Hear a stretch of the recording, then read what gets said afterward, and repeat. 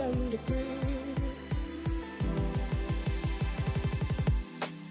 If time's supposed to heal, why do I feel like I can give hours and hours? The pain that's in my throat continues to grow. It's saying it'll get better. How can they know? Water, dry like the cinders in the flame. Bubble, heating. Now it's time to evaporate. Now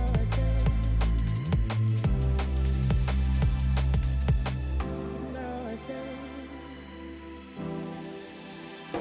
The pain that's in my throat continues to grow. Say it'll get better. How can they know if I've rock bottom? I've hit a new low.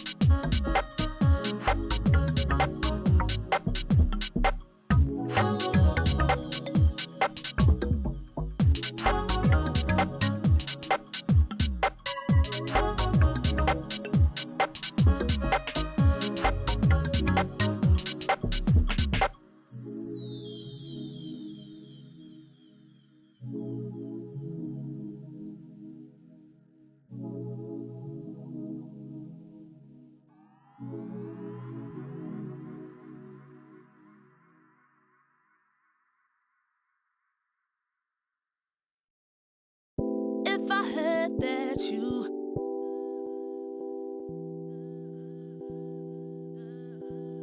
If I heard that you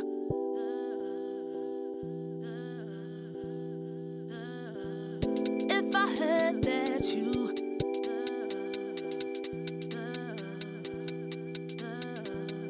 If I heard that you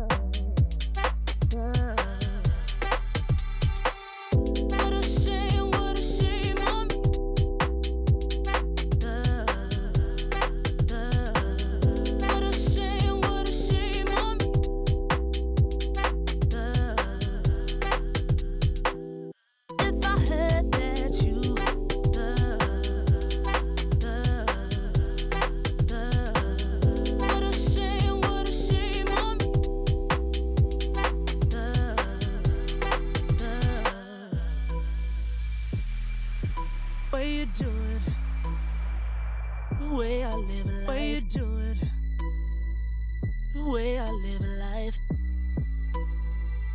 the way I live a life, way you do it, way you do it, the way I live a life, way you do it, the way I live a life, the way I live a life, way you do it. Way you do it, the way I live a life. Way you do it, the way I live a life. The way I live a life. Way you do it.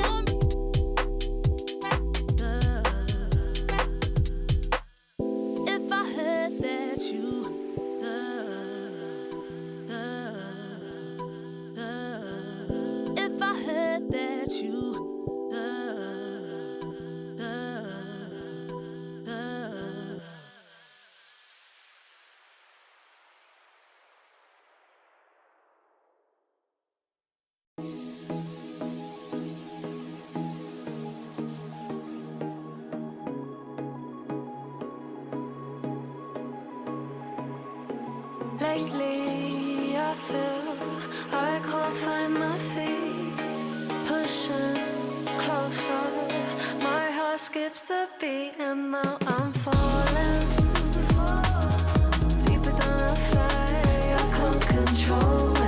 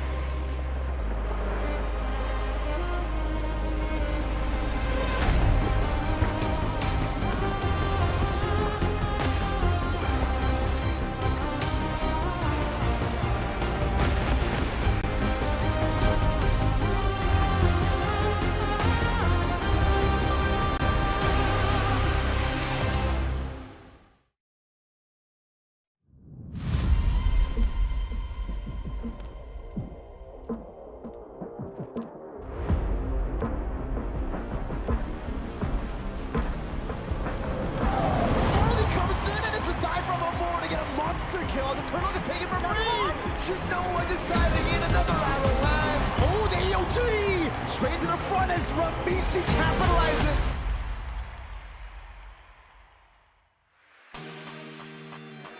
Broadcasting live from sunny Saudi Arabia, from the heart of Riyadh. You're tuned in to the MLBB Women's Invitational 2025. This is the B Stream at your service. My name is Leo, and we'll be bringing you today's matches, 4 best of 3s, half of which are going to be the last chance qualifiers for a couple of groups, and then the other half, the quarterfinals. We're finally in the playoffs, baby. I'm joined here by Churros and Trex, and they will be calling the very first matchup. We got Virtus Pro from Mekong in Vietnam versus Terra Queens from Myanmar. This is a rematch. Gentlemen, how are we doing? It's been a rough 72 hours. Honestly though, after seeing some of the teams goes and seeing a lot of emotions from a lot of the players, man, it just shows the reality of esports and a high-stakes competition like this. Yeah, I mean, we had day 1, which seemed just kind of fun, lighthearted in general. Day 2, we get all of the elimination matches from cheers to tears.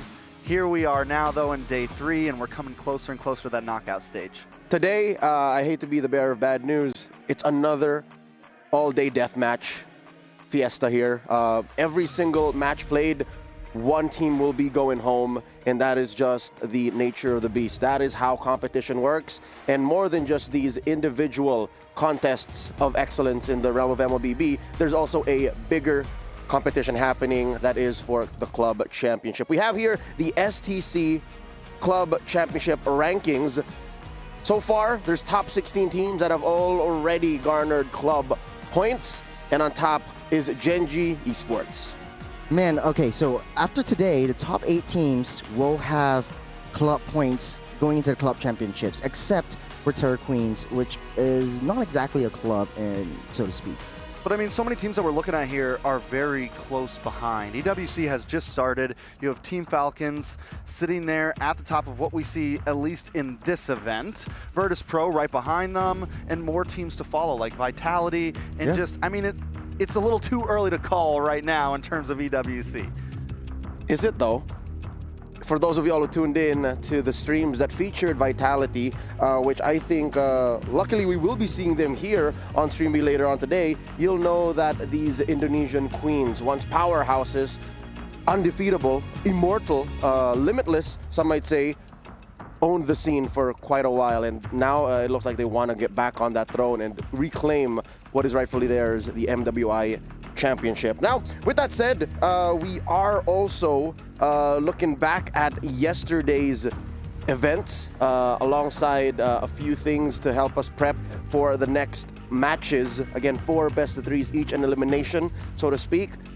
Some of them in the quarterfinals, but again, when you do get to the quarterfinals, that's already half the battle won. You got points for your club. Yeah, it's just top 8. All you gotta do is try to stay alive, try to survive in the next round. But man, it's not a lot of time for adjustments going into that. And a lot of teams, honestly, when you talk to them, I want to be top 4. I want to be top 3. They have that expectations already set up. And that expectation, that desire is what starts your journey, your road to the EWC. To learn more about that, let's watch this.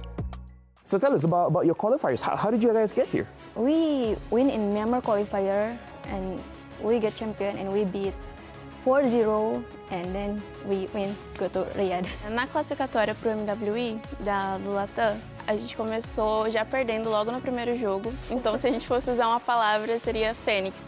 Porque basicamente todo mundo não acreditava na gente, a gente começou perdendo e depois disso a gente ganhou tudo e agora estamos aqui. Well, it's been hot since it was at the time when we were having our midterms exams and finals. So yeah, it was hard to focus on those both.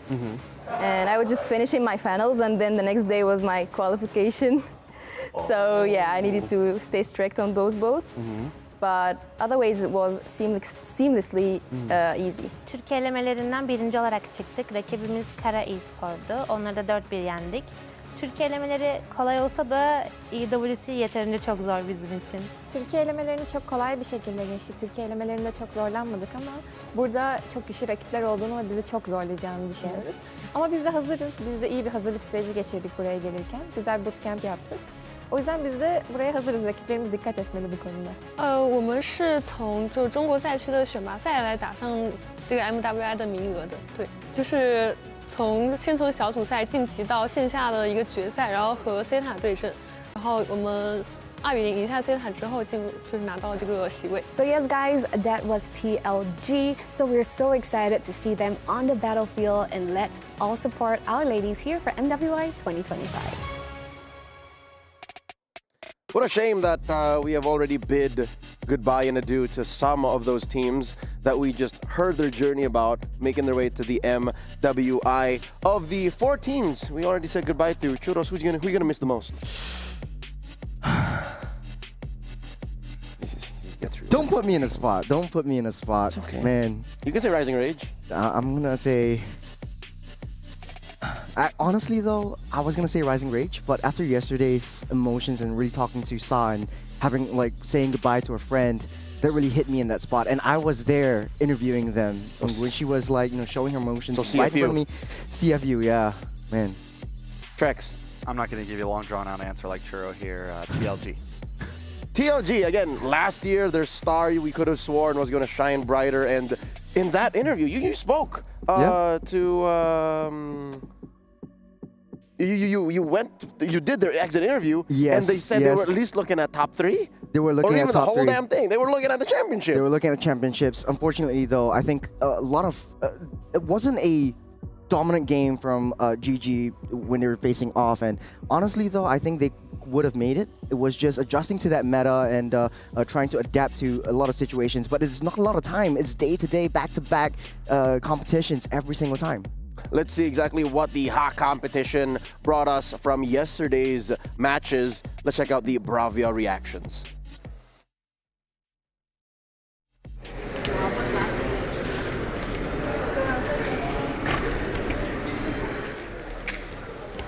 Good.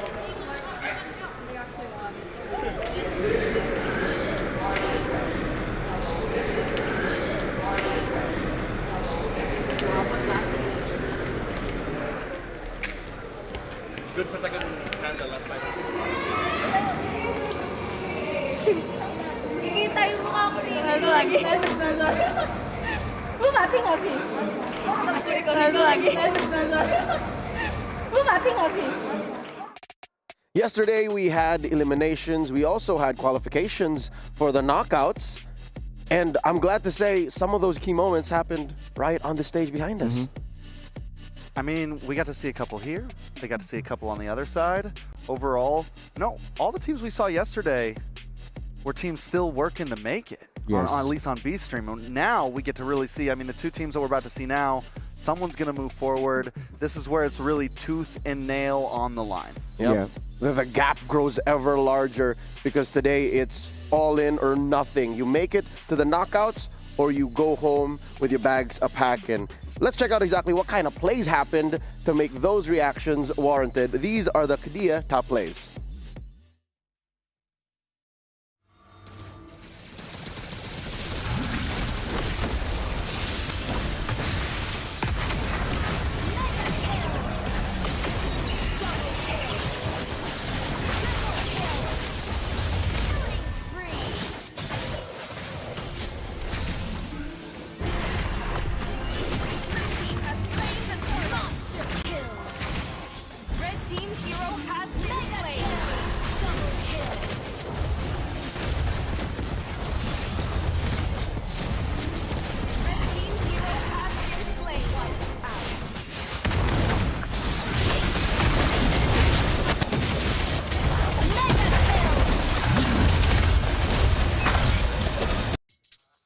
I like that our ladies are actually showing us all sorts of MLBB, and I'm glad that here in the MWI, within 3 days of competition, we've already seen a more diverse metagame than we ever have in all of the Esports World Cup. Again, I'm not saying I'm disappointed in the wild cards, I'm just saying MWI has impressed me even more.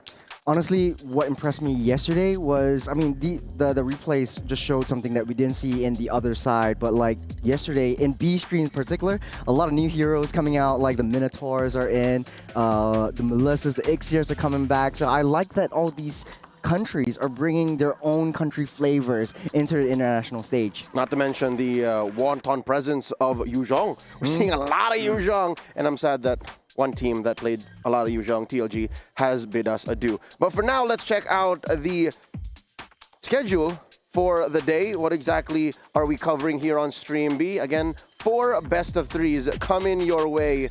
The first 2 matches are last chance qualifiers, deciders on who's going to make it to the knockouts. This is a rematch. Terra Queens versus Virtus Pro. And it's an exciting rematch at that.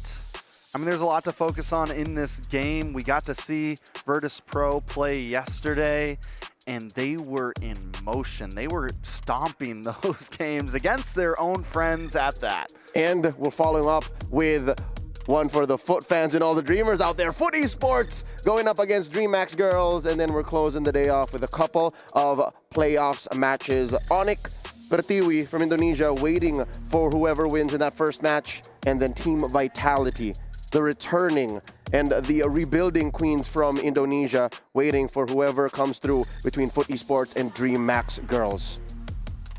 Man, after seeing what DreamHack girls did yesterday and finding their groove and being comfortable with their draft and just playing their own game, playing their own meta, throwing their own flavor into the mix, I think this shows a lot of growth over a very quick succession of days.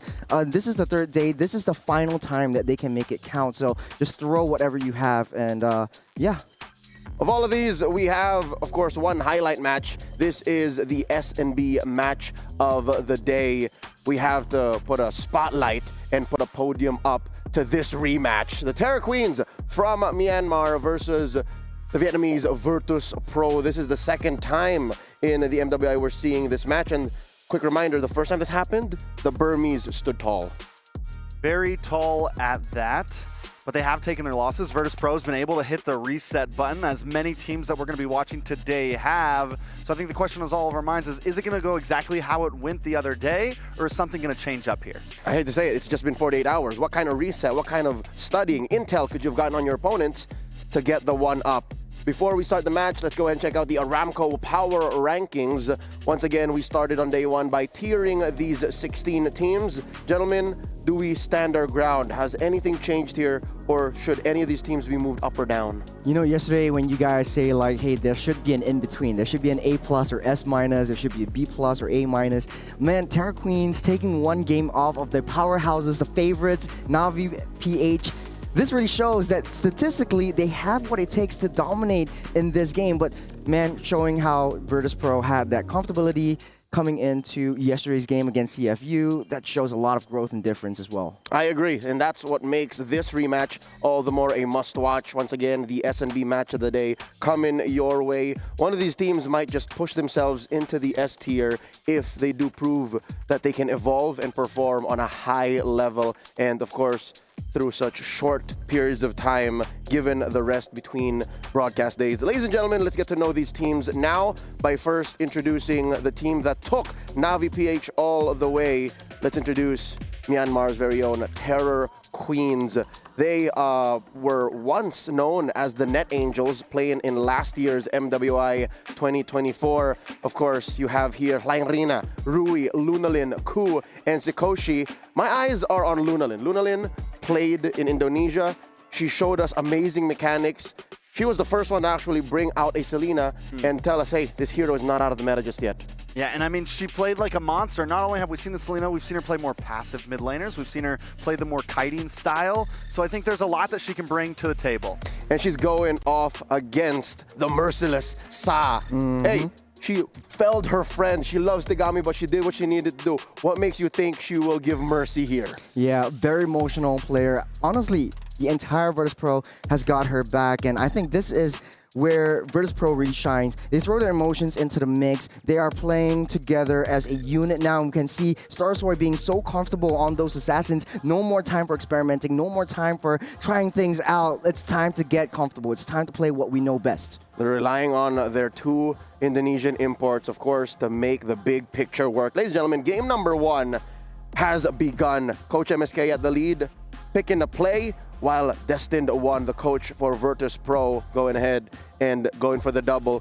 Ladies and gentlemen, it is Churros and Trex taking care of business. Gentlemen, all you. Starting off with the draft, kind of looks a little bit similar, but man, Terra Queens identified the R-Lot onto Daisy. You don't want to deal with that anymore. Kalea, Baksha also taken out from the hands of Virtus.pro. And Terra Queens, they identified that they want to win that EXP lane. They want to go for the heavy rotations. On the other side of the table, though, Virtus.pro doesn't want to give any hard engages, taking out the Hilda, taking out the Khalid, taking out the Uranus. So Starsoy has an easier time. Look at them high-fiving, get into the groove. They are positive. They're feeling good about this. Yeah, and I think it's going to be overall pretty, it never surprises me how different so many teams draft and how many little niche drafts and bans we see here and there, such as the Khalid ban on the side of Virtus.pro here, the R-Lot ban on the side of Terror Queens. Things are still, since we're still kind of in this group stage, it feels like things are still very wide in terms of meta, but ENG has become a popular upfront pick for a lot of teams, and that's what Terror Queens are going to start this off with.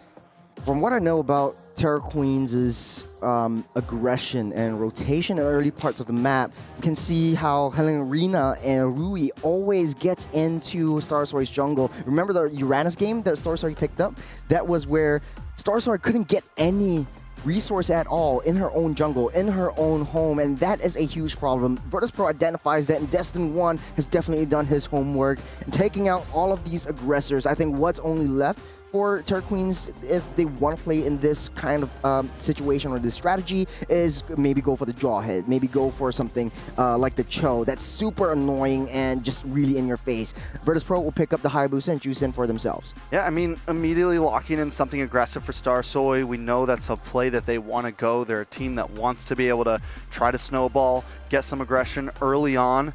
Also, with the Hayabusa, it's not an easy catch for the Badong. It's not that utility jungler that's going to get hit by that fist crack, so I think it's a well play by the side of Virtus.pro. On the side of Terror Queens now, Farza still open. Think it could be a solid pick, especially against the Jushin. They go for the ZTN instead, along with the Lapu Lapu.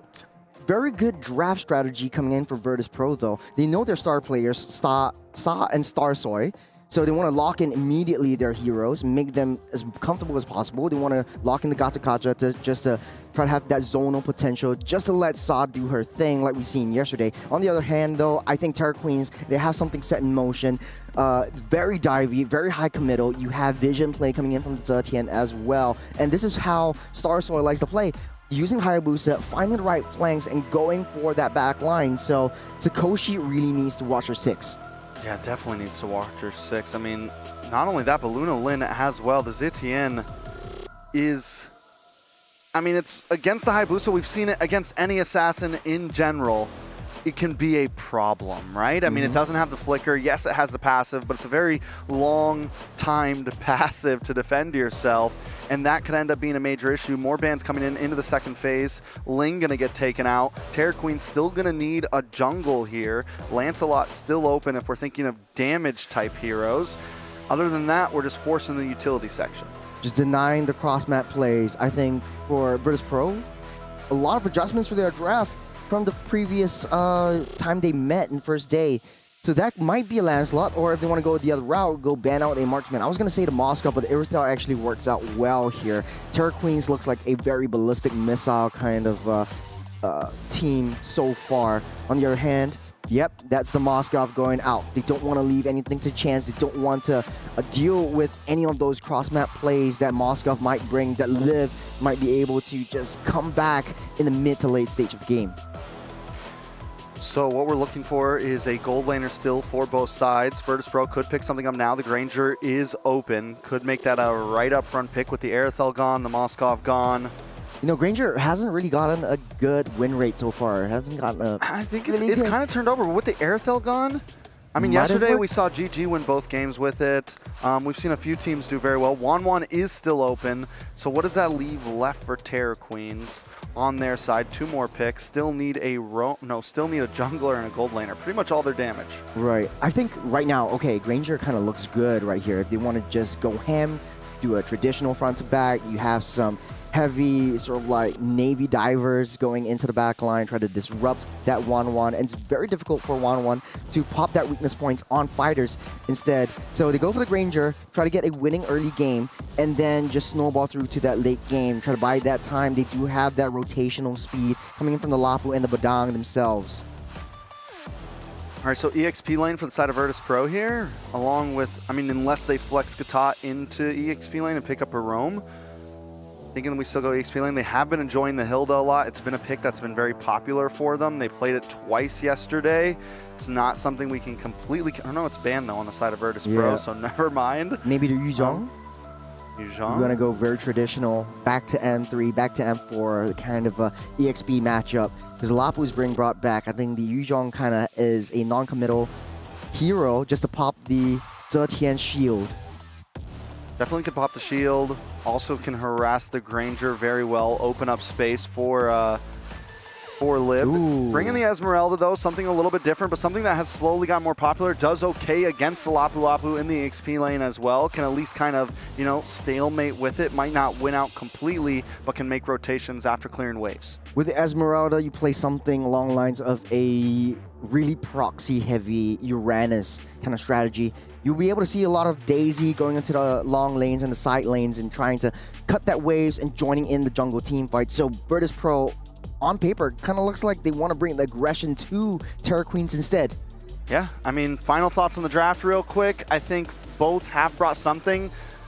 I like the 1-1 pick. It kind of flew under the radar. It's something that's been banned out a lot. And from what we saw yesterday, a lot of teams have been shredding through with this pick. It has been a game changer. But once again, let's jump into the first game of the day. This is Terra Queens up against Virtus Pro. Biggest question in my mind is, will Virtus Pro learn from their mistakes in day number 1? And right off the bat, I think for Virtus Pro, it's more passive. The way they want to play the jungle, leash heavy, try to get the early rotations, get Star Soy in position as fast as possible, try to deny that farm, and try to stop Terra Queens from invading into their own jungle. But hold on a second here, Sa. Oh, already a little bit of damage, a little bit of a trade-off.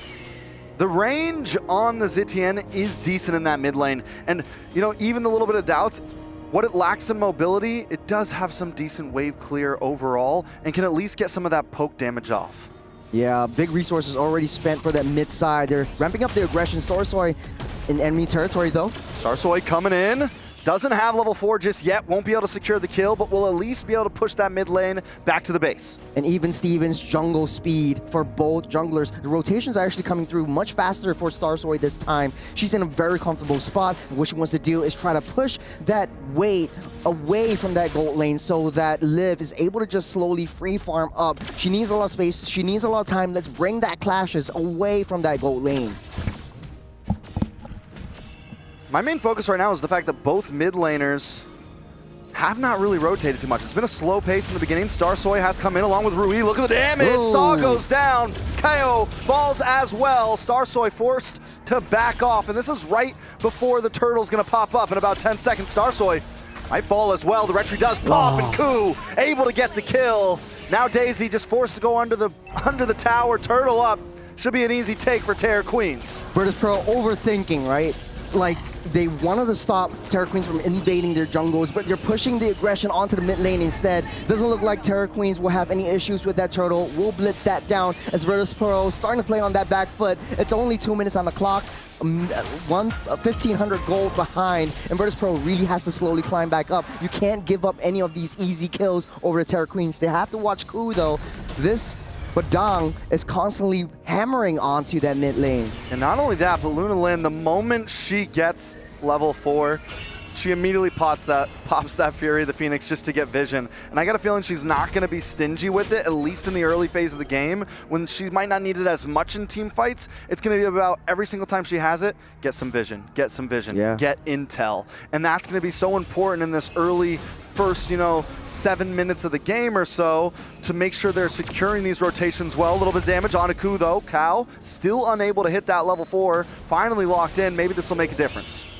A little bit of a touch and go, but yeah, to add on to your vision point, I think the way that Virtus Pro wants to play around the vision play is using Esmeralda to hold down a lot of crucial resources away from that mid lane. No more AOG for Cal though. How will Virtus Pro play this? I mean, I think at this point, it's 1.5k goal lead. Nothing too major. Ku does take a bit of damage. Fist crack does come in. Ku goes down, a lot of damage on a cow. Can he get away though? No, Sakoshi able to secure the final shot, 1 for 1 in the mid lane. You see, it's a 5-on-3 down the mid side. Virtus Pro struggling to keep up with the rotation speed. You have the Lapu Lapu coming out from that bottom side, from top lane down to the mid. You have the Granger just walking all fine and dandy, uninterrupted into the mid lane. And it's basically a full-on team fight onto a numbers advantage against Virtus Pro. You have the Esmeralda. Just use the Esmeralda for that vision play. Again, Ku. Another fist crack. Timed up with the bravest fighter. The damage on the saw drops down. The sword falls. And Starsoy trying to dash in, does pick up Helene Grina. It's a little bit of safety in the moment of chaos. Daisy now forced to back off as well. Terror Queen's just looking for the next turtle. Saving grace, Daisy won out on the EXP lane early. I think Helene Grina just wasted the full wave. So now Daisy has free roam off that jungle. Make use of that early game advantage and try to open up that map. Virtus Pro is lacking that intel game. Wherever Rui is, it doesn't seem like Cal is giving that intelligence over to Starsoy. That's why she's guessing a lot of the hits. She's guessing where the clashes are coming from. Turtle at health. Watch for Helene Grina in the backside, trying to get the stun. Does get flared away. AOG does not connect on anyone. Luna Lin forced to dash back. Ooh. Daisy taking a lot of damage, trying to get away. But Helene Grina finds another target. Cow next on the list. Chopped down. Saw just under the tower as Luna Lin picks up the kill. Terror Queen's now gonna move on to this turtle. Wait, no, a little bit of a switch up over to the mid lane. Looking for the next target. Starsoy trying to dash in. Does not have the shadow kill. This turtle should fall in the hands of Terror Queens. Liv trading out that bottom T1. Terror Queens picks up that turtle for herself, but look at where Sakoshi is. She's just free rotating, walking fine and dandy all over that map. Whenever there's a team fight, they wait for Sakoshi to come in, feed the farm over to this Granger. She's already got that Sky Piercer, so this is gonna get scary real fast. Yeah, Terror Queens after the first turtle, it wasn't looking too bad. Now second turtle, another 1,000 added on to their original 1,000. They're looking at about a 2.8k gold lead. And now it could be getting out of control. We're 6 minutes in. Still another turtle. The question is, Virtus Pro even want to try to contest the next one, or do they want to start trying to find ground elsewhere on the map? They identified that Saw is basically playmaking this entire game. Now Cal split away from Saw. They're using conceal play, going up on the top. They're seeking out Liv though. Cal gonna back off. Liv looking for some weakness points, unable to find any. Saw also keeping the distance. Does come in with a Lantern Flare, able to catch on to Luna Lin. Can this be the kill they need? No, but Helene always shows up in the nick of time. Saw forcing to flicker back. Helene gonna have to try to save herself. Crossbow Tang does go off, but it just doesn't do the damage to connect. Helene Greena finally does fall as Virtus Pro puts a kill on the board. This is where Virtus Pro comes alive, right? They're waiting for a lot of the members to come in and try to fight an even battle. Terror Queens are bringing all 5 members right from the early game, but now Virtus Pro has it all in them to try to fight back into it. Liv is starting to come online. It's a quick and easy weakness points popped as well. And they need to be able to save their resource. Just because you have it doesn't mean you need to use it. And now Terror Queens on a little bit of a defensive play. Right now they know that they're coagulating over that 1-1. They need to be able to take that 1-1 down now. You know, one good thing about the 1-1, right, is, and as you're saying, they need to be able to take it down, because even though other members of Virtus Pro have fallen, and even though Terror Queens are sitting at about a 2.5k gold lead, Liv is deathless. Liv has been able to farm a decent amount. She's not too far behind, and another item or two, and Liv's going to start really packing a punch. Not to mention the inability to really lock a 1-1 down is what makes her so much of a threat. The fast movements, the dashing back and forth. It is a target that is hard to catch. Yeah. You're the Phoenix though. Sog is taken down. AOG does not connect on anyone. Helene Greena still hanging out. Rui able to get the electrifying, beats Cal, goes down. Sakoshi picks up the kill, but the crossbow tank pops up, trying to find one. She finds it, she dashes back, but Liv eventually falls to Rui. Starsoy with a shadow kill on a Sakoshi, but still unable to secure anything for the team of Virtus Pro. Now Luna Lin gonna move on to this tower. It's 3 members down for the side of VP. Terror Queens walk away with another win in the book. Terror Queens catching Virtus Pro off guard. Saw was just not having it. Walked a little bit too close with the Lantern Flare. Ku comes in with a fist crack, and now she's locked down. Cal, a little bit of a counter re-engage, but a little bit of a prediction error right there down the mid-side. Just missing all of that AOGs. She's not having a good game. I feel like there's been a lot more missed AOGs than landed AOGs. And the problem is I don't know if they're being rushed. I don't know if they're panicked. But you really got to think about how you land those down, whether it's you're using them as they're trying to run away. I think it's always better to be used a little after the team fight starts. Yeah. I'm not the biggest engage AOG person. It's very easily readable. You need to try to use it when everyone's already kind of caught up with other things. Yeah, Virtus Pro just seems very counter-reactive. Terror Queens brings a team fight, and Virtus Pro are forced to go in for that team fight, knowing very well that they can't win. Now, 5,000 gold lead behind, and Terror Queens have the Lord marching up on that top side. Daisy giving a little bit more intelligence play as they need to try to protect Liv. She's already got 1 death, not many more, and Virtus Pro might be able to have a shot. Oh, the damage from those Death Sonatas is starting to stack up. Luna Lin, Helene Greena, Ku, all looking for the next target right now. Just playing the distance. Lord creeping in. Oh, a little bit of damage on Sakoshi. Liv able to get the kill. Helene Greena trying to come in, trying to help save the day, but the AOG fall, drops down. Helene Greena now on the run. Starsoy bounces back and forth with shadows. Liv trying to dance around, looking for the weakness point. Unable to connect, but still getting the kills, still locking them down, but now Liv is all on her own. Can she get away? Not today. Man, that was a really good play from Liv, outplaying, jumping around, but unfortunately though, she was split way too far away from Virtus Pro, and Terror Queens have their revenge onto that kill onto Sakoshi. Look at the items real quick. The Granger already has that 3-item build. That's a lot of damage. That's a lot of physical penetration just from this Granger. So 1 hit might take out half health, but Liv needs a little bit more time. That's the problem with a lot of these attack speed heroes, where Virtus Pro needs to buy time for Liv to come online. 10 minutes on the clock, 50 seconds till the Lord spawns up. Virtus Pro doesn't have control of this game. Helene Greena once again comes in with the bravest fighter and a big stun.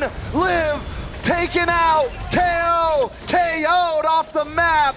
Helene Greena goes down as well. Starsoy trying to pick up the pieces, does take down 1 and forces Terror Queens away.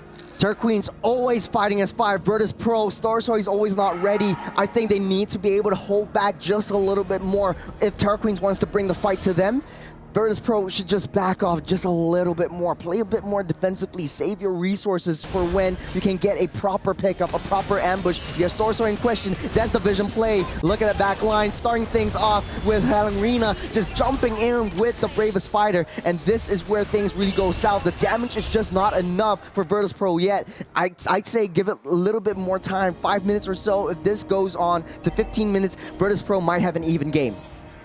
Cool with conceal play. For target, Sakoshi also with snipe shots from the back line. Lord up, second Lord of the game. Terror Queens with a strong lead right now of about 5,000 gold. Rui deathless, 4-0-5. Compared to her counterpart, Starsoy on the jungle of Virtus Pro, 2-1-0. We're looking at a 2-level gap as well. That's a big retry difference.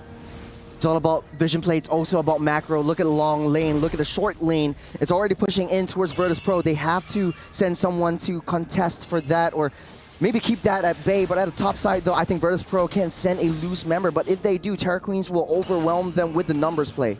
Yeah, there's definitely, I mean, I don't know, Virtus Pro, they do have the kit. They have the arsenal to be able to get a big wombo combo, a big play. Ku comes in.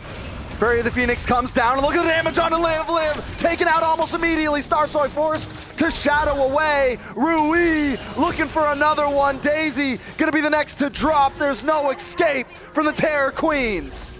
Some might see Ku with that flicker play miss as a huge mistake, but it's all a bait. With the Zetian giving that vision, they know exactly where Starsoy is, and that's why Virtus Pro can't comprehend, can't counter-engage back onto Terror Queens, and they're fighting together as 5. They have very strong target prioritization, taking Liv down, and then before taking down Saw, and the rest, as they say, is history. Daisy doesn't have that defense to negate some of that damage as Terror Queens starting their terror rampage. Man, it is a tough spot for Virtus Pro. Backed into the corner right now, back against the ropes. Can they rope their way out of this? It's definitely going to be a test of stamina if they can make it out of game 1. Let's take a look at the items, though. Also has a win of nature, though. Sakoshi is 1 item away from that full build. 2,000 gold lead on top of Liv, and Liv still needs a bit more time. From the early game, they had a little bit of a shot, but right now, Liv is a huge, big target for Terror Queens, and they're always taking Liv down now. And the problem with that 1-1 is that it's too paper, it's too glass. Cool, looking for the back end. Helene Green also comes in, gets a stun onto Liv once again. Cal trying to defend, but will drop to the team of Terror Queens. Daisy, Liv, Saw, nothing can defend the advance right now. In comes Starsoy. Locking in with the shadow minions. kill, able to find 2 members. Immortality does pop onto Ku. Unable to end this. Virtus Pro survive another day. Okay, good call by Starsoy just to use the shadow kill, take down the Cannon minions before they take down that Lord. And I think for right now, Virtus Pro, they're playing on that back foot. Starsoy's always not ready. Finding the right shadows is not enough as Rui just jumping straight in, taking down Cal first. And then they're really re-engaging in that coagulation spot, or in that spot where they want Cal to be in, and it's very high committal. Once Cal goes in, she can't come out. Oh, hold on a second. Starsoy taking a lot of damage. Cal as well. Rui might be going down here. Able to just get away. The damage is starting to stack up on the side of Virtus Pro. We're at a 7K goal lead, closing in onto end game standards. They don't have high ground as well, or Virtus Pro can't really play this defense. They need to be able to, I don't know, let me see how they can play this, man. Terror Queens are just not leaving anything to chance. Once Daisy comes back a little bit too close, they are going to convert her into that kill as they're pushing her in the wrong position. Daisy might be able to get out now, but if they use crucial resources, Terror Queens might just wreak havoc into Virtus Pro's base. And now both side lanes are actually pushing in. It's Baron now. Virtus Pro can't just step out their base so easily.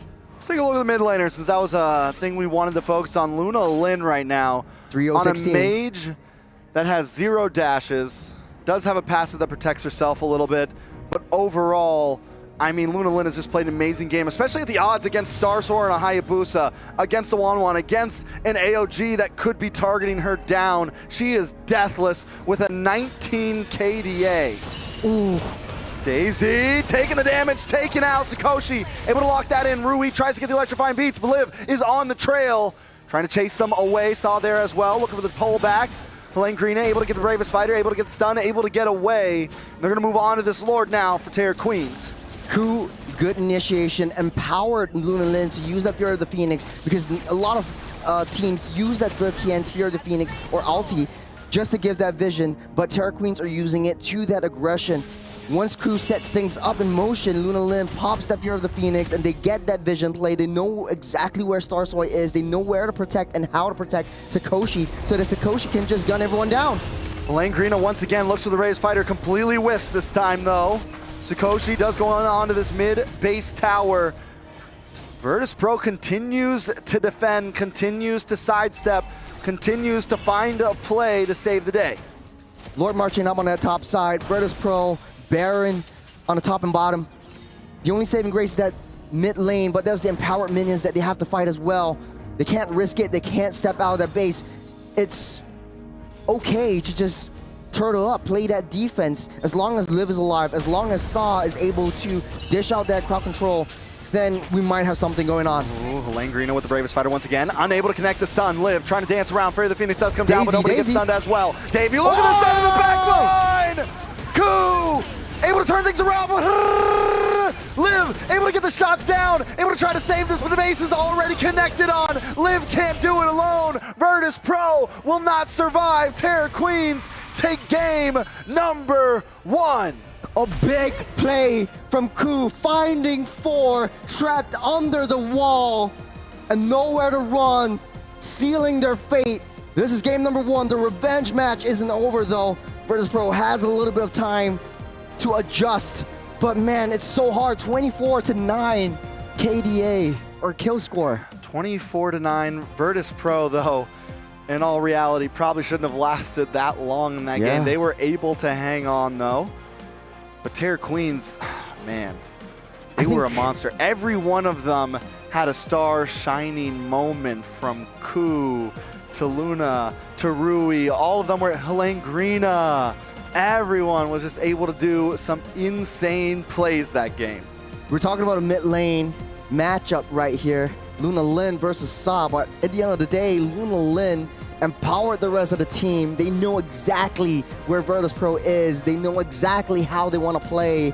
They know exactly what their next steps are. And Terror Queens really giving and seeping that fear over on the Virtus Pro. Man, Leo, were you scared at all? No, why would I be? Luna Lin, as my Terror Queen, no errors queen. She was deathless. She was shot calling the whole time. She was clean. She was clean. She was taking care of business. And that's why it was, all right, just to slap some reality in this situation. It was a beautiful performance by Terror Queens, but sometimes Sakoshi and Rui would be off position by like 2 or 3 seconds, right? And it was punishing more for Sakoshi because she died like 2 times more than she should have. But the truth of the matter is, draft-wise and gameplay-wise, Virtus Pro are catching up. Like, they are playing at a different pace. And I hate to say, I hate to jump to conclusions. We didn't even get to talk about predictions, right? Yeah. But this might be a sweep. This might be a worse outcome for Virtus Pro than their first meeting.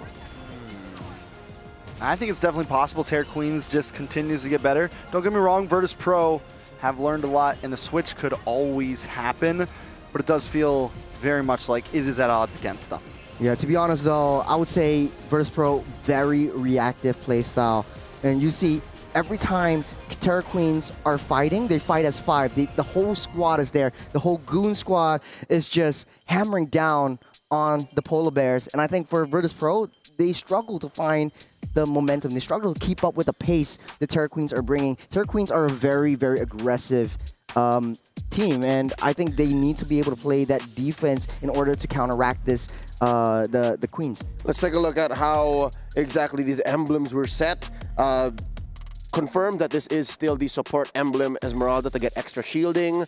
If you're looking at the mid lane, you still have the mage emblem on that Zetian, and she's just always on top of things. Yeah, I just want to say that the value of the Esmeralda actually didn't shine through at all the entirety of this game. What you want to do with the Esmeralda, and especially with the lineup against Lapu Lapu, is clear that lane, try to proxy the wave, try to draw the attention to you, and get out safe. You also got the sprint, Leo. Yep. Also check out battle spells. Again, nothing seems out of the ordinary here. Save for, well, there's really no reason to purify either side. It's just when Ku finds you, it's so difficult to get out of there. Also do note, Sa chooses to use the common emblem, which I think is more common these days, given that you want to spam your skills and you don't want to have to re-top up your mana the old-fashioned way, so extra regen goes the long way. Damage profile, I think, is also a problem for Virtus Pro. Even if they do have good combat control, like they know how to close up range, they know how to CC and zone you. It's just, what do you do with all of that zoning?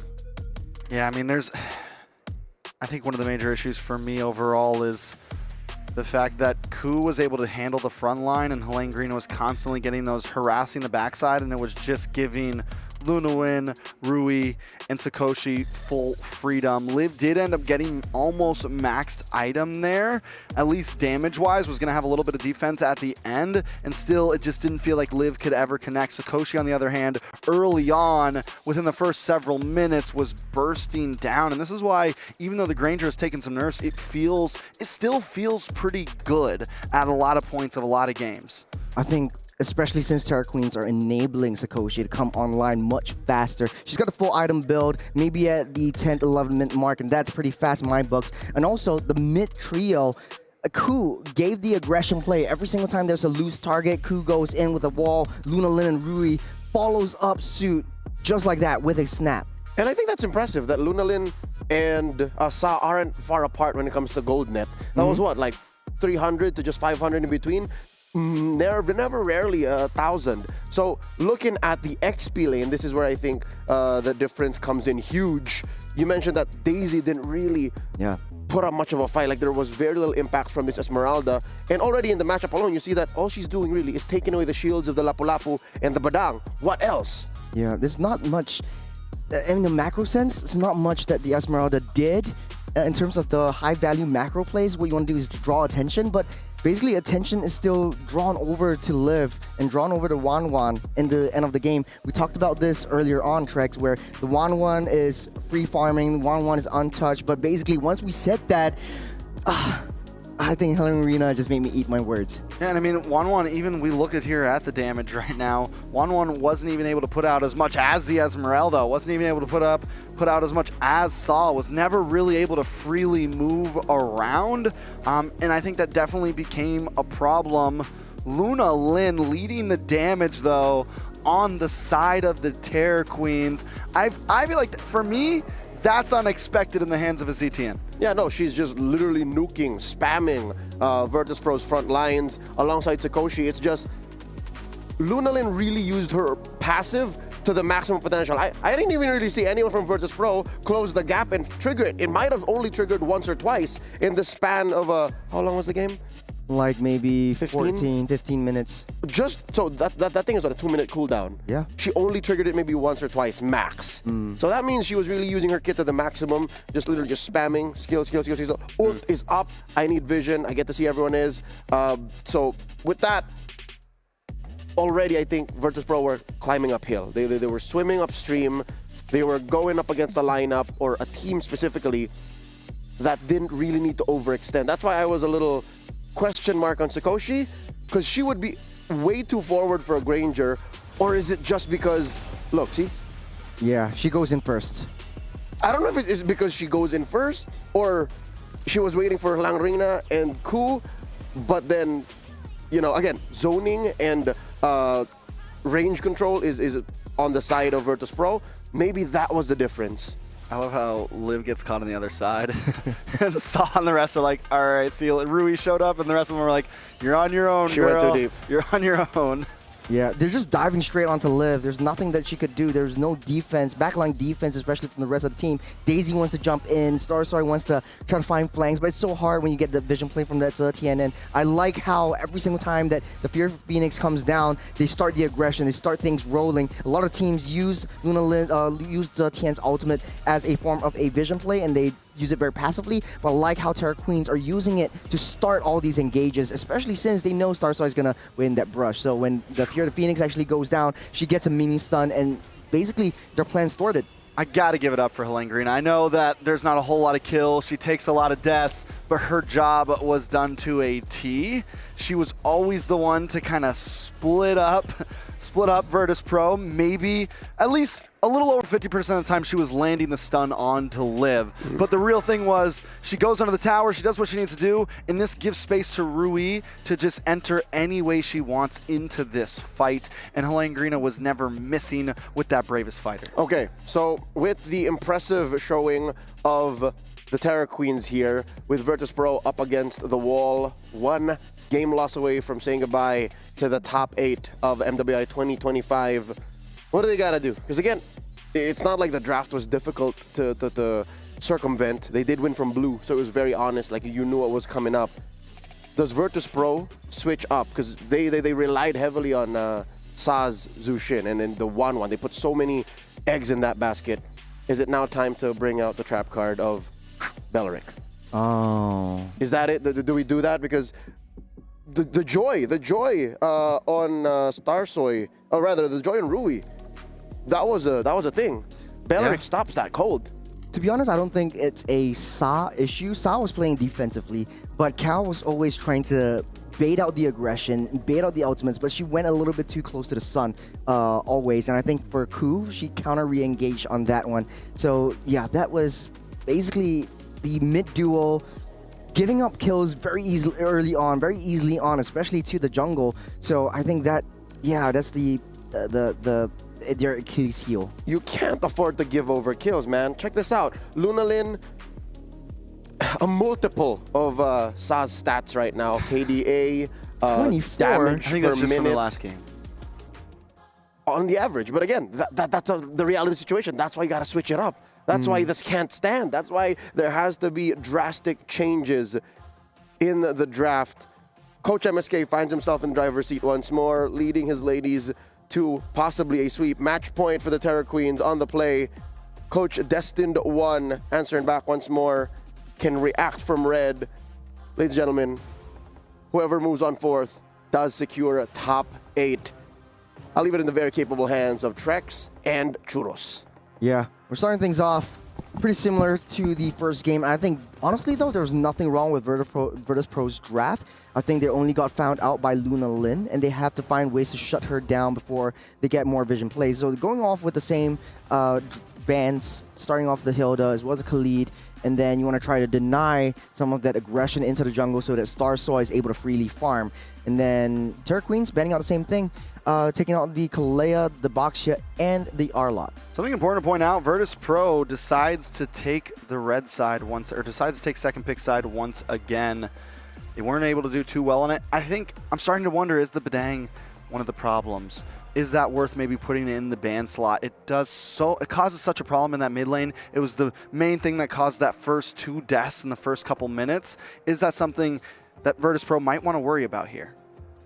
I would have to agree with you. Yes, Badang is one of the change makers, the play makers for Terra Queens, especially for the mid lane duel, where Jusin is not really a long-range heavy hero, not really artillery-based, and so you have to get close to your opponents, and when you do, the Fist Crack comes through, and basically you have to pop your valuable resources, pop away your Flicker, pop away your Crimson Beacon, and then you're left defenseless in the hands of Rui coming in with the Joy. So I think in this case, if Rui picks up a dive-heavy assassin like the Lancelot or Joy, I think, man, the mid lane duo for the side of Virtus Pro might be in shambles. Yeah, and there comes the Badang once again. And at this point, they can take the ZTN, they can get the Jushin. It's literally a same draft so far as last time. Maybe Virtus Pro feels like they just played it a little wrong. Terra Queens now, they can literally just go for the Zitian again. They feel confident with it. They had good wave clear. They're starting to make me a believer of the Zitian. Yeah, I mean, and then they can also pick up, they could take the Hayabusa this time. They can save it if they want. There's a lot of options for them. Yeah, I don't think they need the Hayabusa because it kind of has a certain play style that's different from Joy. It's easier to execute the Joy if you want to go apply pressure on the side waves and the side lanes. And I think for Terra Queens, just pick up that Zetian as sort of like a counterplay. So they go for the Zetian, and that is the Joy coming up. So pretty much the same draft so far, Trex. Kind of seems deja vu. I do feel like this could call, you know, I think Leo was right. I think this Hayabusa? could call for Belleric. Yeah, I mean, they could pick up the Hayabusa now, but I think down the line, the Belleric is something that could fit. They go for the Moskov instead, lock in a gold laner. And now, this is the switch up from last game. Terra Queens, on the other hand, don't have their gold laner in. Virtus Pro can just hone down into that, take out the Granger, take out the Wan, and leave not a whole lot left for the side of Terra Queens. I think for the previous game, Terra Queens really wanted to get their hands on the Irithel. Virtus Pro banned that out. That might be the same strategy going into this draft, but I like the adjustment here with the Moskov instead of the Wan pick. The Wan really wasn't working well. Really Glass Cannon couldn't do a lot much, especially in the form of like coming into the team fights and joining in all those team fights. And talking about the Belleric coming through for Virtus Pro, won't see the light of day. Terra Queens bans that out. Oh man, they future sight is on right now. They had an idea, yeah, game 2, especially when it comes down to match point. This is something that could definitely pop out. They know it could be a problem. And they ban it out, and that leaves, I mean, Virtus Pro, what else do they go for here to deal with this Joy? They need something frontline that can hold. They could pick up something like the Fredrin, honestly, but then they're lacking in damage in that mid lane. I think the Fredrin works when you have real bursty damage behind you.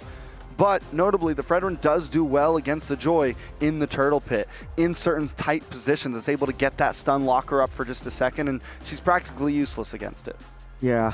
It's the fourth quarter, 2 minutes down. You have one play to make it count, and this might be potentially the last game for Virtus Pro. What do you do?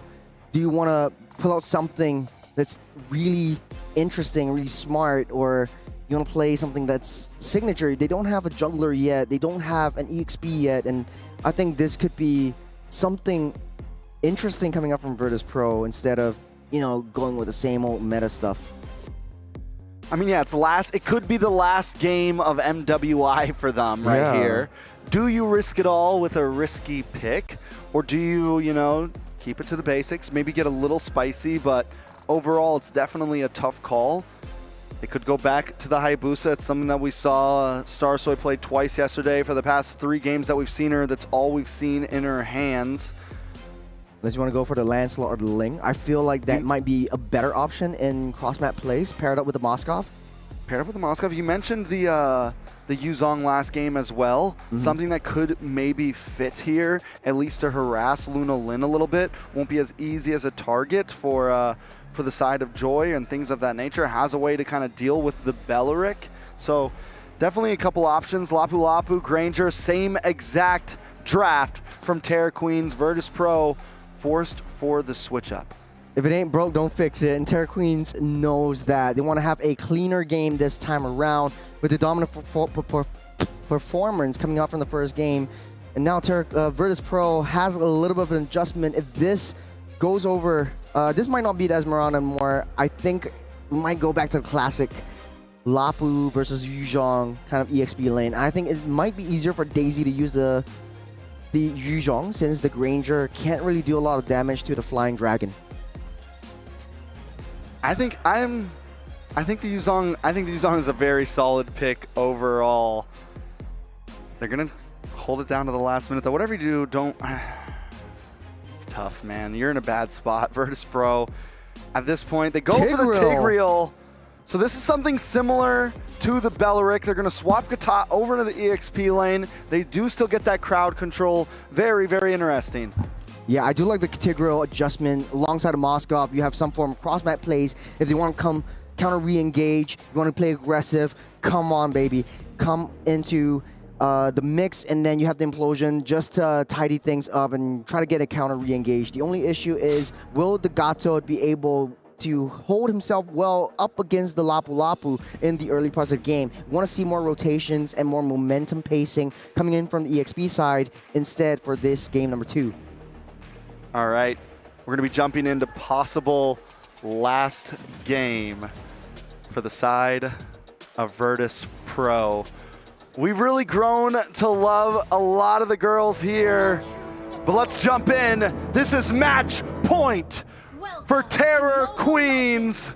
Can Virtus Pro shake things up and bring us to a game number 3, or will things end here for their journey in MWI? We started off with the aggression. No more flicker for Saw already. Terror Queens, same old playstyle, same execution. They're stopping Saw from getting any farm whatsoever. Cal still level 1, getting pushed back by Lunar Lin right from the start. It all comes down to how Saw and Cal played the early game in the mid side.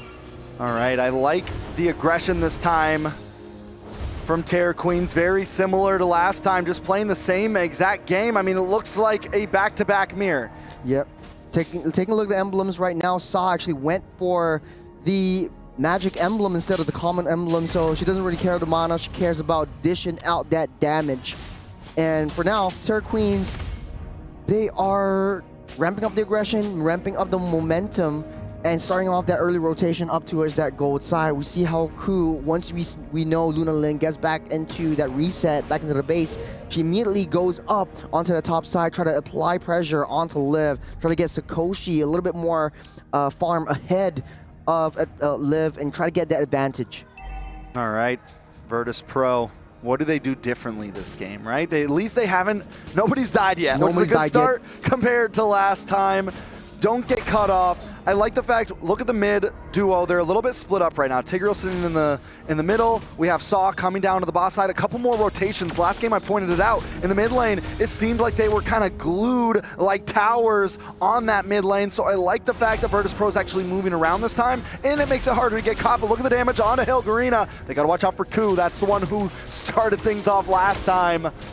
Virtus Pro, though, gonna probably give over this turtle, possibly. Yeah, 4 members here. I don't think Virtus Pro wants to be able to fight for this one. They don't see where Ku is. Now we see that Luna Lin. Starsoy as well. Look at the damage on Luna Lin, but he SOD connects. Cal forced to flicker back. Daisy now also forced to go away. Turtle does go into the hands of Terror Queen, but not a single member drops from both teams. Saw was just a little bit too slow on that level 4. She just got it right after the turtle was taken. And even though she went on to the EXP side, the early push by Luna Lin away from the mid side caused Saw to play on that back foot right from minute 1. Now Ku, starting off with aggression. This is tough for Liv in that gold lane. The range from the Granger. Liv is just kind of having trouble finding those angles, and it's very similar to what we saw last game. Sakoshi's so good at using that Detonata to just zone you back, get chip damage down, and look at Cal. Bravest Fighter does come in. Cal might go down. Boom from Helgarina. Starsoy is going to try to start a fight here. Virtus Pro take the first death. Unfortunate for Cal, always finding herself in tricky situations that she can't get away from. Already popping that flicker, so no surprise play with the implosion on hand. Daisy taking a lot of damage in the mid side, but she's slowly trying to push their way down to the EXP side. So a little bit of a switcheroo with the lanes and trying to give over some of the farm over to Starsoy. Saw push back once again. This continues to be harder and harder for Virtus Pro. I think at this point they just kind of slow play it. They need to wait till Starsoy gets an item or 2 down, because even Starsoy will do a lot of damage. Liv finally gets a Corrosion Scythe in. They don't need to rush things, and I think they are playing this correctly. But if they let that gold get too far ahead, we're going to see something similar to last time. Dude, it's all about a vision play at this point. Ku is always giving intel to the rest of the team. They're always moving as 5. And speaking of which, bottom. Daisy does get stunned up. Should be able to get away from this, get some life back. Helgarina, maybe in a bad spot, brought down to about half health.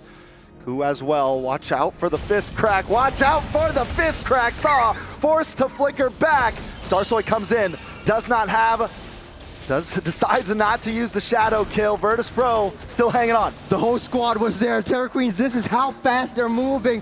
Virtus Pro, every single time they get caught, they find themselves hit by all 5 members. Starsoy able to get out safe. Daisy does help out with the AOG. Starsoy does go to safety. KO. Do you think she knows? I don't know. She put up the finger like. No, she was right there. She was right there. Did she let her go? Did she let her go? It's a truce for now. It's a truce for now on a cow. That was sussy. That was sussy. Just play werewolf in the middle of MLBB. All right, Ku once again gets a fist crack. Damage on a cow. Elaine Green decides not to do it. They want this tower. They want the tower. They're like, listen, if you guys back up, we'll let you go back to base safely. Saw also trying to get into the midst of things. Virtus Pro, I have to say, I think this is the right way they're playing this. Yes, they're cutting off the arm to save the body. Just give it. Just you leave lose it. the tower, exactly. And sometimes that's the best thing you could do. Sometimes you got to lose a finger to save the hand, you know? Man, it's a worthy sacrifice. I think Virtus Pro just needs to play on the back foot. I don't care if they give up all T2 towers, but hold on a second. Ku finds Daisy. I think they want to push the situation. Daisy should be okay. Daisy has not died yet. I mean, nobody or only Cow has died, which is great for the side of Virtus Pro. It means they're all getting some gold. Ku into the backside. Starsoy in a bad spot, does get stunned and dunked on. Once again, Helene Grina never seems to not connect. Cow now in a little bit of trouble. Sakoshi just getting off as many free shots as she wants. Ku with another one. Saw against the wall. Daisy against the wall. Luna Lin keeping them at bay. Terror Queens continues to be relentless. They're moving together as a whole unit. Rui has a lot of rotation, a lot of dashes to get into the clash whenever Terror Queen wants, and the aggression comes in strong. If you look at a minimap, it's a huge blue ball just moving together. They're not moving as units. They're not moving like headless chickens. They're moving like a big mama chicken. Okay, so wins the turnaround though. Virtus Pro has been trying to hang on. Helene Green is going to be so hard to catch. You can nullify the CC with the Bravest Fighter. The flicker, the stun, Saw able to just get away. Don't pull him to you. Don't pull her to you. Just let her go. Cow now in a bad see the bottom spot. side. Liv should be safe. Everyone's okay. Mid lane is pushing in onto the tower. Virtus Pro still hanging on. Is there a turnaround point though, right? Like it's 4.6K, almost 5K gold lead to Terror Queen. It's still 7 minutes. When can Virtus Pro actually fight this out? It's still 7 minutes. First Lord of the game hasn't spawned up just as of now.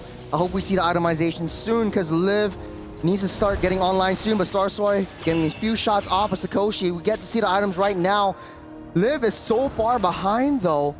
1K gold lead, but that's why the Trinity is just so expensive. You need to buy time, maybe 12 to 14 minutes, and then Moskov comes a little bit more viable. Ku finds herself a little bit in too deep. Oh, SOD does miss. AOG comes down, everyone flickers away. Rui into the backside, Saw in a little bit of trouble. Electrifying Beats able to get the execute, able to get the kill. Starsoy coming in with the Shadow Killer herself, but unable to connect, unable to destroy. Virtus Pro continues to be back down. Liv finally gets in the golden staff, gonna look for this tower. Helene Green is there, wants the fight, wants the 1v1. Oh, Liv, they stopped the go Bravest away. Fighter. Helene Green said, no, you're good, bro. It's You're all good, good. girl. You're a good girl. Liv knocks her on the wall and just disrupted the Bravest Fighter just before she gets that CC immunity. It gets the iframes. And now Virtus Pro though, this is a cleaner game from Virtus Pro. Yes, maybe, I gotta agree with you, lose a finger to save the hand. And this is what exactly they're doing. Have they lost too Liv! many fingers? She's actually Liv walking in. knocks Helene Green against the wall. Kyle with the implosion.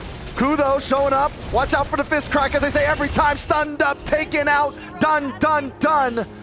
Virtus Pro can't seem to get a win right now. Can't even seem to get a kill. They can't seem to get it together. Liv was just walking straight into that brush where Helene Grina was at. You don't want to do that. You want to be able to, at this point of the game, get some vision with your tank first. Cal should go in, try to suss out some information from where everything is, but Sakoshi's way too far ahead. Look at one of those shots. There's a quarter of the health gone from Liv, and you need that Moskov to come online fast. The Lord spawned up. Terror Queen's in a very good position to take and blitz this one down. Virtus Pro still killless and 7,000 gold behind. I'm wondering where Liv is at on the items right now, along with Starsoy, along with Saw, along with the whole gang, because that's what really matters. Spear Destruction does come in, but it connects onto Helene Grina. Not exactly the right target. Cal with the conceal play just to reposition. Virtus Pro give it over willingly. Terror Queens need to split their body right now. Virtus Pro is playing it the best they can. They got the Fury of Phoenix to stop Liv from getting that recall. Oh, Liv in a bad spot, cornered. I don't think there's a way out of this one. Liv taking out the saving grace, the last egg in the basket, cracked. Smart play from Luna Lin. They know that Liv was on their way home. You can take down a T1, but we will have your head. All right, Lord marching down the bottom lane. Let me remind you all, this is match point for Terror Queens. Tournament life for Virtus Pro. It's all on the line here. Only one can prevail. Only one can be limitless. Let's take a look at these items. You got 2/3 of the Holy Trinity already built up, but I think it's a little bit too late. It's a little bit too late. Terror Queens 8,000 gold ahead. 2/3 too late. Ku once again with the fist crack. Rui into the backside, causing destruction. The Lord continues to be relentless against the base. Sakoshi poking away, bravest fighter. Daisy down. Saw forced to flicker back. The Lord marches onwards as Sakoshi just unloads the shots. Starsoy able to get the shadow kill onto the Lord. They survive for another second, another minute, any amount of time. Cal doesn't have the implosion, doesn't have the flicker. There's no surprise plays from Terror Queens. A clean game so far. 6-0. Starsoy wants to find something, but nothing. Terror Queens will hand them over nothing. Virtus Pro still playing on that defense. Yes, you lose a finger, but you might lose your hand as well. Yeah, I mean, they've lost a lot of fingers. Fingers from now. both hands. We're talking toes, arms, ankles. They're sitting there like the guy from Monty Python. It's only a flesh wound, you know?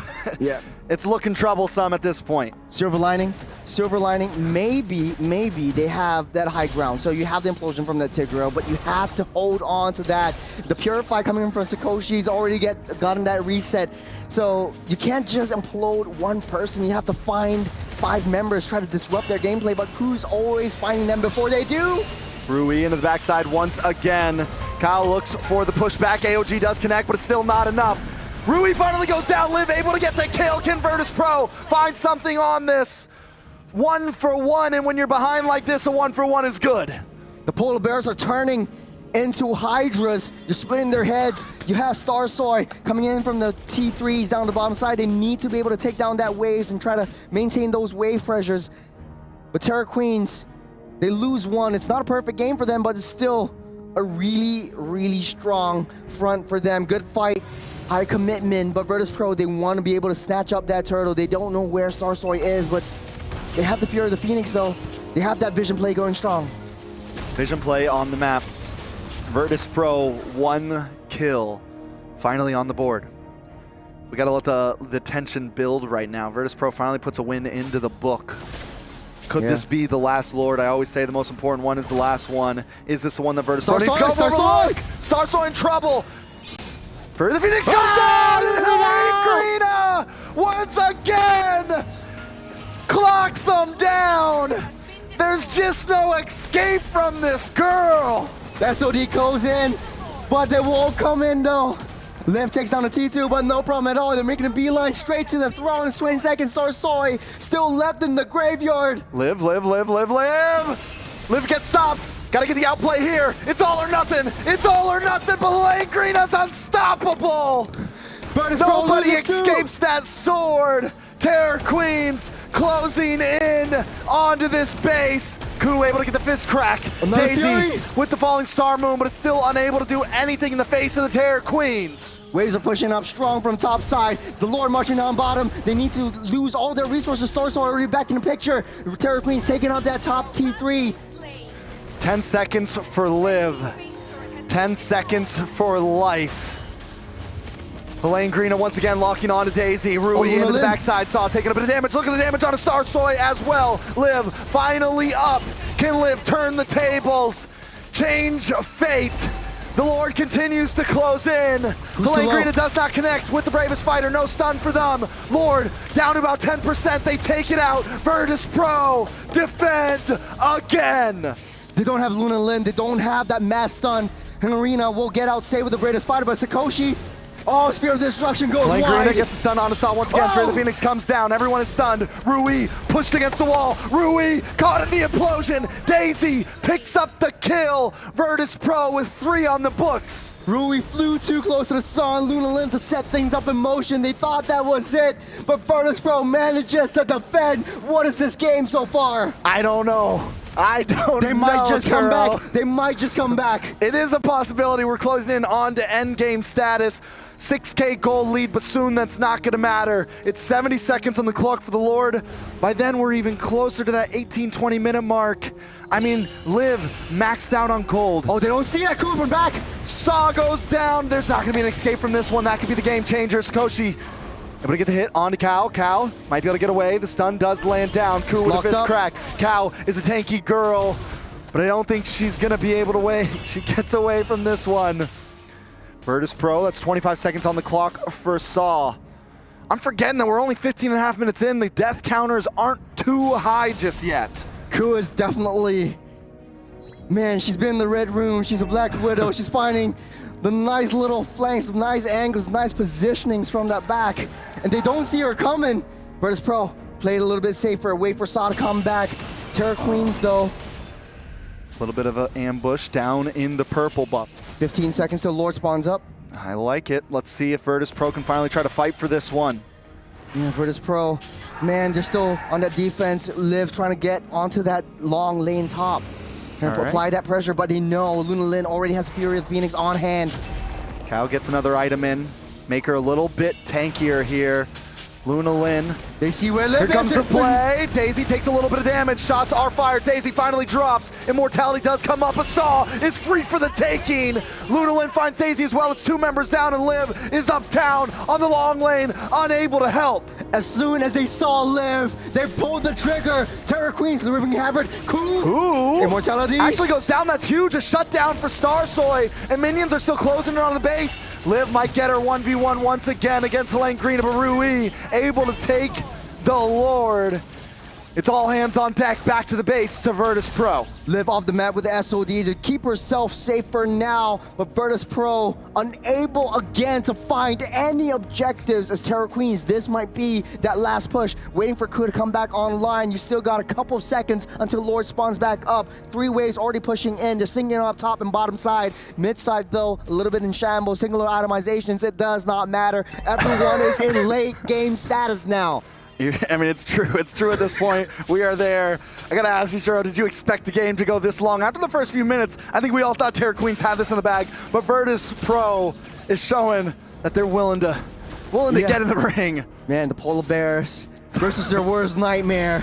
It's Terror Queens, it's 1v1 down the bottom side, but in the base though. Liv trying to defend. Helene Grina comes in once again with the shots on to Liv, but Liv still into safety. Daisy able to get the AOG. Helene Grina immortality pops, but the fist crack unleashes the damage. Sakoshi, Rui, they're all getting dropped down on the side of Virtus Pro, but Liv still defends. Liv hangs on. You got the next minion waves coming through into mid side. It's 2 against the world. Ku comes in with a fist crack once again. Liv still into safety. Helene Grina drop down. Saw just trying to do everything she can to keep them off the base, but it's not enough. Terror Queens, they do not care how long you defend. Eventually, they take you down. Terror Queens denied Virtus Pro from getting their revenge, sitting on top of their shiny throne, and they're still on top of the Vietnamese. Myanmar still reigns supreme. A very well fought effort from Virtus Pro. I got to give it to the girls over there. They did an amazing job through so much of that game, about 5,000 gold behind, and we're still able to defend non-stop, but Terror Queens just showed that they were relentless. Ku and Helene Grina. Man. By golly. You're putting it. I cannot get over some of those plays. Yeah, call them sacrificial heroes, but whenever they go Helene in, Grina was deathless until the end there. Deathless. She was, the first game, she was a sacrificial hero. Game 2, she was a monster. Monster is an understatement. She was a terror queen. She is her. She is the terror. Take a look at the highlights right now. Like I said, the early game, it's all about that mid lane duo, and Hungrina has been constantly pummeling down and bringing them down to shambles. Oh man, just so many times. People are gonna double think about giving her this Lapu after this series. We got an interview down on the floor though. Let's throw it over to our boy, Sadafa. Thank you guys. And hello once again everyone, Sadafa here alongside Kao from the side of Virtus Pro, who have unfortunately just ended their journey here in MWI, but they put up an amazing fight. You guys played super duper well. Kao, I'd like to ask you, like, how are you feeling right now? Right now, a little bit sad because we lose, and but also like happy to be here, but sad because we need to go home now. I see. I think that's a very realistic way of looking at things. I'd like to ask, right? Obviously, this is not the result that you guys wanted, to go home this early. But considering that we can all agree this year's competition has gotten a lot more difficult compared to before, would you say that you're satisfied with how well you guys did, or do you think there was more you wanted to achieve? Honestly, then I do feel like this year the competition has become a lot more harder than last one, but like I also feel like we can do better and we can achieve more. Not just at this space we can do better, but I think we did not perform good today. Did not perform our best today, but yeah, reality is still reality. We still lose, so yeah, that's all. Yeah, unfortunately, in the end, there's always going to be a winner and there's always going to be a loser. But I do agree that you guys have played super well. You guys have improved a lot ever since day one of MWI. What would you say is the most important lesson that you've learned? What do you think is the most valuable experience that you've gained here that will help you guys in the future?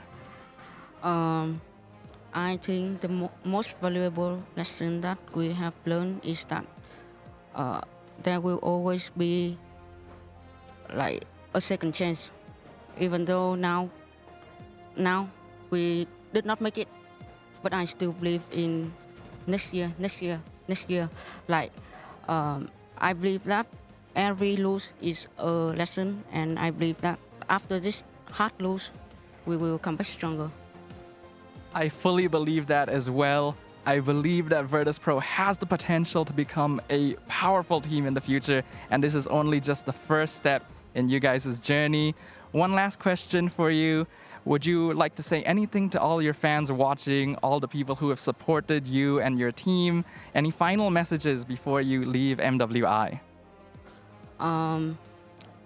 Here, then I just want to say thank you to all my Virtus Pro friends and all the Vietnam friends that have supported us to this way, and we will try harder. We will do it better. Thank you guys for supporting us.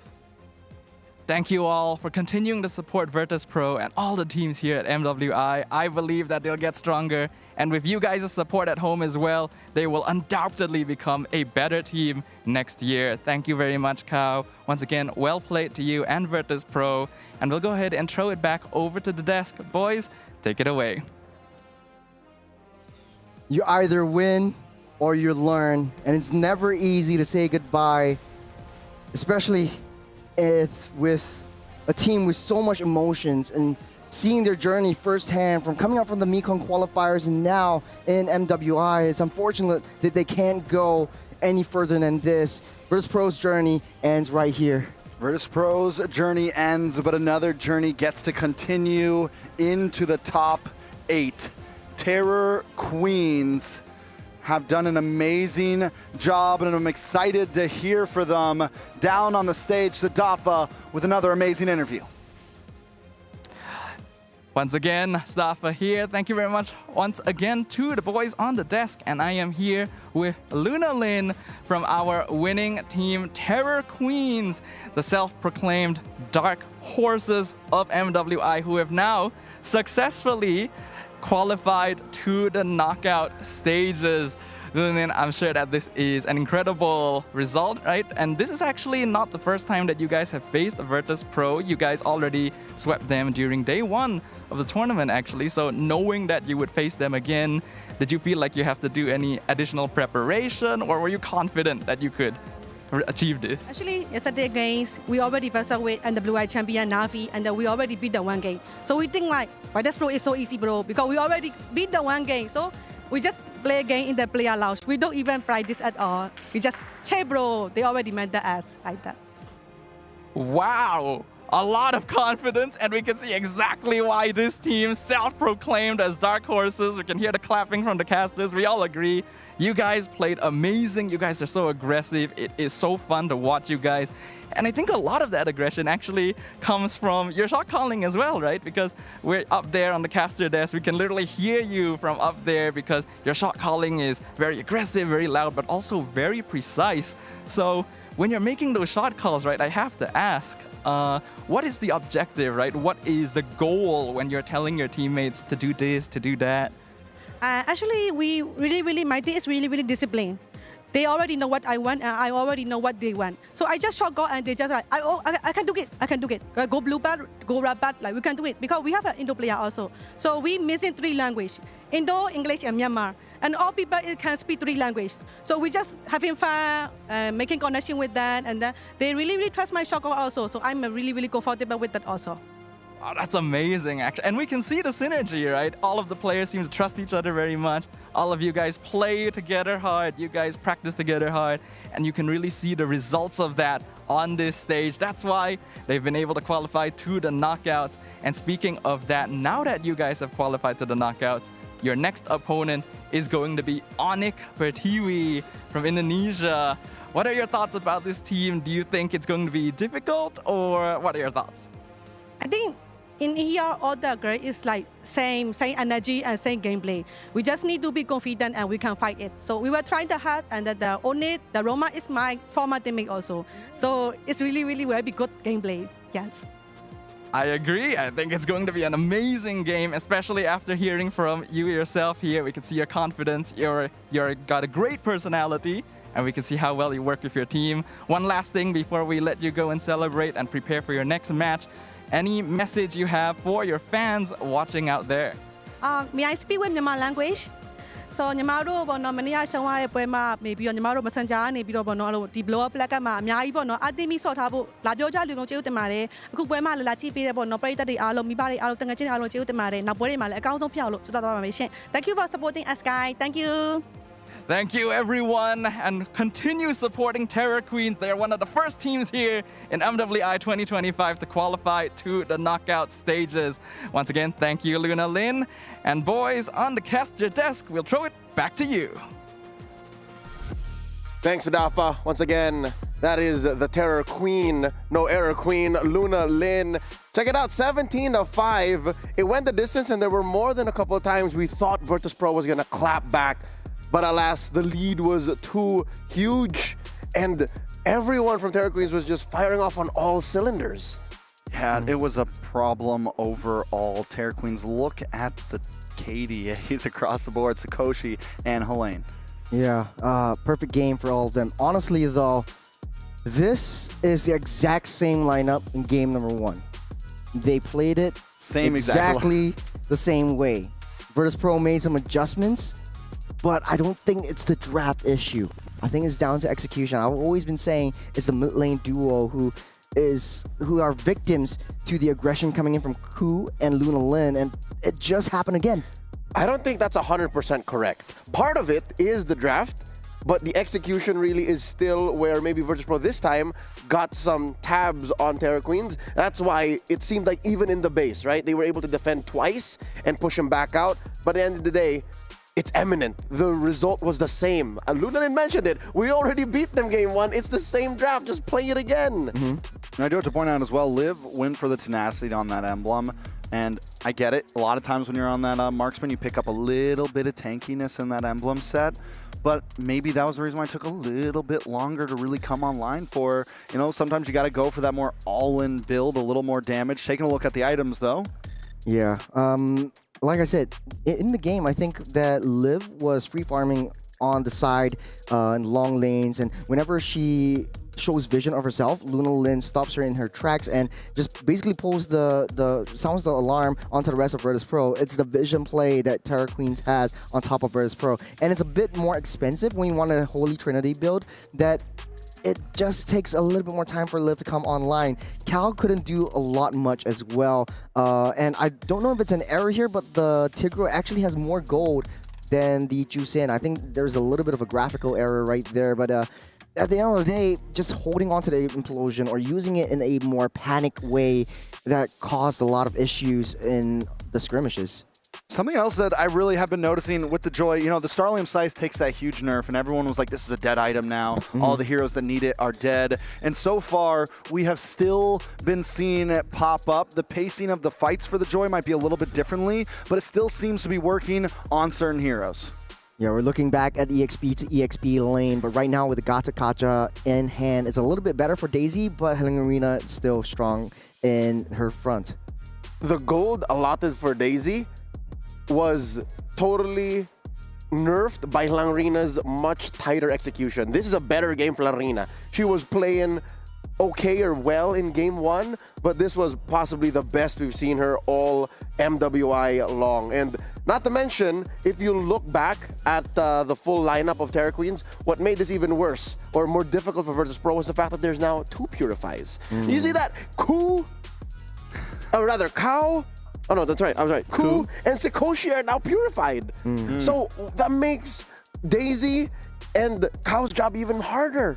So that's why this seemed like the only real defense was inside the base. That's where the only place they had an advantage. Something else interesting to point out, last game when we looked at this graphic, on the side of Daisy, she had a lot more minions taken out. And Helene was just a lot more involved in a lot of the fights. This time Daisy, less minions, tried to be a bit more involved in the fights, but still unable to really do anything too much with that change of pace. Yeah, it's just unfortunate for how Arena likes to play it around. And she seldom gets punished. That's the issue. Like if you're in a sacrificial role, diving into the back line, Cal is too far away from Liv. Liv goes down, Cal implodes, but there's no follow-up whatsoever. And so I think the execution from Virtus Pro needs some tightening up to, but very, very clean from the Terra Queens. Taking a look at the damage, and yeah, Luna Lin just still on top of the board with a lot of damage, and especially the Fear of the Phoenix. Yep, she played the same game as game number 1. Virtus Pro, though, again, there's always that possibility of Liv coming online. Sa is a known factor, like, you know, she will control the amount of forward momentum Terra Queens has, but given maybe 2 or 3 more minutes, another possible Lord, maybe Virtus Pro could have baited Terra Queens into a super punishable position. Now, to put a cap on this, a bookend to this rivalry, again, it started and ended on this very matchup here on Stream B, and it's a repeat of game 1 stats. Gentlemen, you're going to tell me it's a small sample size. Now it's across a best of 3. Cross of best of 3. I don't think we had to see this graphic, guys. I think at this point we're just rubbing salt in the wounds. It's just a clear message put in numbers of how comfortable Terra Queens were. Yeah. Honestly, though, it's the mid lane duo that every single team out there honestly has to watch out for when they face against Terra Queens. The Luna Lin and Ku combo is just Helengrina Ku combo. The Rui Helengrina. You're talking about everyone. We're just saying everyone at this point, but like right from the early game into the mid game into the late game, they know their objective. They know how they want to play it. They know their opponents to the T, and that's what makes Terra Queens so scary.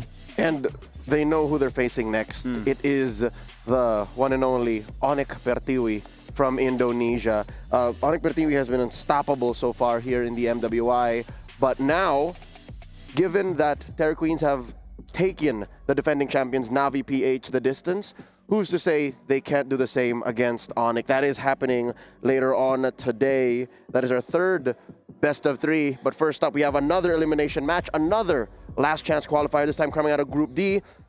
This one goes out to all the Foot fans. Foot Esports facing off against Latam's Last Hope, Dream Max Girls. That's coming up in just a bit. Don't go anywhere. We'll be right back. You're watching the MWI 2025 live from the Esports World Cup here in Saudi Arabia.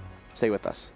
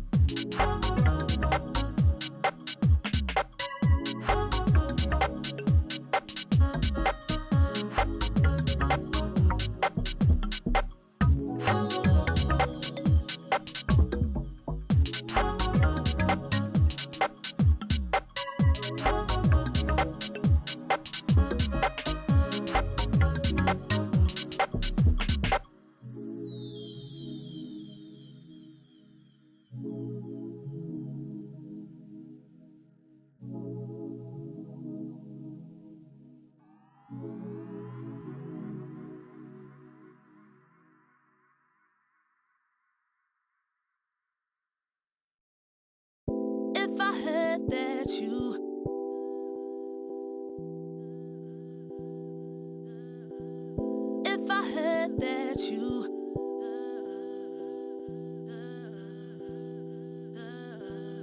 if I heard that you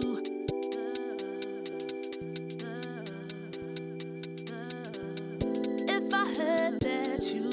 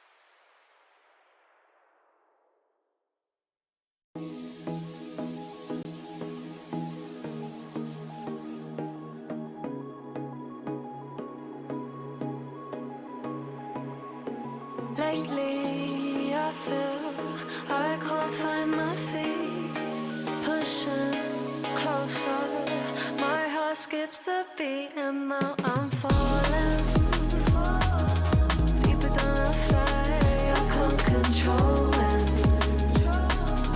like against the sky, it's not so black and white, it's like I told him, there's things that I can't fight, I just keep going, I just keep going.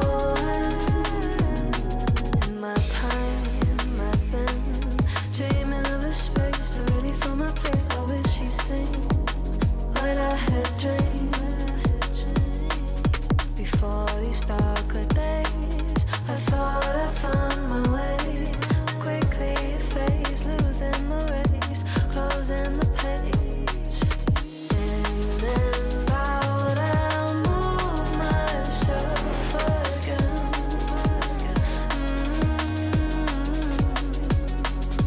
Time moves fast, I feel my heart beating.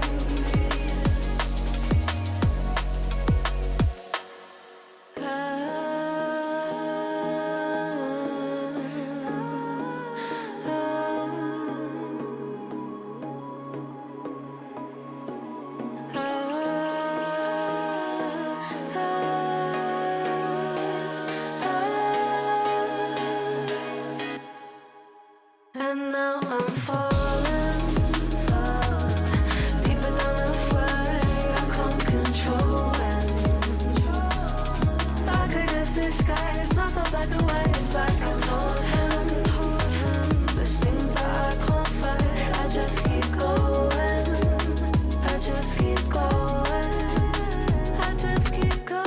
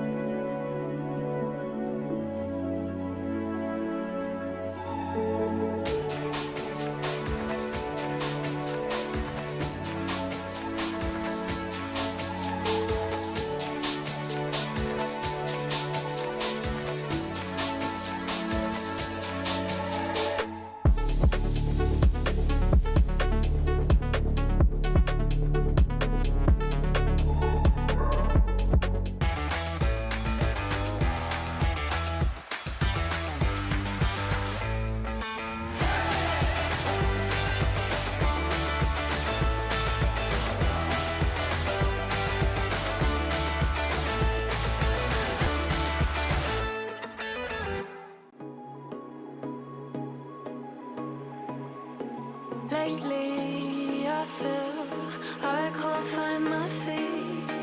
Pushing closer, my heart skips a beat, and now I'm falling deeper than I fly. I can't control it. Dark against the sky, it's not so black and white. It's like I told him, there's things that I can't fight. I just keep going. I just keep going. In my time, I've been dreaming of a space to really find my place. I wish he'd seen what I had dreamed. Before these darker days, I thought I found my way. Quickly it fades, losing the race, closing the page. In and out, I move myself again.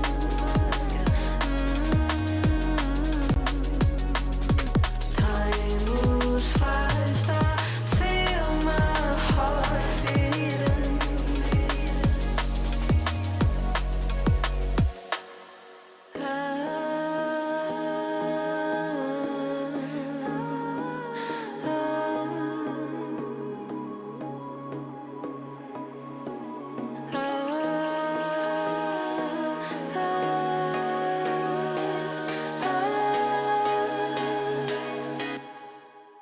And now I'm falling,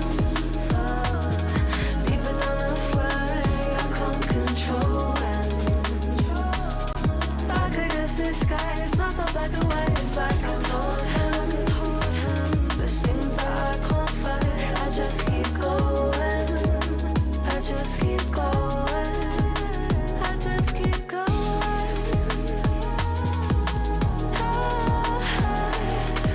I just keep going. Dark against the sky. There's things that I can't fight. I just keep going. I just keep going.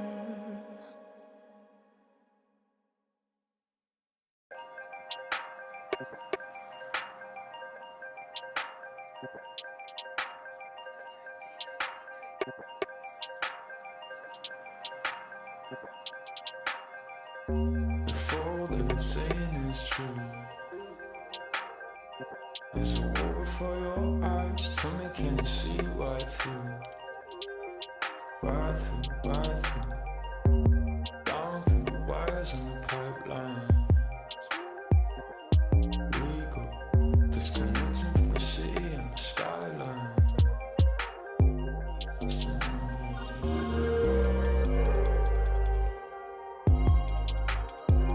is the numbers again. The fights, the fear, the fear. This is the numbers again.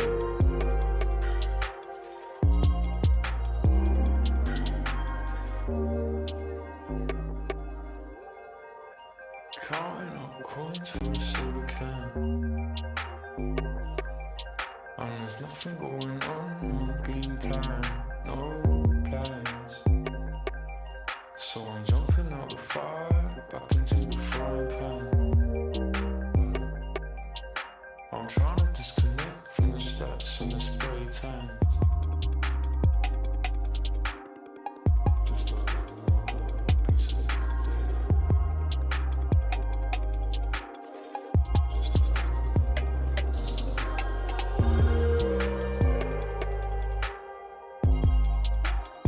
this is the numbers again.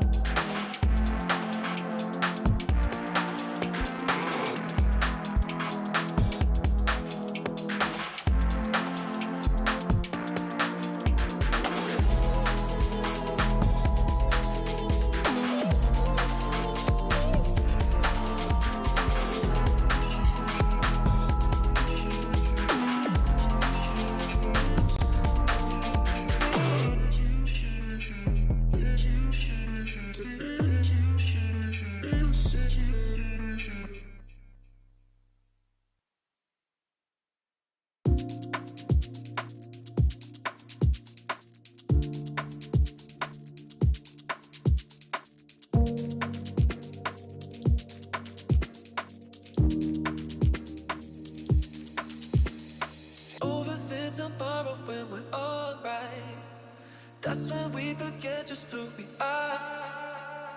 Make us come together and it's alright. That's when you remember who you are.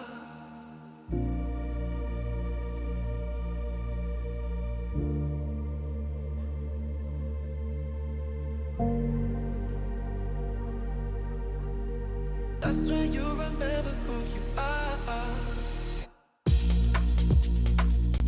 Who you are. Who you are.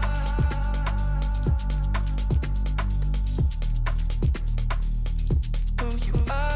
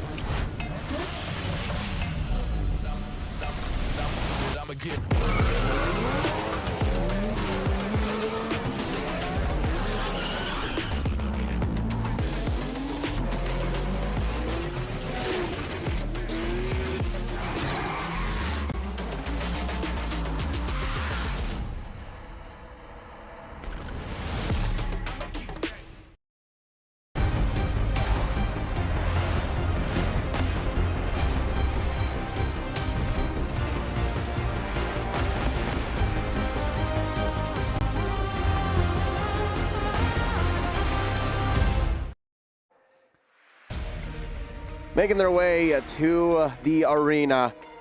You see here Foot Esports from Turkey, ready to face off against DreamHack Girls from Latam. Fighting for tournament life, only one of them makes it to the knockout stage. At your service, my name is Leo. This right here is Churros, and Trex will be taking care of business here as we take a look at Group D and see who's making it through. You're watching the MWI 2025 B stream live from Riyadh, Saudi Arabia here at the Esports World Cup. I'm really excited. This is the first time these two teams are actually meeting up, and it calls for a very interesting story.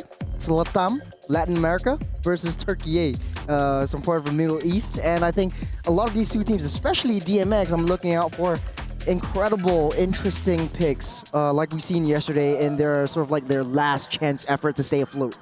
I think I'm always just hyped up when you see two non-C regions going against each other, right? You see two Western regions or Midwest, whatever you want to call Turkey, either a central. Either way, they're not Southeast Asia, and you always know there's going to be some punches swung when you see teams like this go against each other. I'll tell you now, not just punches. After seeing Foot Esports and DreamHack Girls in action, there have been Kimura locks, there have been takedowns, there have been roundhouse kicks employed, and short to say, these teams like to fight. So with a new mid laner in Pick Me High taking the reins for DreamHack Girls, can they use this aggression and can they harness it properly up against Foot Esports, who I would like to argue, gentlemen, just plays a little cleaner. That's what made me a Foot fan. Of course. I mean, statistically, they came down from the other upper bracket, not really upper bracket, from the other matches and down towards this elimination round. And I think even so, Foot Esports does have a little bit more methodical approach. They have more experience in the international scene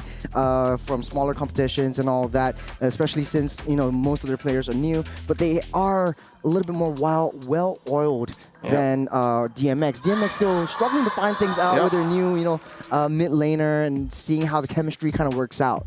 Let's talk about these teams playing. But first, how about you guys playing? Check out this year's All-Star. It just got wild. From June 27th to August 5th, we're smack dab in the middle of this. Join the limited time Dino patch in MLBB. It should be in your app in case you've opened it recently.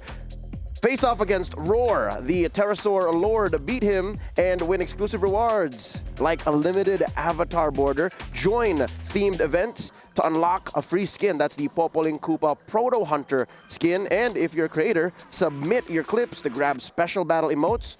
Are you all ready to roar? Check out this year's All-Star event. Traction, we're saying. You know, I think when it comes to Foot Esports up against DreamHack Girls, you said that Foot Esports seemed cleaner. But I don't know, their battle against Rising Rage seemed very brawly. I think in terms of micro mechanics, in terms of really like pushing out a fight and stretching out a fight, they do have that there. But DreamHack for me seemed, I mean, obviously their game wasn't extremely a disciplined game either, but maybe just slightly more disciplined than what we saw Foot do against Rising Rage. So you're more of a dreamer now than a Foot fan, huh? Definitely a dreamer. When did this happen? That Last interview night. with Lucy. I like how there's an actual timestamp as to when this Yesterday, occurred. it was about 5:54 p.m. It's in my diary right now. Thereabouts in that corner of the room. Right over in that corner. You guys remember it? We were there. We were all here. And now that, once again, these ladies are here, ready for grand combat, they're going to put it all out on the line. Might we see another substitution in case the Pick Me High Gambit doesn't work? Will Camis see play today? We're about to find out. Real quick, another peek at their drafting style. Foot Esports, in their opener, they did play a very, very July 2025 metagame draft, but they did win with the Harith. That is one thing that Foot Esports has going for them. Let's talk about that matchup right now. Mieko and Blaz Kitty. Last night, Blaz Kitty blasted the competition with a Beatrix. Pa, pa, pa. She's got a 1-1 as well. I think 1-1 had a perfect game in that first round against Rising Rage, and I think we shouldn't underestimate the power of DreamHack Girls. Yes, they're a little bit sloppy. Yes, they're a little bit scrappy, but you know, having a new mid laner in the mix, this is what to expect. You're still adjusting to how your team likes to operate, and I think Pick Me High, and I do have to second Leo's opinion, if she doesn't work out in the first game, should Camis actually come back, or you want to gamble it again with Pick Me High's artillery mages? And she's done very well. Better in positioning, better in this shout calling, better in the controls. Leo, you got anything for us? I don't have any words for this man right now. He called the DreamHack Girls sloppy, and I do not I'm approve. still a Foot fan. I'm still a Foot fan. I'm still trying to comprehend exactly what the idea was behind the monologue that we just heard. You lost me halfway through. You don't say that about these ladies. But we are moving on. Let's get to know these teams right now. This is once again Foot Esports. You have Unohana, Mireya, Zendaya, Nora, and Mieko. I want to point out the fact that Unohana's Uranus was 1v5-ing, and that's what made you a Foot fan, Trex. Unohana was a monster. I will give her that. She was untouchable for a while there, and but I got a feeling the Uranus will not be falling into her hands this series. Yesterday, I will say though, I think DreamHack Girls let the Uranus through, maybe in game 1, I can't remember exactly, but I know the Uranus was let through in a few games. Game 1 and 2. Game 1 and 2. Game 1 and 3 against Game Rising 1 and Rage. 3, they let it through and were able to beat it. So it is true, maybe they do kind of let that through, and maybe they feel confident against it, especially with something like a Beatrix in their hands. They can shred, but we're talking about Foot Esports, and yes, they do deserve to be where they are at. Now, you were mentioning Mieko and Blast Kitty. Mieko also got a Maniac of her own on the first day against Rising Rage, on a Harith at that. They'll be facing off against a team that I'd argue is a little bit more experimental. DreamHack Girls, let's talk about their draft as we get to know them here in just a bit. Plays the likes of a Akai jungle. Minotaurs coming out as well. And 2 huge jungles. And get this, an Ixia. I like the Ixia as a sort of like a versatile pick, very situational, but they know how to play it. You jump in straight with the Minotaur, jump in straight with the Yuzhong, and set up for the full barrage coming in from the Ixia. And I think it works out really, really well for DreamHack Girls, and I like this. It brings out for a more interesting gameplay. And, you know, it's a lot of coaches back in my region, MPLSG, were saying like, hey, we bring out these wildcard picks, we bring out these interesting picks because of the fact that a lot of teams are hyper-focusing on the meta that they forget all the smaller kinds of heroes that don't really see the light of day. And how small can DreamHack get? I'll tell you now, they picked a Leslie. They put a Leslie in the hands of Blaz Kitty, their gold laner as well. Let's meet the rest of them. Day, Angelus, Pygmy High, Lucy, and Camise. Mind you, this team was built around Camise. She was, rather, Angelise. She was here last year in MWI 2024, and the team just got a whole revamp. And it was a rough year, she mentioned, but here we are now. I think this team is better than last. Yeah, I think this is, if they make it a top 8, one of the best Latam teams that we've seen in a while at that. Right now, these girls are representing a region on their shoulders, and Angelise has been that center platform, but all of the players have been seeming to show up. Yesterday, Lucy played an amazing game. Blaze Kitty played an amazing game, and even with some of those maybe off-brand picks, they continued to make it work. Yeah, that 1 year, honestly, isn't a long time, but within that short amount of time, DMX is more than just a team. It feels more like a family, built on hard work, trust, and success, especially dominating in their own regions around Angelise and having that mama of the team, having that big role. All of them just falls naturally into place. Yesterday, after a disastrous first game against Rising Rage, they came back strong, and they came back so much more stronger. And I think this is the true roster. Won't get to see Pygmy High, will be Camise in the mid lane instead. Nope, I'm looking at them on stage. That Oh, looks Pygmy like High, it yeah. is Okay. Pygmy High. Okay. So Camise has been the opener in their previous outings, but after yesterday's success against Rising Rage, they fell. The ESA's representatives, it looks like the Pygmy High opener might be what works for Latam's finest here. DreamHack Girls, glad to see that they have found their footing. They found their groove here in the later stages of the group stage of MWI 2025. What else might they show us here once again at the cusp of elimination? With that said, we've talked about a lot of roles, but we haven't really honed in on the jungle. So I got a video here playing for y'all. Something about clearing jungles blind. I would like to watch. I'm a jungle main myself. Let's watch this. Yo, what's up everybody? Welcome to Blind Jungle Camp Clear. What we're going to be doing is literally in the name. They're going to be clearing the jungle, the entire camp. One of them will be blindfolded, the other one will be giving instructions. So it's a battle of speed. Zendaya, Nora, are you guys ready? Yes. How ready are you? 1 to 10. 10. Okay.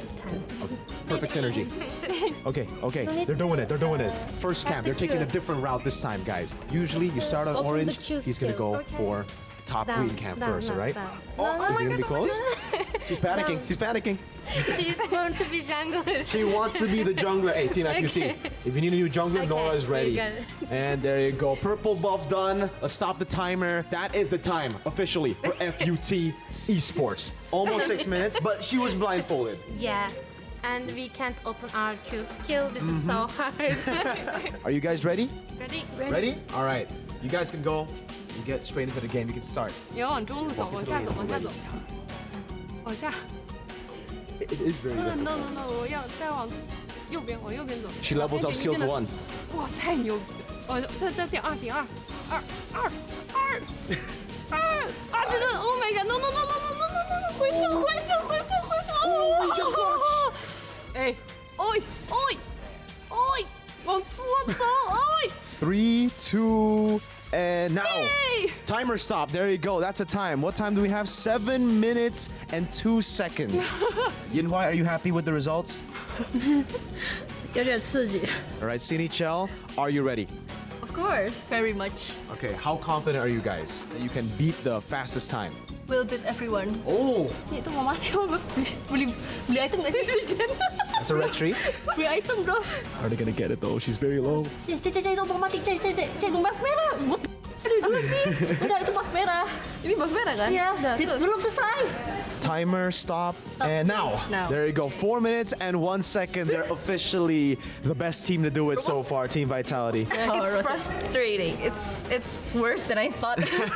Like her finger keeps on missing the skills. Are you guys ready? Levi, Seth, ready? Yeah, ready. Lurus lagi. Lurus. Atas dikit, atas. Oke, ini udah merah. Jangan lupa retri. Oke, kena. up skill. Skill 2 ini. Oke, udah. Bawa. Amazing Udah attack. nggak We sih? should cost Harusnya some udah ada retri time. nih. Ya. Oh, there you go. Stop the time. 3:15. Onyx Pertiwi have done it. Oh my God, Seth, believe me. Congratulations. Easy, because you have a good chemistry. There you go. Okay, what's the secret to good chemistry? How did you guys build this chemistry? A lot of communication. Yeah. We do a lot of communication each other. And Okay. we often play together and we often go to the mall together. Thank you, Onyx Pertiwi. Thank you, Leaf. Thank you.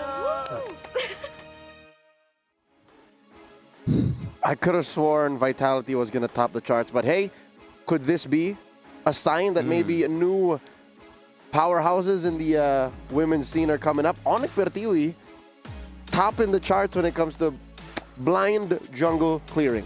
Yeah, we're foreshadowing, we're manifesting. Maybe it's different. You know, it's a new season, a new challenge, a new championship. Anything can happen.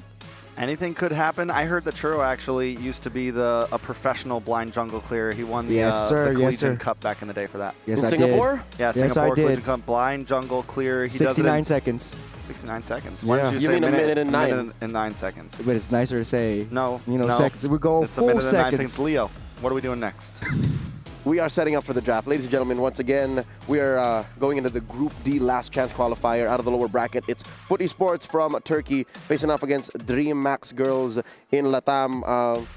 We did cover a little bit of the jungle earlier in the discussions prior to that little activity. But for now, we no longer have to speculate. We can actually just jump into the match. Dream Max Girls on the play with Coach Secretaria at the lead facing off against Foot Esports. Asmo taking charge. Gentlemen, all you. All right, already a bit of a switch up, something we have not seen in the ban or the pick phase thus far, at least on Stream B. The Lu Yi banned out on the side of DMX. Now, there are some things I want to point out, Churros.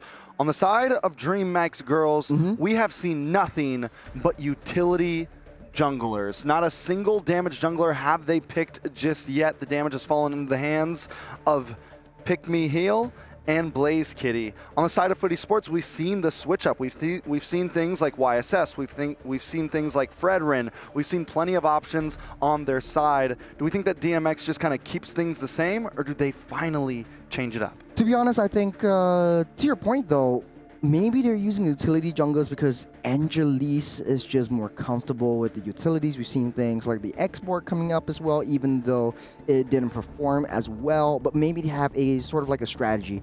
But I do like how yesterday, where DMX actually drafted to their own strengths instead of counter drafting Rising Rage. So this time around, banning on the Luoyi, maybe they have something up their sleeves. Maybe they don't want to they don't want to deal with the Luoyi's diversions, and they just want to play a classic front to back play. They want to avoid all these cross map situations that come through. On the other side of the table, Foot Esports banning out the Uranus and the Matilda.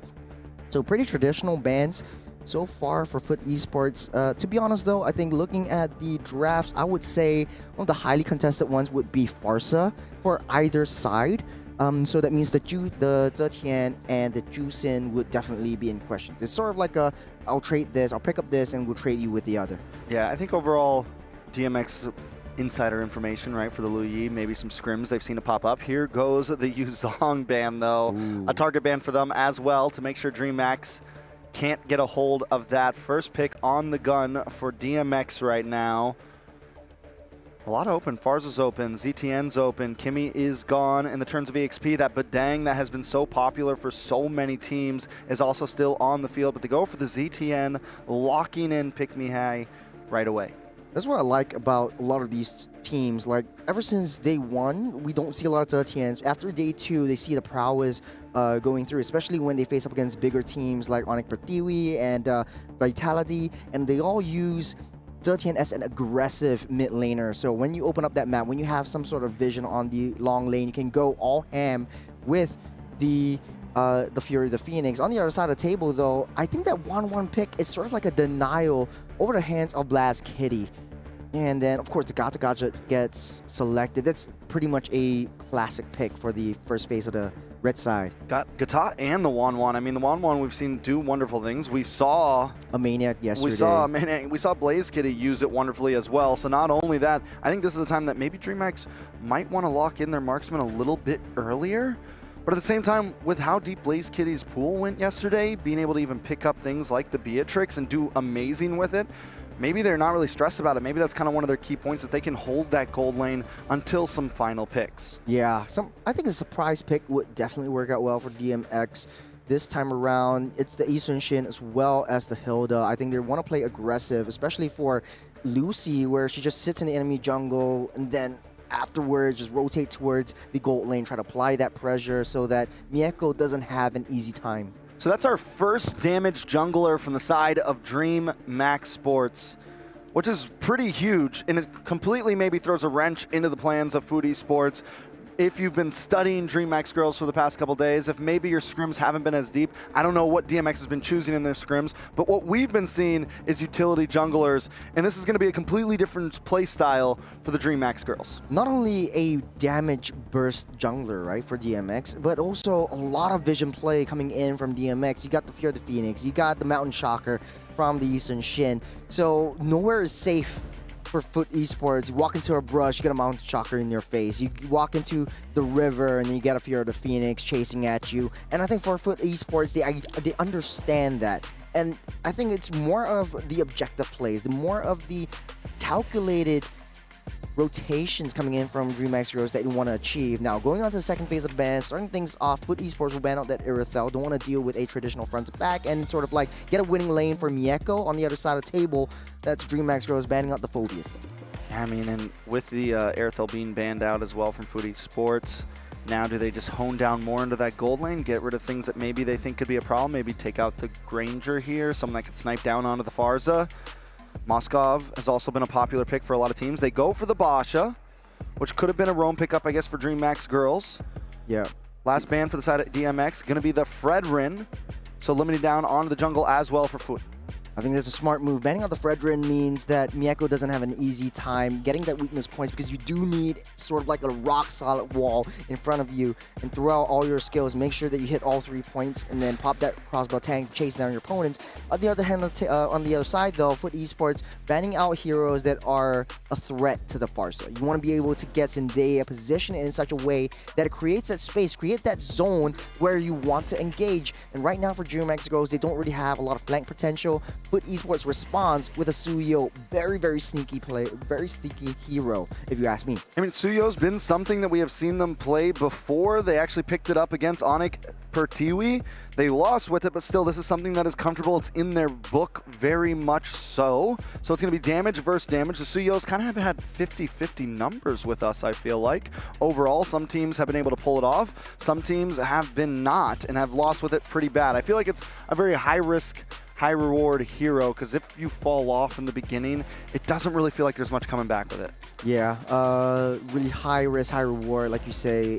Down to the mid lane to the late game, I don't think Suyo has a lot of potential. I think has a little bit more escapability, so in the macro sense of things, maybe a split push might be the answer for Foot Esports. Now, DreamHack Girls will solidify their draft. Like you said, the Granger will come out, as well as Lapu Lapu. We've seen that in the previous game today. And going up against the Esmeralda, man, this draft, if Esmeralda plays like how Uranus is, I feel like Foot Esports might have a better grasp on the rotations and the momentum building that they want from the early game. Try to snowball Mireia, and then mid-game, just play the zone potentials, play the objective plays, and the vision won't be an issue for Foot Esports. Yeah, Foot Esports has a very much more simple, I think, front-to-back lineup here, whereas DreamHack, it is all in. It is aggressive.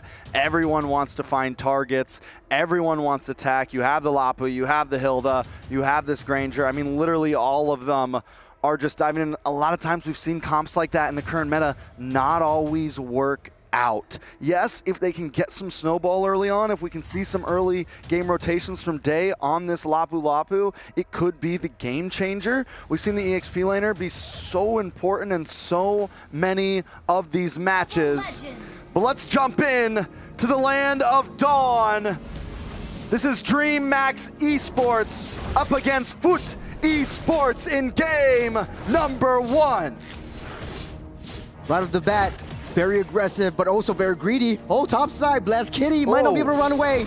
Already the 1v1. A little bit of damage. Nobody goes down, but still the aggression is already there. What less would you expect from these two teams? Mieko already pushing Granger all the way back so that they win that lane. Unohana doing the Lord's work, just pushing and pulling the focus over to herself, and I see, like, okay, you got the Uranus, you get a 1v5, now it's Unohana's Esmeralda that comes into question. Lucy in a little bit of trouble, should be able to get back to safety.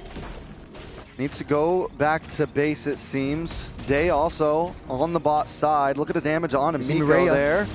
Down in the jungle, Pick Me High in a little bit of trouble as well. Maria, Nora lock in. Pick Me High able to use the flicker back over to safety. Not a kill on the board just yet, but look at the health bars of several DreamMax girls. Yeah, not having a good time. The aggression coming up from Foot Esports, where DreamMax Girls' draft should be more aggressive. It should be able to deal that damage for Foot Esports and prevent them from that aggression into their own jungles. They're just walking in, but the damage on Nora. Lucy able to lock down. Angela trying to get the back and forth, trying to get the hits. Maria is on her. First blood, make it second blood as well. Over to the side of Foot Esports. Now Foot Esports ramping up the tempo, ramping up the aggression. That's what you want to see when you have a Suyo in your hand. Falling Star Moon. Falling Star Moon from Unohana. Down comes the blast. Zendaya. Pick Me High, pick her off. Foot Esports with the kill. Huge impact from Zendaya's Farsa with a fair airstrike, already zoning everything out for the turtle. First objective falls in the hands of Foot Esports as DreamMax Girls playing on the defense on the top side. Mieko goes down. Blaze Kitty able to get a kill. That's huge from the side of DreamMax Girls. A kill into the right hands as well, into the pocket of Blaze Kitty. Now on the bottom side, look at how DreamMax Girls are pathing. They're just playing into the hands of Unohana, and she's just so annoying. It's a 1v2. The damage on Unohana, but in comes the AOG to stop the attack, stop the aggression. A nice Fury of the Phoenix to stun Maria before she engages. DreamMax Girls still hanging on. Yeah, on the top side, it's aggression after aggression. It's scrappy at best. It's a brawl match once again, but Foot Esports, they're calculative. They want to take down heroes. They want to convert those into objectives. As DreamMax Girls, as much as they need to play passively, they need to watch the rotations. They need to watch how they path because it's way too aggressive. It's way too tricky. When you walk through that bush, Foot Esports is right there, and they do have that speed to catch up and close the gap. Ooh, Miko coming down. Miko goes down.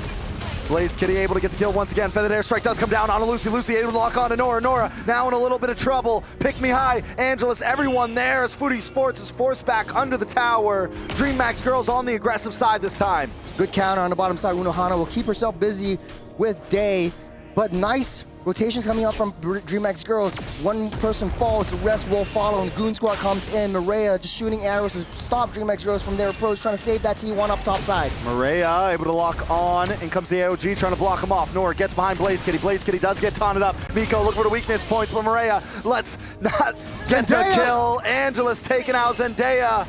Foot Esports picking them off left and right. Fury of the Phoenix does come down, but there's no escape for Pick Me High. 3 members down. On the side of the DreamMax Girls, Foot Esports is on a roll. Nice consolation prize.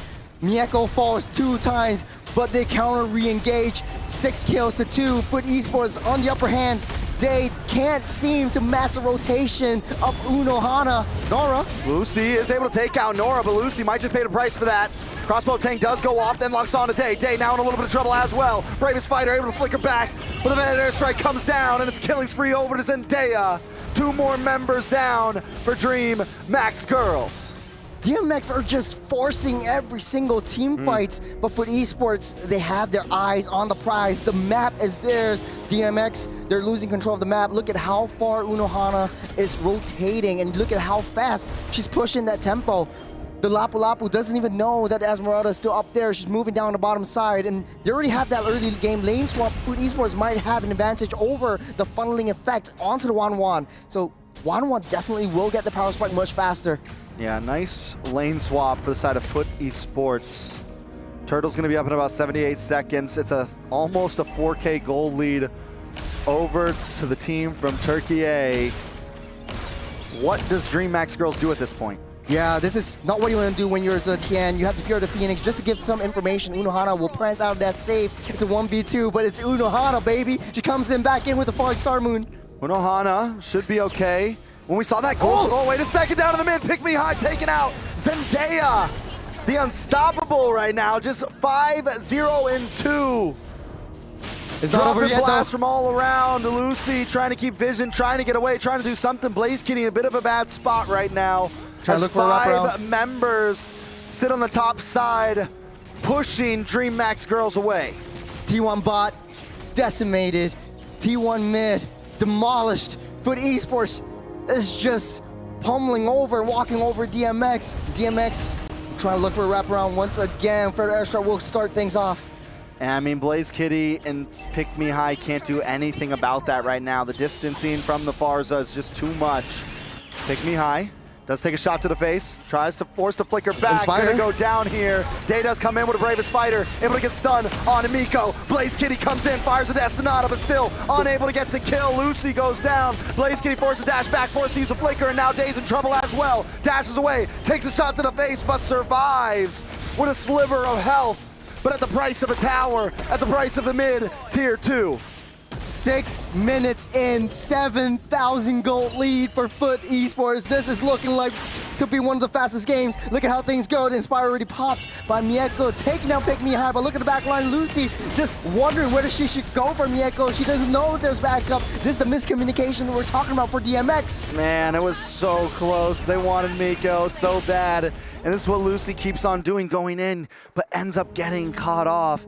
And I think DreamHack Girls just have to be a little bit more careful in choosing these battles. Turtle re-slaned up. Foot Esports pushing it through. The map looks kind of red at this point. It's bleeding. DMX. It's DMX, nothing to do but play it safe, play it very defensive. Turtle up. If they can push this game till maybe the 12, maybe the 13-minute mark, maybe they have a shot and trying to overturn and counter re-engage within their base, but it might be too late. Pick Me High does catch a stalling Star Moon to the face. Day now caught up in the midst. Oh, a nice flicker to the side from Zendaya. Able to get away from Day and still keep that feathered airstrike coming down. Foot Esports, 10.5K gold lead. At a moment like this, there's barely anything you can do to defend. Unohana just dancing circles around DMX. Foot Esports, they're showing what Turkey is made of. As DMX playing on the back foot, T3 mid already dropped. Foot Esports not giving them any space to breathe right now. Towers are dropping. No Lord, no problem. Unohana jumps in. Falling Star Moon, able to connect. A little bit of damage on Amiko there. Unohana in a bad spot, able to dash back. Angelus trying to close in. And she's back to full health. That's going to be a close call. DreamHack Girls still able to defend. Yeah, this Esmeralda is just so annoying. Just jumps in whenever she wants. And Pick Me High's ultimate, there's no problem at all. Just talk about vision play. It doesn't matter where Foot Esports is. DMX just can't leave their home. Yeah, I mean, at this point, Foot Esports has just got them in the chokehold. Leo mentioned it earlier. We got triangles. We got all kinds of stuff going on right now. We got different shapes. Just flying through. And speaking of flying, Zendaya 5-0-3 on this Farsa. Basically, 3 members of Foot Esports having a perfect game. It's all the crucial members of Foot Esports. If you're a Foot fan out there, you should be happy. First Lord going in the hands of Foot Esports. Doesn't look like DMX will try to even touch it unless Mountain Shocker or a Fear of the Phoenix would land the last hit. But it's really tight. I mean, they do have both of them, right? They just drop them both at the same exact time. That's the plan. They're just waiting. They know. They're waiting. Man, that's a throwback. BDL. VDL logo. That's it. Good Lord for the side of Foot Esports. It's looking like trouble for the side of DreamHack Girls. Smart move, smart move. They know if they blitz that Lord down, if a Fear of the Phoenix comes down onto all of them, it will wreak havoc. DreamHack Girls can come back and steal that Lord. So really, really smart call by Foot Esports. All right, so where does DreamHack Girls go from here? We stay in the base, we turtle up, we pray for defense, we do whatever we can to try to survive the onslaught. Now, on the back foot once again, not a lot of wave clear, vision play doesn't matter. Angelise down low, just playing so far back, 0-4-0 that killing spree doesn't even matter. Unohana just freely dancing circles, dancing squares, dancing triangles, whatever shape it is around DMX, and the damage is just way too much for DMX to bear. All right, Lord marching down the mid side. Feathered Airstrike does come down, letting Foot Esports into the base to take down this bottom base tower. Unohana looking for a target. Miko dancing around, and it comes in. AOT! A huge knock-up and a huge takeout. The foot has been dropped on DreamHack Girls. Game number 1 going over. Nora dropping the atomic down onto the wrath of DMX. Man, Turkey showing up strong, showing that dominance over the Latam Girls. Very well done. On the side of Foot Esports, 19-3. We haven't seen a game get into the 11,000 gold lead. How long was that game? Not very long. It doesn't even matter. I was looking at the gold. At that point, I mean, I don't think we've seen a 10K gold lead at all on Stream B just yet. But man, it's back to the drawing board for the DMX. I know, Trex, you're a big fan right now, but what just happened right there? A lot happened, and not a lot all at the same time. At this point, DreamHack Girls has to go to the drawing board. They have to look at the way they approach this. I do want to say, remember what I was talking about? This is the first time we saw DreamHack Girls pick up a damage jungle. And that might have been the switch up they didn't need to do. They've been able to win a lot of games putting their faith in the damage of Blaze Kitty and Pick Me High, and using Angelus as that kind of frontline engager, and this time being a little too easy to burst down, especially when there's an enemy Farza on the field. That's tough when you have that many squishies on the field. It's hard to deal with all that. At the end of the day, though, it's still game number 1, but it just goes to show that DMX has so much work to do in adapting back into this game, but so much aggression, so much prowess coming in from Foot Esports is playing the damage jungler for Angelise the right answer. No matter how sloppy you call Foot, at some point all of that slob will devour you. You will drown, and I think that's what happened here. Ladies and gentlemen, welcome back. The resident Foot fan has joined the conversation. Foot Esports, I think this is the most aggressive they've ever played while finishing the job just as quickly. This was a huge issue they had in the opening stages of MWI 2025, wherein they went the distance, 1940 being their fastest game in the opener against Rising Rage, and they went 21.5 before that. Here, what was it? I lost count. As soon as I saw them take First Lord, and they were waiting for the right call, and they were so smart, they're so methodical, they know what their opponents are going to do, and I think Pick Me High was just waiting for the ultimate to come online. It was on cooldown, and once it came online, it just started to show, and they were just timing every single second. I think Foot Esports really showed us another level of gameplay. Timing is relevant, is relative for Foot Esports, and DreamHack Girls, I don't even want to blame Pick Me High anymore. I don't even want to think, what if this was Camis playing? Because Foot Esports, every single role was fired off on all cylinders. They have been the most in sync now than they have ever been. Something about their matchup against Onyx Pertiwi woke him up. I think definitely. They were already kind of awake before that.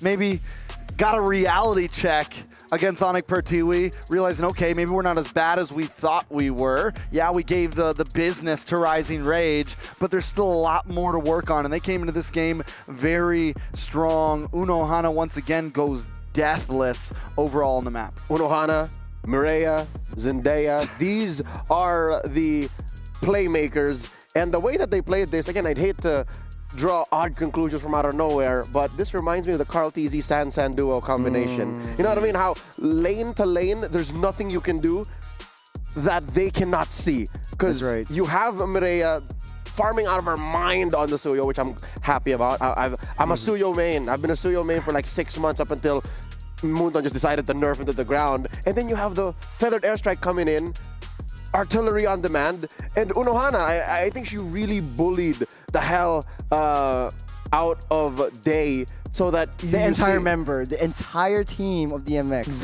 That too, but in the laning phase, I'm looking at Day. She couldn't catch a break.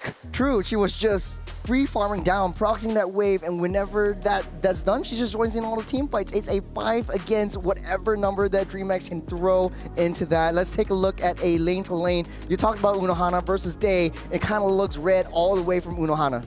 And this is a good kind of red. Usually when they say you're in the red, it's bad. But for her, that means she's just farming out of her mind. I like how she picked up Sprint. By picking Sprint, you are telegraphing that you are going to be living in your opponent's personal space. And here she followed through. Her MO was honest and clear. She put her heart on her sleeve, and she hit DreamX Girls with a huge clothesline. Yeah, I mean, a 3-level lead for Unohana by the end of that game. We've seen the Esmeralda kind of be hit or miss, but for Unohana, it is definitely a hit. Yeah. Thinking of what else DreamX Girls could have done different, lane to lane, I think the only lane that maybe they could have caught a break out of was gold. I think Mieko died like 2 or 3 times. Twice. Off timing. So that must have been some good work from Blazkitty. But to be honest, Blazkitty almost got first blood drawn on her solo, right? We were watching it, and she needed a few rotations on her, a few tactical retreats. And looking at the damage dealt here, Pick Me High, she's first, but second would be Blazkitty. So Blazkitty was getting there. Blazkitty was working towards a palpable win, but Foot Esports, I think the fact that Zendaya, and as soon as she had a feather, actually, she always used it. You always saw it get popped off. That just outranged Blazkitty. I think the strategy was just is kind of solid for DreamX Girls. They want to kind of shift the attention away from EXP lane, hoping that they could have a solid winning lane against this Esmeralda, and then shift their attention towards that gold lane. But it just didn't work. You see a lot of the aggression coming in from Lucy, from Pick Me High, and Angelise, just targeting onto Mieko. They did it twice, but it wasn't enough. Unohana just walked all over Day. Yeah, I mean, and taking a look at Blazkitty and Mieko, Blazkitty, I mean, even in the beginning of that game, like you said, didn't die as much. Actually had a gold lead for a while. Everyone else on her team was behind in gold, but she was ahead a few hundred gold. And I think the strategy was right. Yeah, have faith in Blazkitty. The problem is their whole mid trio was getting demolished, and eventually you're going to lose out. And this is why, once again, I think the DMX should have stuck with the tankier jungle. Should have stuck with something that could buy Blazkitty the time. Which is, again, woulda, coulda, shoulda. You put the Yusun Shin into the hands of Angelus, and Yusun Shin has been quite the breakout star in this current metagame. 1.9.90 hotfix. Whenever a team could draft the Yusun Shin, there's about a 70-80% chance that they would pick it.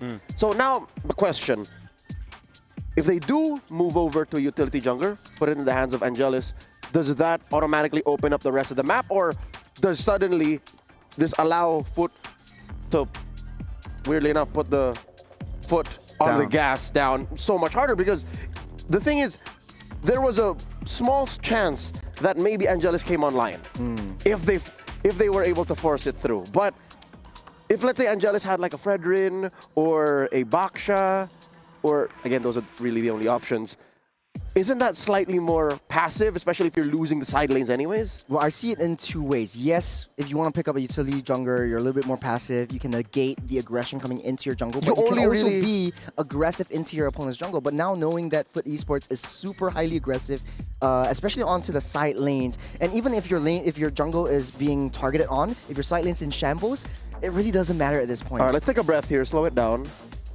I don't think they were losing the side lanes.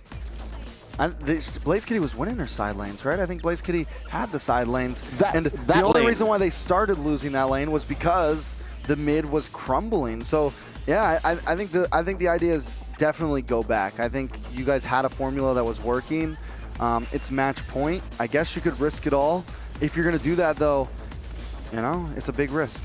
Yeah, I think this play in particular, Day was just, you know that she wants to go for Mieko, but it was like a, do I go now or are you coming? Is there any backup? I see it. So the side lane situation is a byproduct of the mid trio missing the beats. So maybe if you do some way, somehow find a way to put a Fredrin, a Baksha, these are our best picks. An Akai, they've won with an Akai already up against Rising Rage.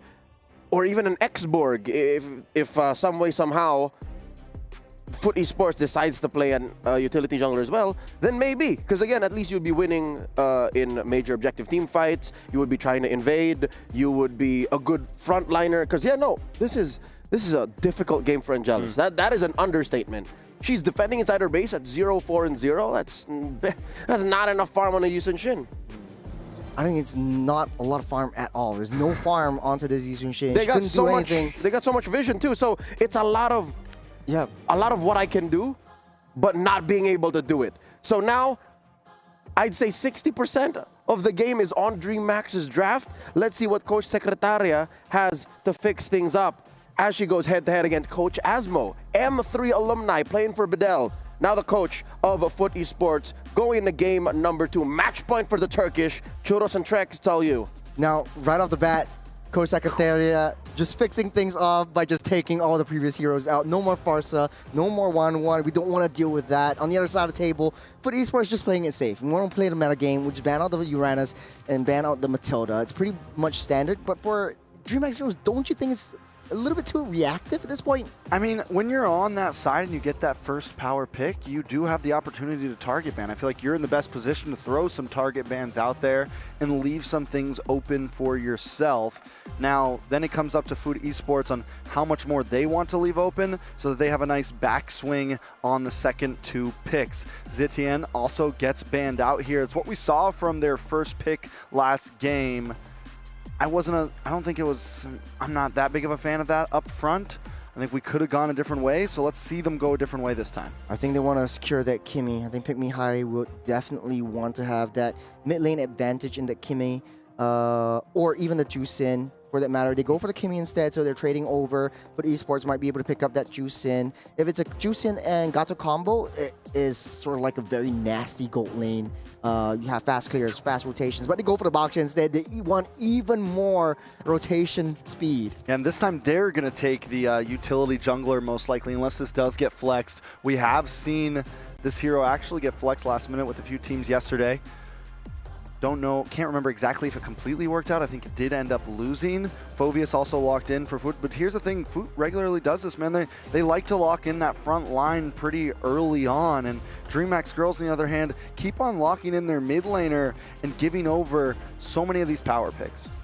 Yeah, Phoveus already taken out by Foot. I think for DreamHack Girls, if they want a lane advantage, they might just have to go with CC at this point. On their side, though, do DreamHack Girl roll the dice on a damage jungler or a utility? Angeli seems more comfortable on the utility. They can snap pick the Fredrin up. I think it kind of works well against the Baksha on a head-to-head. But then it's sort of like you fight fire with fire, and they're actually picking up someone with real fire. It's the X-Borg for Angelis in the jungle. I mean, I like the fact that they're maybe going to a utility jungler, but the X-Borg hasn't been sold to me just yet. They do pick up the Minotaur as well, so they get some front line down, and the X-Borg might be a little bit better against the Fredrin, but the Basha, this is a guy that can just jump onto you, stop you for the second. And that's the other problem with it against the Fredrin is you get stunned up, and if X-Borg gets hit by CC, now we have a little bit more as well. I'm wondering how he's going to pair up against these 3 heroes alone. I think, the first game, DreamHack Heroes actually banned out the Luoyi. Maybe Foot Esports really teasing the cross-map plays from the Luoyi as well as the Moskov as they pick that up. And they might just play split push. They might not even want to go for fights because they have a lot of sort of like speed, momentum advantage in the early to late game. But for DreamHack Girls, it kind of seems like they want to kind of go for that team fight, skirmish, clash composition. So I'm not surprised if they pick up the Ixia right here and here. So for Foot Esports, they understand that CC has to go. They want to give Unohana an easy lane with the Phoveus. The Luoyi has been sussed out by DreamHack Girls.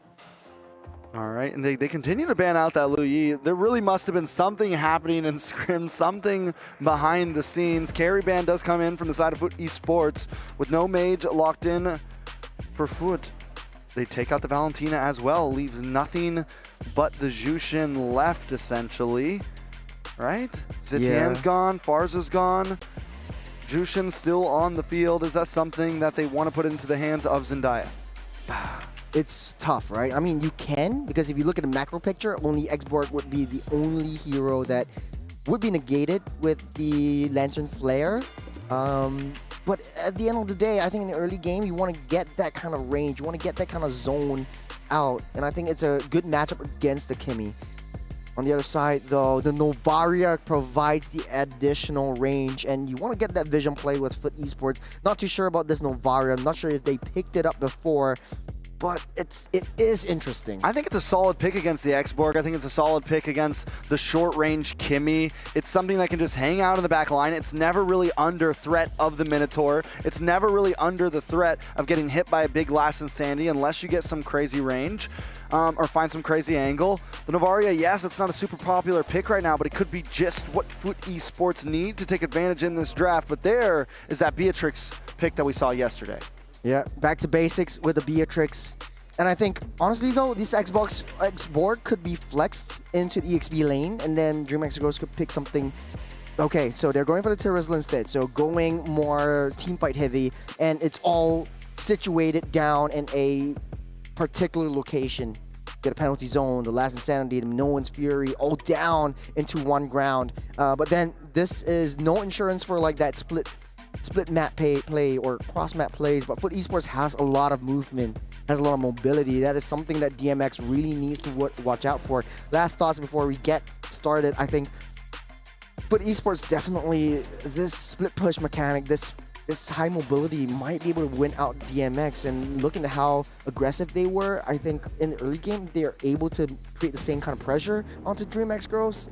Yeah, it's all over. Last pick Joy with the flex of the Basha into the roam position. So in the beginning, it's we're going to steal this Basha away from you, not let you have it. We know what you want to try to go for here. They called it right, forced DreamHack Girls into an Xborg pick instead of getting a better utility pick. I don't know. I think the even though Novaria pick is very niche, I can't see how they're gonna get to it. You know, how are DreamHack Girls gonna close that distance? Even with the Terizla, it doesn't have a long enough range with that penalty zone to really lock down on that. I mean, the only real way is to take out everyone and then find Novaria at the end. It's gonna take a bit of time for that to come online, but you have the Joy to make up for that. You have other heroes on the map to make up for that. I like Foot Esports draft here. Yeah. I actually do like Foot Esports draft a little bit better. At least they have some form of insurance in the lane pressures, but for DreamHack Girls, you're taking the fight over to them. It's a full-on clash composition. You want to fight? Here we are. Let's take that fight and let's pummel on. Foot Esports, I think they're starting things off a little bit more defensively, but just because of that Kimi, just because of that early game damage, it makes it a little bit harder for Zendaya to get that wave clear. All right, DMX should be able to clear these waves a bit faster on the mid side. Look for the rotations early on. Roamer and mid lane are both kind of splitting it up as Pick Me High goes down to the bot side to maybe help Blaze Kitty out. So far, slow rotations from Foot Esports as DreamHack Girls starting to ramp up the aggression, taking all the jungle creeps away from Foot Esports as Maria slowly but surely seeping in. And again, I think the strategy is pretty much similar. Instead of the gold lane, they want to push all the resources onto the EXP side, make sure that they win out, and make sure Day has an easier time so that the objective takes, especially first turtle, would be in DMX's hands. Those meteors will start to add up. Pick Me High is going to have to watch out for him. Zendaya, she's as good of a shot as she is with that feathered airstrike. It could be dangerous the farther this game goes on. Yeah. A little bit of a tricky situation as the turtle spawns up in 5 seconds. Maria already in position. And DreamHack Girls, there are 4 members within that turtle pit. I think Foot Esports has to play it slower. Try to test the waters a little bit, throw a rod and see whether there's a bite. I do like the approach from DreamHack Girls.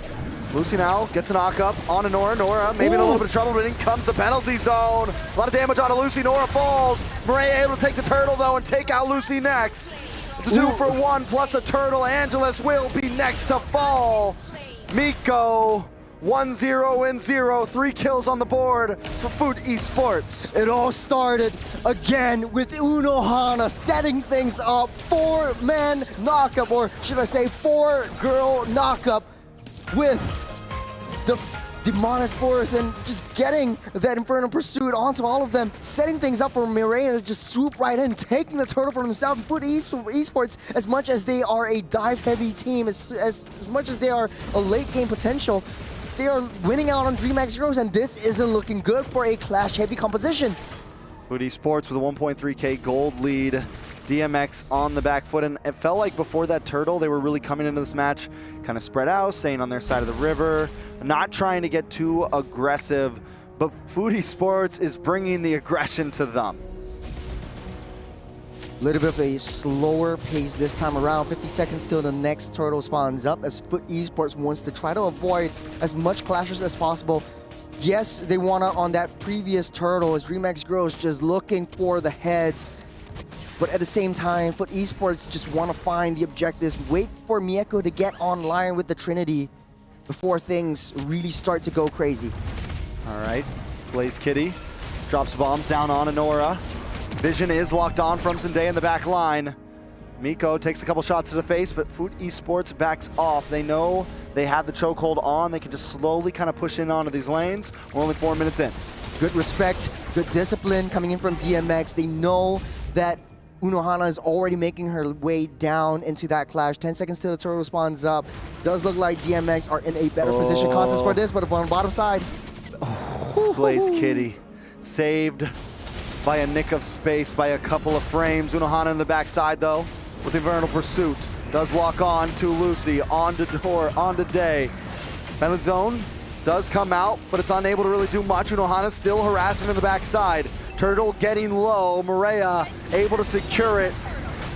And down goes Angela. Everyone's collapsing onto her. Nora able to get the kill. Day might just be next as Pick Me High and Lucy are split up from the group. Down to the bot side, Miko though almost finds Blaze Kitty, but Mireia finally drops. The battle is stretched too far and Food Esports loses 2 members. I want to say, you put Unohana on Uranus, put her on Esmeralda, put her on anything, and she 1v5. She's holding on so much time for Mireia to get that turtle, but unfortunately though, they stayed a little bit too long, and Foot Esports, they lose 2 members, but no matter though, Mieko slowly winning down on that lane. Already 500 gold lead for this Moskov, and it's a late game potential. I think DMX just has to buy more time. 10 minutes, 12 minutes, wait till Beatrix comes online and Blast Kitty will blast everything up. Yeah, the multi-gun does come in early for Blaze Kitty, but the range isn't going to be enough to take out Miko. Miko winning it out in the 1v1. DMX needs to be careful. The farther they go into this match, that goal lead is escaping them faster and faster. Yeah, on a 1v1, man, Mieko just soloed Blast Kitty. It's not looking so good for DreamHack Girls at this point, but there is a saving grace. As much as the side lanes are applying a lot of pressure, DreamHack Girls, they need to play Clash-heavy compositions, and I think that 30 seconds in and the turtle getting spawned up might be the best shot that DreamHack Girls can have to sort of like have that gold advantage. Clashing underneath turret. Penalty zone does come out, but it is a defensive penalty zone at that, and not defensive enough. As Mireia gets the kill down on the boss side though.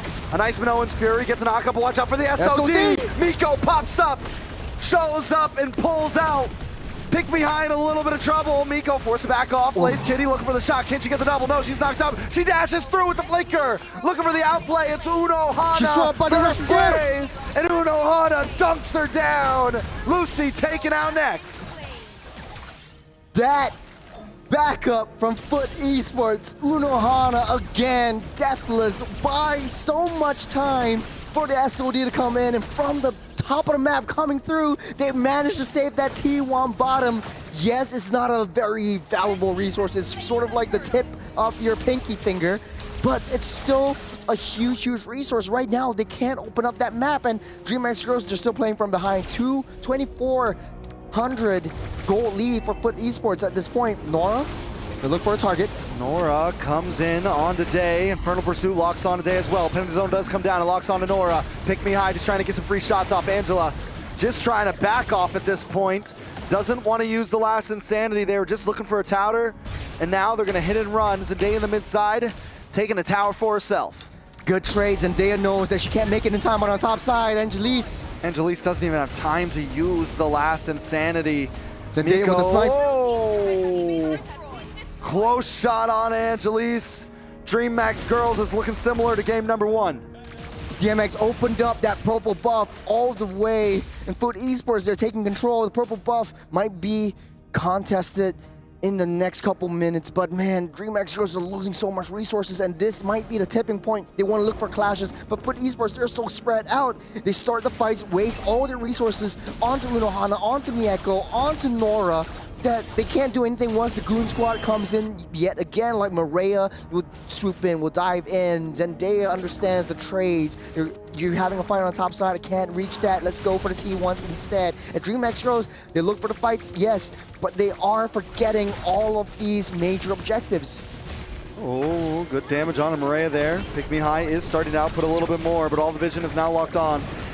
SOD connects. Pick Me High gone. Day into the backside with the penalty zone on to Miko. Day just trying to create some space. Last Insanity takes out Maria. And now Day still all alone. Can he get the final shot? No, Zendaya snipes him out of existence. Good target prior from Foot Esports though. They know that Mieko needs to stay alive, so they retargeted their resources. But DreamX Girls, that is a worthy clash. They might have been able to win this if Pick Me High didn't get exploded down to smithereens by the SOD coming in from Mieko as well. Now, Lord spawned up. DreamX Girls not ready. They don't have Day. They don't have any setups. And Foot Esports, they're blitzing this down. I don't think there's anything DreamX Girls can do about this. You know, we said it before this match started. It's going to be so hard for DMX Girls to get to that back line. And even with a great penalty zone by Day, Day's all alone at that point. There's nothing she can do against Miko and another member. If she was able to get that kill, it would have been a saving grace. But every time, especially when you're behind this far in gold, it's tough to make those plays happen. I think it's all according to plan. DreamX Girls has a draft that is super defensive. So if the Lord comes in, Foot Esports commits all in underneath the turrets, inside their base, DreamX Girls might be able to overturn and counter this entire game and try to get that comeback. But Foot Esports, they're far ahead, 4,900 at this point. They're targeting onto that T2 bot. Nora just giving them some space. That's so much, call it intimidation, call it fear, but that is just one box here, just pushing everyone away. Not just that, but those shots from Zendaya are just taking away more and more health with every minute that passes. Lord does connect onto the tower. Foot Esports looking for the kill shot. They're coming in. No more Lord. As Foot Esports, they want to play it defensive. They know that they can't afford to go too close to the sun. As DreamX Girls struggling to keep things afloat. They're too far ahead, but they're forcing it. Day goes down. Another snipe shot from Zendaya from the back line. Yeah. As this goes on, Unohana's on the bot. Clearing out waves. Foot Esports are circling like sharks right now. Just waiting for a moment to bite. More damage on the tower. Lucy tries to dive forward. Unable to connect with any members of Foot Esports. DreamX Girls try to reposition and pair themselves for the next jump. And look at the damage from Zendaya, bringing Blaze Kitty down to about half health. Miko dashes in. Nora to the backside. Trying to lock on to Blaze Kitty. Nora just trying to get away now. Probably going to go down for that. A little bit past she could handle. But DreamX Girls, they're stranded. They're stuck on a boat, and Foot Esports, they're really circling like sharks. I mean, that was a worthy sacrifice, but Maria comes in. Nice Minoan's Fury, though, on to Maria. SOD does come through, and Miko's in the midst of it all. Was that a misplay? Finds Lucy, but Blaze Kitty gets the kill. Blaze Kitty forced to back off. Looking for Unohana. Another member down. It's nothing but Zendaya left on the attack of Foot Esports. 4 members down for Foot. As DreamX Girls, like I said, the defense is coming through. They might be stuck on a boat, but they're on a boat with guns, baby. Blast Kitty's coming online. She's locked in, ready to go. Let's take a look at replay, see what happened. So they start things off with Mieko locking Pick Me High down to the wall, but Blast Kitty's just blasting them from the backside. Mieko jumped a little bit too close. Yeah. He doesn't know that Blast Kitty has the win of nature. Yeah, Mieko should not have came in there. I think she had to know her limits. Yes, there's a huge gold lead, but you can't just jump in the middle of 4 members like that. You got to be a little more careful. This could give some time and space back to DMX. The gold lead has significantly dropped, and it's going to get a little bit harder for Foodie Sports to keep on pushing in. Lord spawned up. DreamX girls trying to get in position. They know they might be able to win this 2,500 gold deficit, but look at where Mieko is as she's pushing down bottom side to try to split the heads. Nice damage. Zende continues to snipe away. Unohana gonna get knocked up by the Minoan's Fury. Last and Standing comes in as well. Angelo's able to take out, but Miko on the backside! Miko taking out 2, make it 3. Angelus, there's no escape for you today. You're cycling through. Your gun is down. That's gonna be it. Pick Me High all alone. Lucy goes down Max. Triple kill for Miko. As Maria jumps into the backside. All members down for Dream Max Girls. Foodie Sports will take the series. They're just gunning it down as Latam will not survive the wrath of Turkey as they get sent home by foot. What a series. Foodie Sports continues to get stronger and stronger as they move forward through MWI. Not only have they knocked out the Dream Max girls, but they have secured a spot in the final 8 bracket. Turkey A continues to push the envelope for women's esports. Something must have clicked yesterday against their game with Onyx Pertiwi. They must have been humbled. They're back to the drawing board, but look at the emotions. Emotions running high all the way from Latin America coming into EWC here in Riyadh, Saudi Arabia. It's a long flight, but man, it's always hard to see these teams go. They've put in so much effort, so much heart into these games, Trex. Yeah, very well done by DreamX girls. Yesterday, they fought valiantly to get this far. They made it to day 3. A little bit farther than 4 other teams in this event. Not a top 16, but at least a top 12. And that is huge.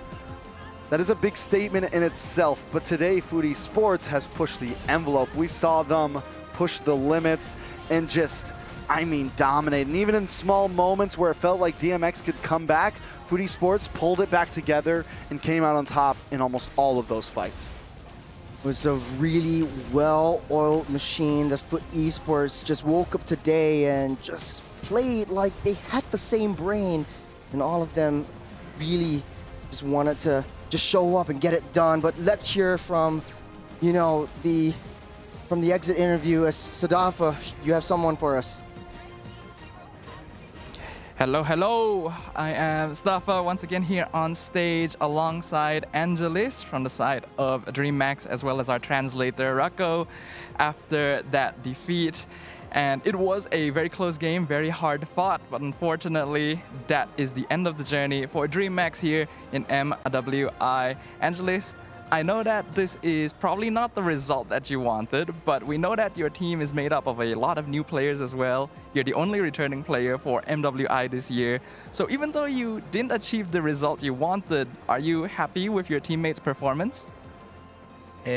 Vocês vieram com um time novo também agora e vocês conseguiram atingir um bom resultado, mas vocês vieram com a derrota. O que aconteceu e o que essa mudança de roster trouxe para o time de vocês? Você é a jogadora que está voltando agora. Oi, gente. Primeiramente, obrigada por tudo. É uma oportunidade muito gratificante estar aqui. E realmente o nosso time é bem novo, né? Ele foi montado bem recente, assim. E conquistamos muitas coisas boas até aqui. Nós demos o nosso melhor. São jogadoras novas no competitivo. Acredito que o nervosismo tem atrapalhado bastante. Teve muita insegurança, infelizmente, por ser a primeira vez delas em experiência de palco. E a gente ainda está se acostumando, né, com a sincronia da equipe, né? E a gente ainda teve, né, probleminha, né, que a gente teve que acabar trocando de player.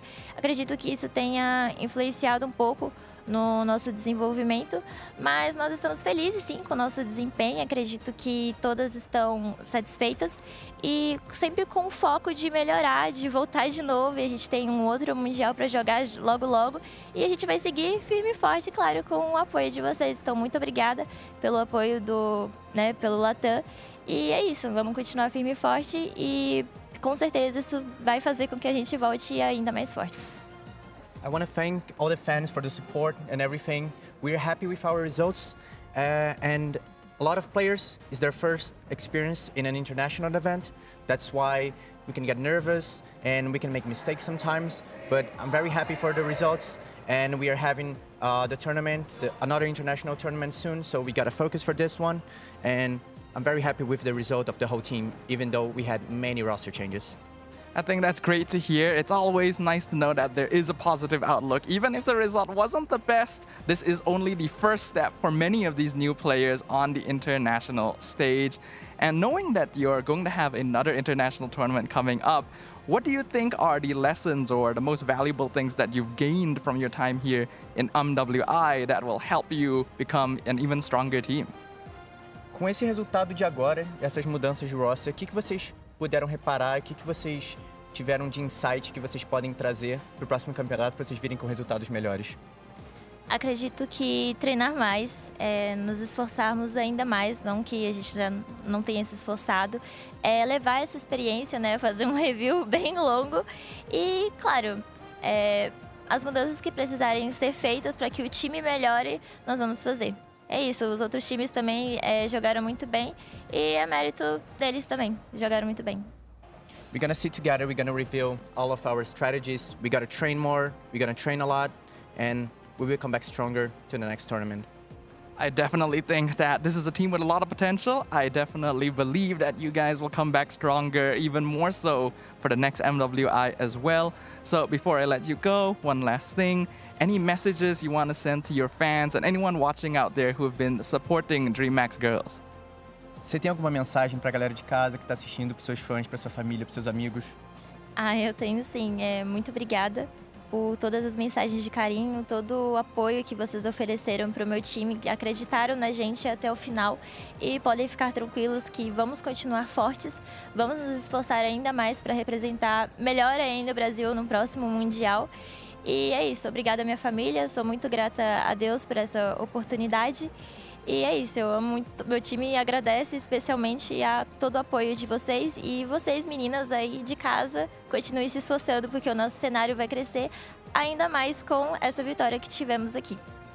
I gotta thank everyone, especially my family, my team players, everyone from the staff, and we're gonna come back stronger. And I gotta thank all the girls that are watching at home, and we're gonna make better results. And this was a great win yesterday, and we are super proud of it. And we're going to come back stronger.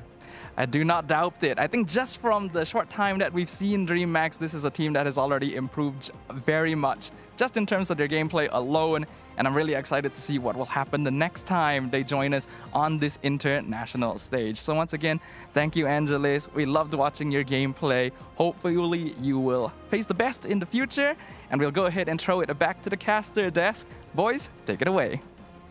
We bid farewell to DreamHack Girls, a team that was built from the ground up, literally, around Angelis. And as the captain, a lot of the new players, new faces are seeing an international stage for the first time, and she's looking at it on a bright light. We really hope to see her one more time in the MWI 2026 next year, maybe. Yeah, and I think the fact that they have more tournaments planned for the team means there's only going to be great things that we see in the future of DreamHack Girls.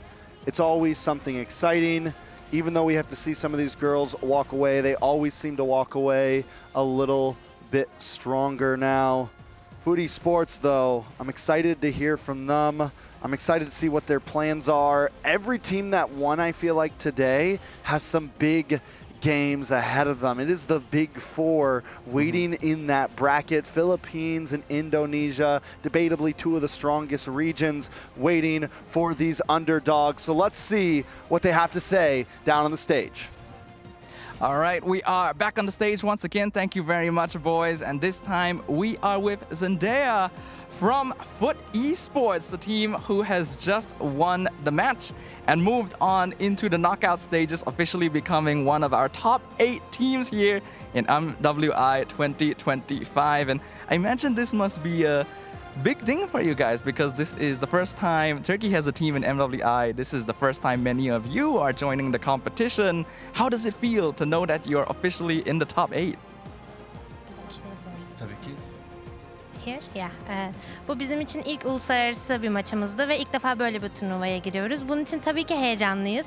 Ama bence ilk 8'e girmek bizim için büyük bir başarı ve önümüzde daha büyük bir zorlu bir rakip var, Vitality. Onun için hazırlanacağız. Hepimiz için çok iyi bir an oldu.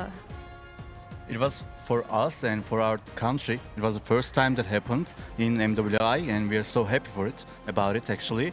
But even if we achieve something really good as top 8, now we have a good and really difficult opponent like Vitality, and let's see what will happen in the game. Yeah, I think that is a great perspective to have. It's an amazing achievement, but it is only the first step. You've still got even stronger opponents ahead of you, so hopefully you guys will have the best of luck moving forward there. I'll catch up with your mentioning of Team Vitality in just a little bit, but I am a little bit curious. In game number 2, you guys decided to play Novaria, which is a hero that has not actually shown up the entire competition. Why is that? Neden Novaria aldığımı soruyor değil mi? Normalde benim 30.000 maçım olduğu için Müt'te biraz fazla bir maçım var. O yüzden Heroes'un bayağı bir geniş olduğunu düşünüyorum. Novaria'ya ulaşabilecek herhangi bir çar yoktu, rahatça kesebilecek bir çar yoktu. O yüzden Novaria'yı tercih ettik. Kimiye karşı iyi oluyor. Hani rahatlıkla dürtebiliyoruz. O yüzden Novaria'yı seçtik. The enemy's comp wasn't good enough to reach Novaria, so that's why we picked actually. And also, I have like 40,000 games in this game, and yeah, and she says my champ pool is good enough, and that's why we picked. Like it was kind of easier for us. It did look very easy, and it seemed like the perfect pick as well. And it's great to see, right? Picking up these heroes that may not necessarily be popular, but you know you're gonna play them well. You know they work for the situation. And in this case, it brought you to victory. And now I want to bring back Team Vitality. Before MWI even started, we asked you guys which teams you wanted to face.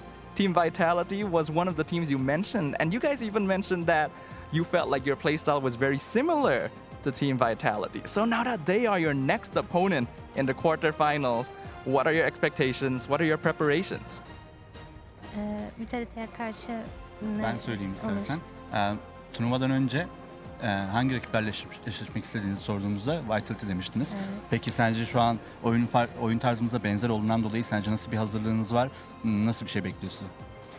İrem'in de söylediği gibi biz buraya gelmeden önce Malezya Bootcamp'e gittik. Asya takımlarıyla daha iyi oyun oynayabilmek için. Ve bence şu an durumumuzu iyi olarak görüyoruz. Evet, Vitality en iyi takım bence şu an bizim karşımızda durabilecek. Hazırlanacağız. 2 saatimiz var yaklaşık. Bakalım. Yeah. As we mentioned before, Vitality is probably the best team in MWI, and before this tournament, we had bootcamp in Malaysia, and we were preparing for them actually. And now in these 2 hours, we're gonna try to do something better, and then we're gonna face with them. It's not a lot of time to prepare, but it seems like you guys have already been specifically thinking about this team even before your MWI journey started. So I'm really looking forward to that match. That's actually going to be happening at the end of the day. So keep your eyes tuned into the stream. And one last thing, are there any messages? Are there any things you want to say to the fans out there who are supporting Foot Esports or friends and family watching at home? Bütün Foot fanlarına, aileme, arkadaşlarıma ve kedim Çakıl'a çok selamlarımı yolluyorum. Bu kadar. I want to say thanks to all the Foot fans, my friends and my family, and also especially to my cat. Thanks for all. Yeah, we all know how important our pets are, and it's great to see a shout out to our cats on this stream. So once again, congratulations, Zendaya. Congratulations to Foot Esports. Looking forward to seeing how much further this team can go. And we'll go ahead and throw it back over to the casters. Thank you so much, Dafa, and of course, Zendaya of Foot Esports. Shouting out to all of the foot fans and, of course, to all of the cats watching again. Shout out from the love for the cats in Istanbul. That's a dream destination for me. And I feel like we all have cats at home as well, right? Shout out to Cups. Cups and Castle are shout foot out fans. to Hank and shout out to Hank and Dory.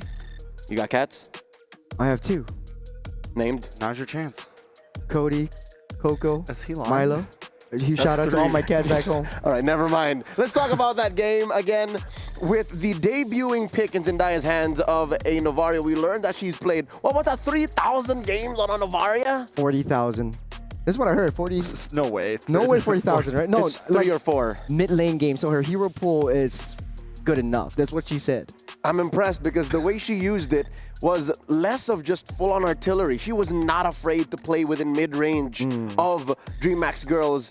And that takes a lot of cojones, because look at this. DreamHack's girls could punish you so many ways. Number 1, last insanity to your face. Number 2, penalty zone. Number 3, Minoan Fury. Yet still Zendaya with a flicker, mind you, not a purify, played it very close to the chest. Very clean. She picks up the wilderness blessing for a little bit more speed, a little bit of cooldown to just make sure she can keep on firing off those meteors.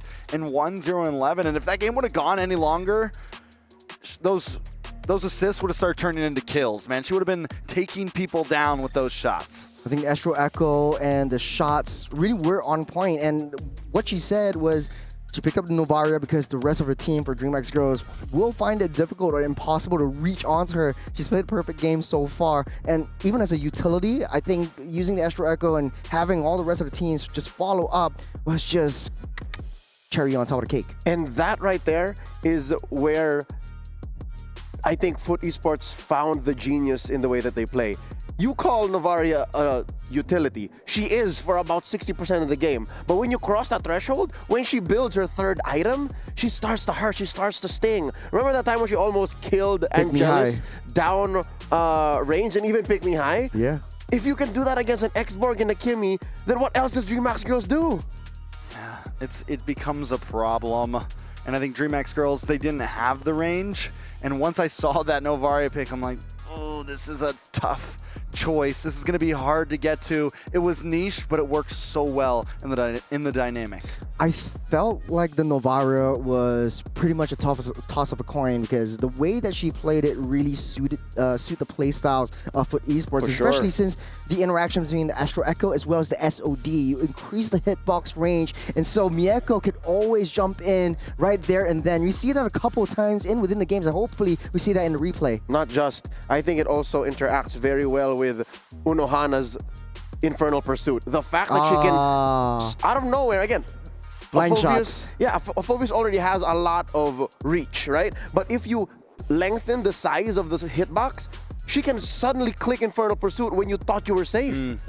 So suddenly you're always just stuck to where Foot Esports wants you, and DreamHack's girls couldn't do nothing. Blast Kitty even leaned hard into a fight one time or another where she flickered forward because that's all she could have done. That was down bottom. Yeah, I think it's just reaching out, but at the end of the day, talking about Blast Kitty, Blast Kitty, let's talk about the EXP lanes. We got Day and Unohana right here. And like I said, Unohana is this player that you put her on the Uranus, put her on the Esmeralda, put her on any EXP lane, and she plays 1v5, and she gets there out safe. And you see the zone potential that Unohana brings to the table, just zoning everyone out. It's basically away and underneath the turrets. When they say to look out for number 1, they say look out for Unohana. When she gets on top of you, it's over. And the 229 kill score did not tell the whole story because a lot of DreamHack girls just got away because Foot Esports decided to play the discipline route. Very true. And even in the very beginning, we were seeing in the first or second turtle fight, Unohana was 1v4ing, keeping them away so that they could secure those objectives. Unohana was regularly the front line and not going down while doing it. Looking at the damage spread here, look at Mieko, a total run through 69k spread across with wow, look at this, the split between Unohana and Zendaya. So this is what makes you think that, hey, maybe Foot Esports are really using that astral echoes to its maximum advantage because these fights are lasting longer and they're dealing a little more extra damage than Dream Astrals could deal with. I think not only that, right? She was empowering Mireya from to get close. Unohana drops all of them low. Mireya comes in for janitor duties, just cleans everyone out, and then Zendaya just snipes down the loose members. Hey, you want to get away? No, you don't. Zendaya only took 7,627 damage. That's about 10 or 12 hits. That's about two early game. That's two full HP bars. Two full HP bars across the whole game. She got hit max from early game, since you're maybe doing about 200 damage a basic hit or something. To late game, you're doing a bit more. You took about max 10 to 20 shots the whole game.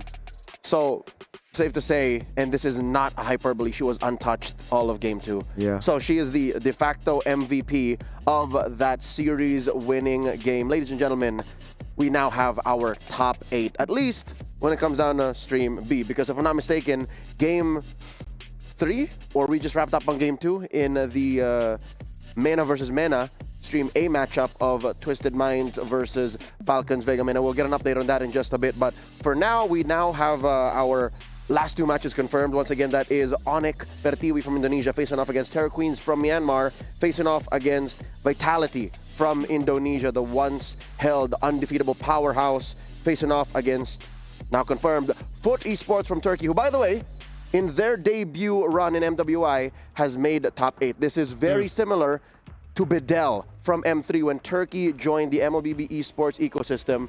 We welcomed them with open arms and they introduced a very, very interesting brand of MLBB.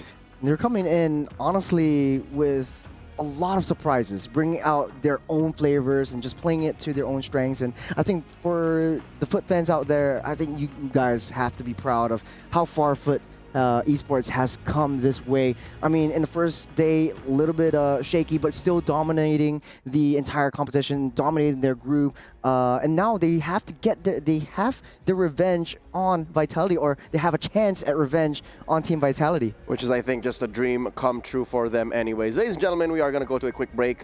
When we come back, once again, that is Onyx from Indonesia facing off against Terror Queens from Myanmar. You're watching the MLBB Women's Invitational 2025 here in the Esports World Cup, live from Riyadh, Saudi Arabia. We'll be back after a few short messages.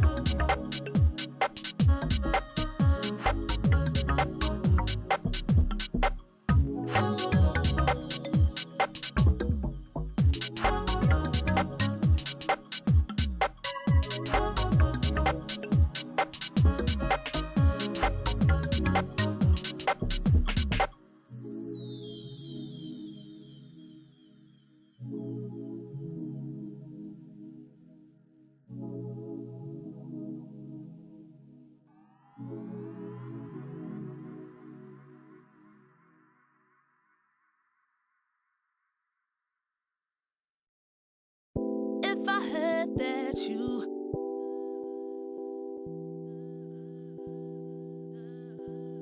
If I heard that you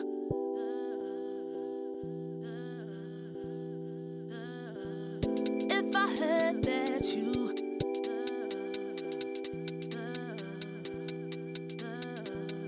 If I heard that you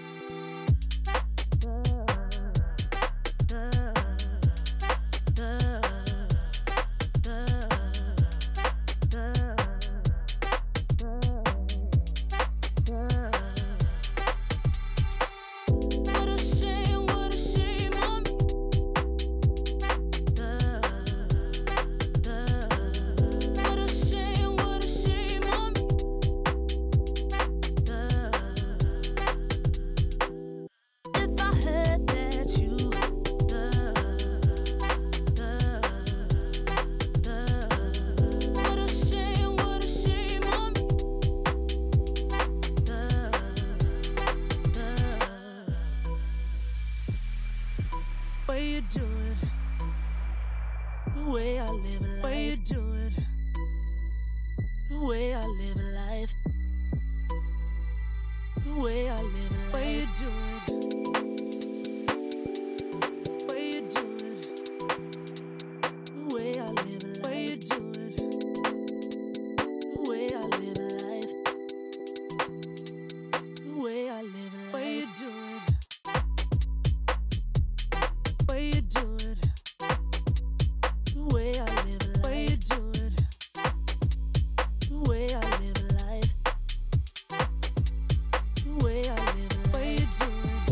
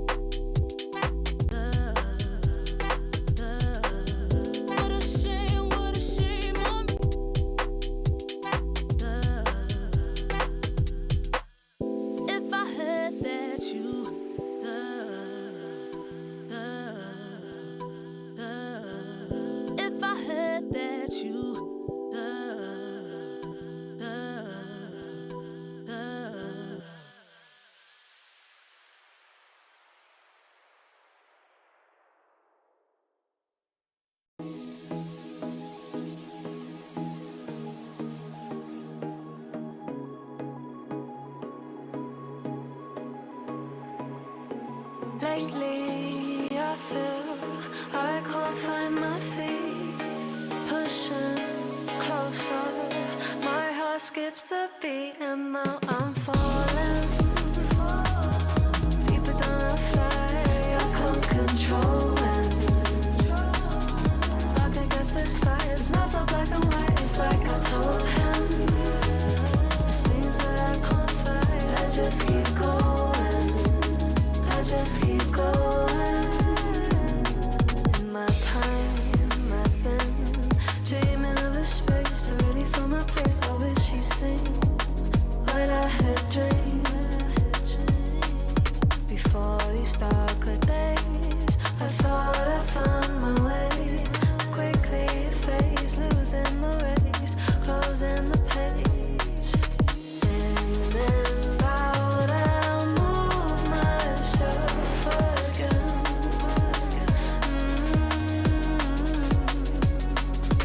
Time moves fast, I feel my heart beating.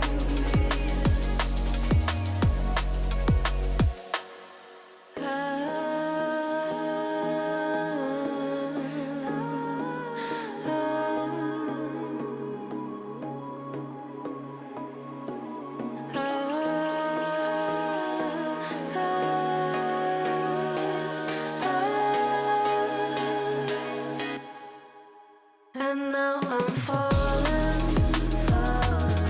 deeper than I fly. I can't control it. Dark against the sky, it's not so black and white. It's like I told him, there's things that I can't fight. I just keep going. I just keep going. I just keep going.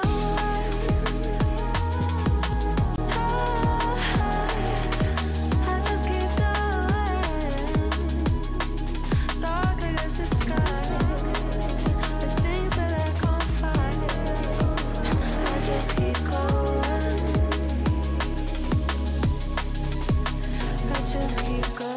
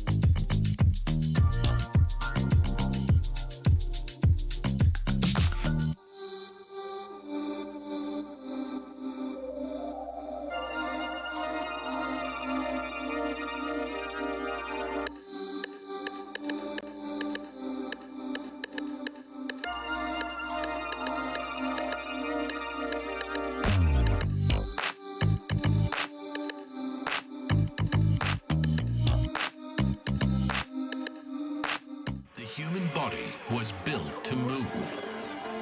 Not trapped at a desk in one singular posture for 12 hours a day. It's time your chair evolved. This is Secret Lab Titan Evo.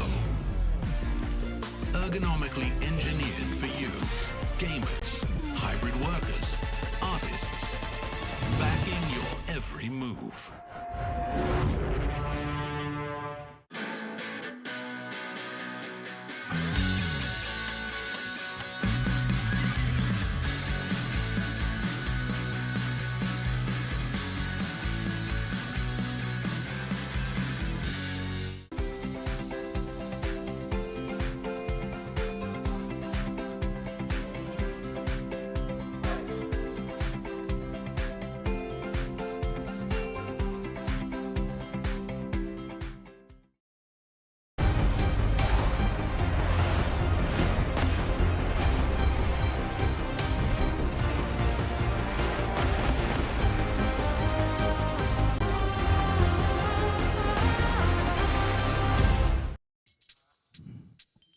Welcome to the playoffs. You're watching the B stream of the MLBB Women's Invitational 2025 live from Riyadh, Saudi Arabia, here as a part of the Esports World Cup. At your service, my name is Leo. Joining me on desk today is none other than Churros and Sadafa. We'll be bringing you the very first quarterfinals match, pitting the self-proclaimed dark horses, Terra Queens from Myanmar, facing off against the hot newcomer out of Indonesia, Onyx Pertiwi. Gentlemen, are we ready for this? It's a best of three, and only one moves forth. Yeah, it is really high stakes at this point, right? Because we have officially entered the playoffs, and there is no longer a double elimination or bracket. Every single match matters.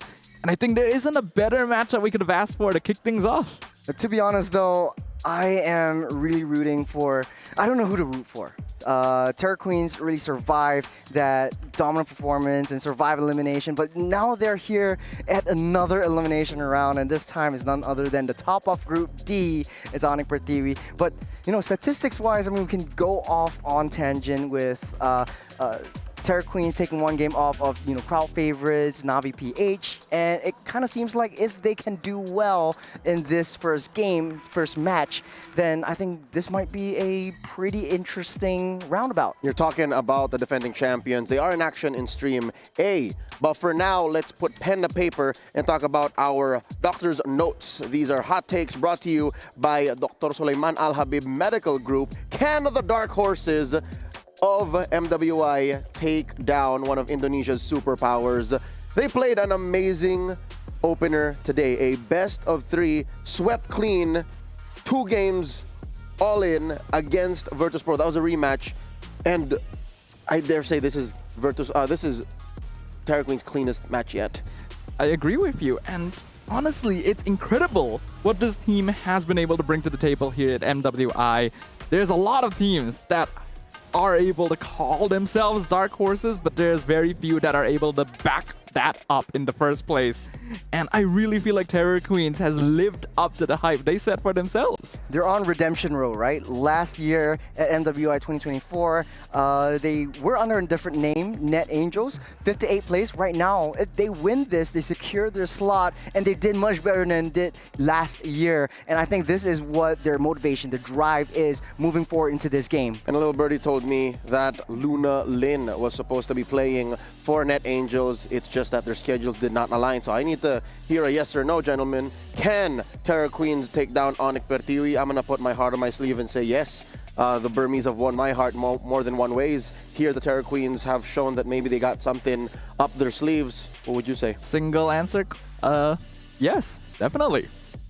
They have what it takes. Honestly, the potential is there. And Luna Lin's interview just now, and Sadafa, you were talking to her, she said a lot of the players had some, this is the first time in their international experience. So, man, we're gonna be in for a treat. All right, so it's a yes from the desk. Ladies and gentlemen, before we get the action started, I would like to ask for y'all to vote for us. Vote for MLBB. It's time to celebrate a decade of greatness at the Esports Awards. We are nominated for 3 awards. That is MLBB for Esports Game of the Decade, M5 5 World Championships held in Manila, Philippines as Esports Live Event of the Decade, and Moonton for Publisher of the Decade. Show your support now via esportsawards.com/vote. That's esportsawards.com/vote.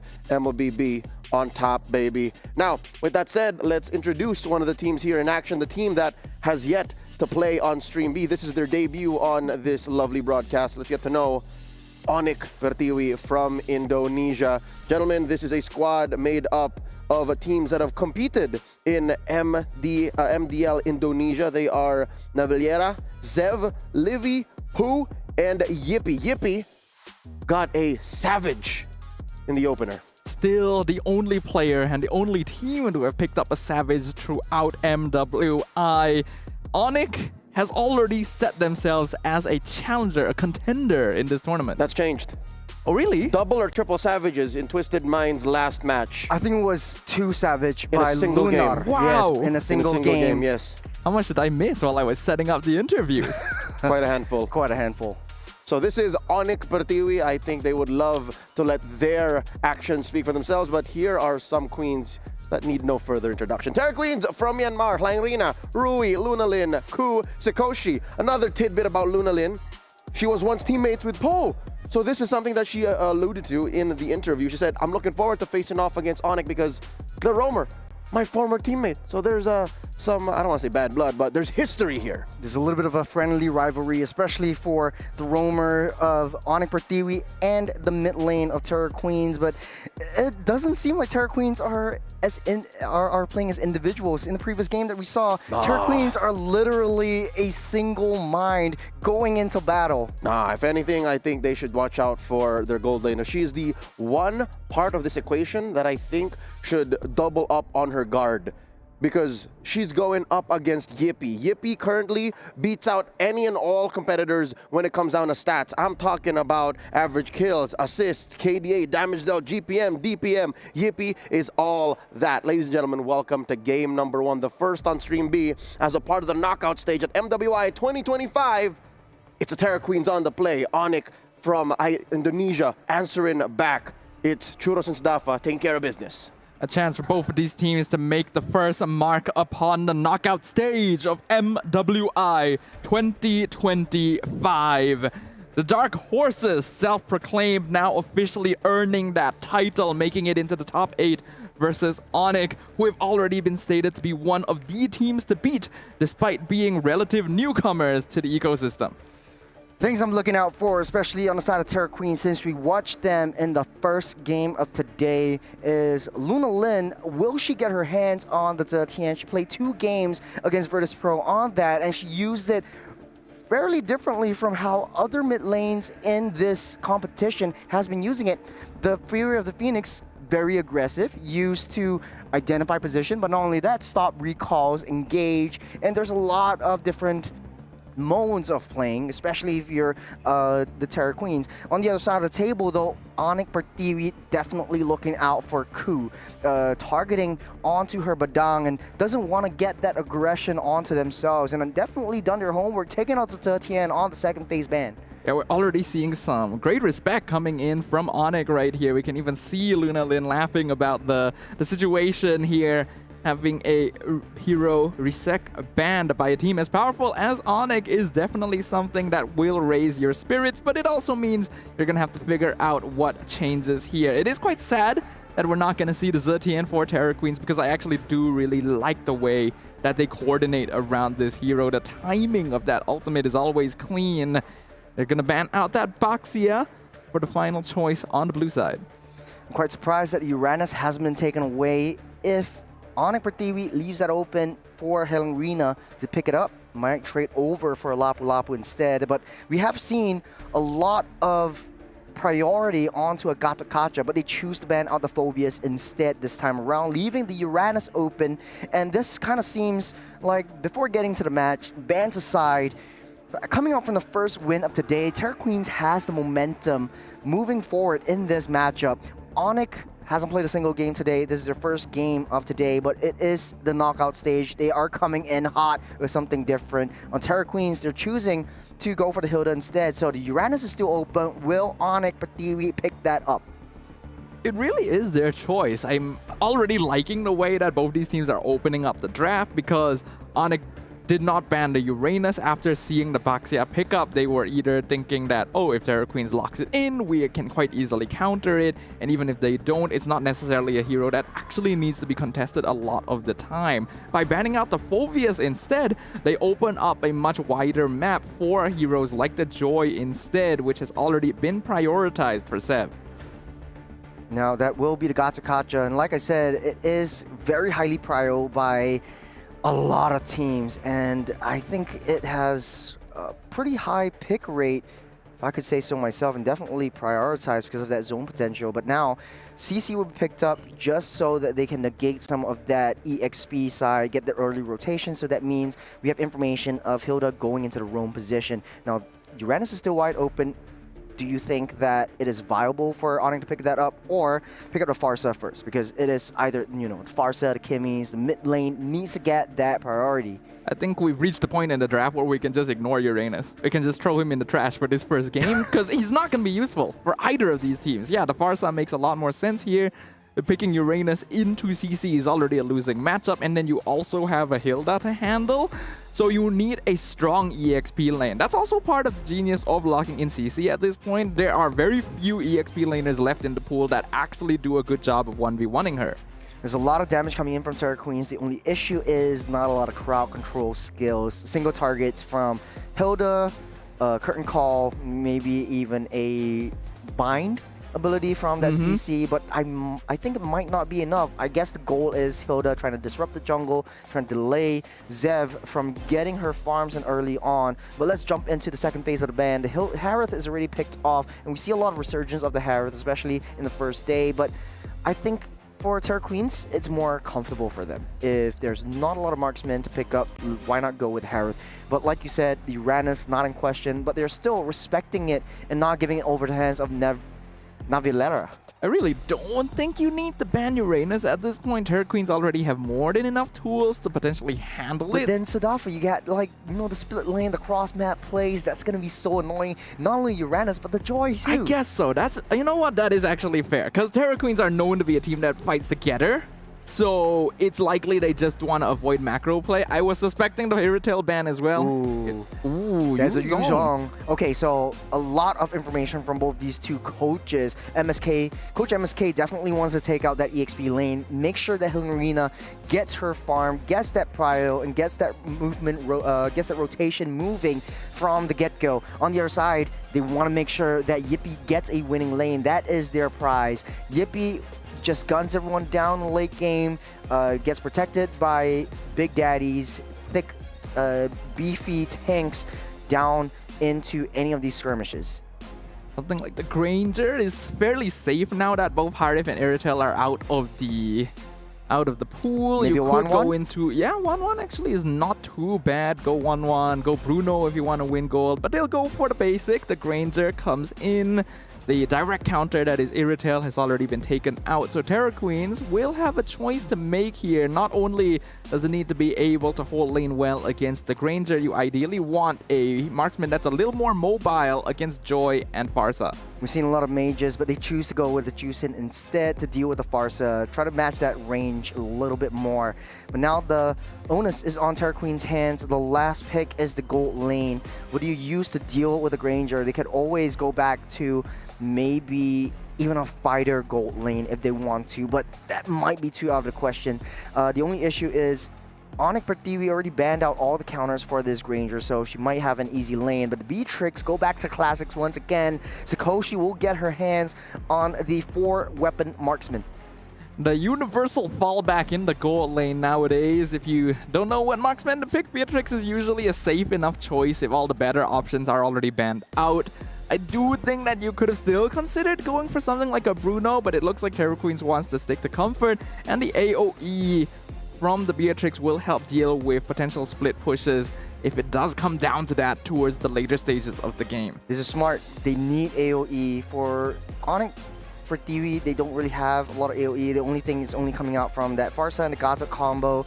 That's going to be pretty tough to crack down, especially if you are Hilmarina as well as Ku. So the aggression coming out from Terra Queens needs to be able to find Zev, but they go for the Khalid instead. Ooh. A potential counter towards that Hilda and try to match that aggression down the jungles. Yeah, it is matching aggression. So Onyx is picking up this hero at the very end to make sure that they also have options of invading the jungle early, of creating a little bit of extra pressure. Because Terra Queens is a team that works very well in a snowball situation. Once they have a slight lead, once they have lane control, they like to rotate together and become very aggro on the map. Having a Khalid around will help deal with that somewhat, but it comes down to execution, because this hero will fall off if he's not able to make stuff happen early on. All eyes are on the Queens as they face up against the Porcupines. The draft is set. It's all down to execution. It's the Terra Queens. Might they wreak havoc as they did in the first game that we've seen today against the Porcupines, who look locked in and ready. It is going to be the first quarter finals of Stream B here at MWI 2025. Will their reign of terror continue? Navilera already eating a lot of damage in the mid lane, but this is game one between Terror Queens and Onyx Pertiwi. Terra Queens read Onyx like an open book. They know that Navilera definitely wants to try to get that invade, disrupt Yuri, but hold on a second right here. Ku getting a little bit too close, doesn't have any form of reconciliation, no form of escape. She will go down. And Onyx leading the charge. They can't set up that aggression. Pooh trying to chase onto the arena. Navilera not too healthy as of now. They touch and they go. As Terra Queens, their aggression play is starting to hurt them a little bit more. Yeah, a good start actually though from both teams. Terra Queens figuring out that Navilera would try to go for an invade and then countering that, and then Onyx specifically holding Ku in a position where she wouldn't be able to run into a bush to activate Hilda's passive and get healed up. One death already in favor of Onyx, but since it's early in the game, it's not going to affect the grand scheme of things too much. What does matter though is that it gives Sev space. Rui goes to the back line. Takes a huge chunk of damage off of Livy, but heals everything back up. She's all fine and dandy. 20 seconds till the turtle spawns up, but I like the fact that Terra Queens are sticking to their guts. They have the aggressive play. They're pulling everyone back, and Ku tries to go in, but the power spikes are not coming through. She doesn't have that stun as of now, as 4 are coming down her arena, making beeline for it. Rui on the back line, taking down Pooh. Will that be enough damage as Zaz splits up that team fight? Rui comes back down. Down goes Ku. Navilera comes in for the backup. In arena, 2-4 deep underneath the turret and gets a double kill. Navilera starting things strong. A little bit too greedy there. I like the signature aggression from Terra Queens. The trade 1-for-1 initially was actually pretty good since they were able to get a much more important member, but then they lost a second body from playing Rina, trying to go for the kill on Livy. That was really not so necessary, and we can see that Onyx is pretty good at holding their position against this very aggressive team. Turtle already up. Doesn't look like either team wants to try to dance for this. They rather try to give a little bit more information. Rui start things off, pulling the turtle down. Navilera surfing around, trying to wait for the right location. You got the shadows already popped up by Rui. He gets the kill, gets the steal as Luna Lin pops the Crimson Beacon to get away. On it with the discipline, they get what they can, but they seek out Ku. Ku doesn't have any heals, doesn't have anywhere to run. As Pooh traps all of them, trying to zone them away. This raging sandstorm locks on the two. An arena underneath the turret. Luna Lin gets out safe, and Onyx pick up the pick up 2 kills for himself. Ooh, another Ogi Shadow kill. Rui nearly picks off Livy, but looks like the Farsight will live to fly another day. Onyx, once again, doing a great job of holding position. While it's true, Rui made an amazing play of stealing that turtle away. Ku unfortunately tried to set up for a backline dive when Onyx were already in retreat mode, which meant they could instantly rotate over and pick her off. And the rest of Terra Queen still stuck around despite all of that. They should have sacrificed the Hilda in that position. They did not need to lose an additional body there. But they're still farming pretty well, actually. How are we feeling about power spikes? Because when we talk about the Khalid, we talk about the Hilda, but hold on a second right here, just zoning Arena out. The Goon Squad is here as Onyx tries to go for another aggressive play onto the EXP side, but just zoning them out and making beeline towards that mid side. And Terra Queens, they read where Onyx is moving. And now Turtle spawning up in 40 seconds, but to my question, like when we talk about power spikes, Khalid has a certain tipping point. What is that pivot where, you know, Khalid starts to fall off? I mean, it's usually that mid-game. For Khalid to remain viable throughout the game, Navilera will ideally want to remain at least even in gold and ahead in EXP. And right now, she is actually achieving that against Ku. We have to note, both of these heroes, Khalid and Hilda, will fall off later in the game, but Khalid still has an ultimate that sets up fights. That's something Ku does not have access to. It's a woman on a mission. Pooh already committed the AOG. Got a turtle already spawned up. Lin sourcing for information, putting out that pepper spray to keep Onyx at bay. Got Yippee already in position as well. Onto the mid side, Ku taking a huge chunk of damage from Navilera. Lin pulling Navilera aside. There's a turtle getting onto the back side. You got a Feather airstrike trying to zone out Lin, pops in Crimson Beacon, gets it flied away. Rana next on a chopping block is Ku trying to take down Livy. Rui steals the turtle, and you got a Rhythm of Joy onto Rui. She might not be able to escape. Collapsed down by 4. That's a punish. Don't take away my turtle. Yippee wants to go for Lin. One more hit, won't be able to get it. Rena trying to zone them all away as Ku tries to get one more kill. Won't be able to do so. That's a sliver. Rena will seal that deal. Sakoshi makes a beeline towards the mid side. It's a down for a down, tit for a tat.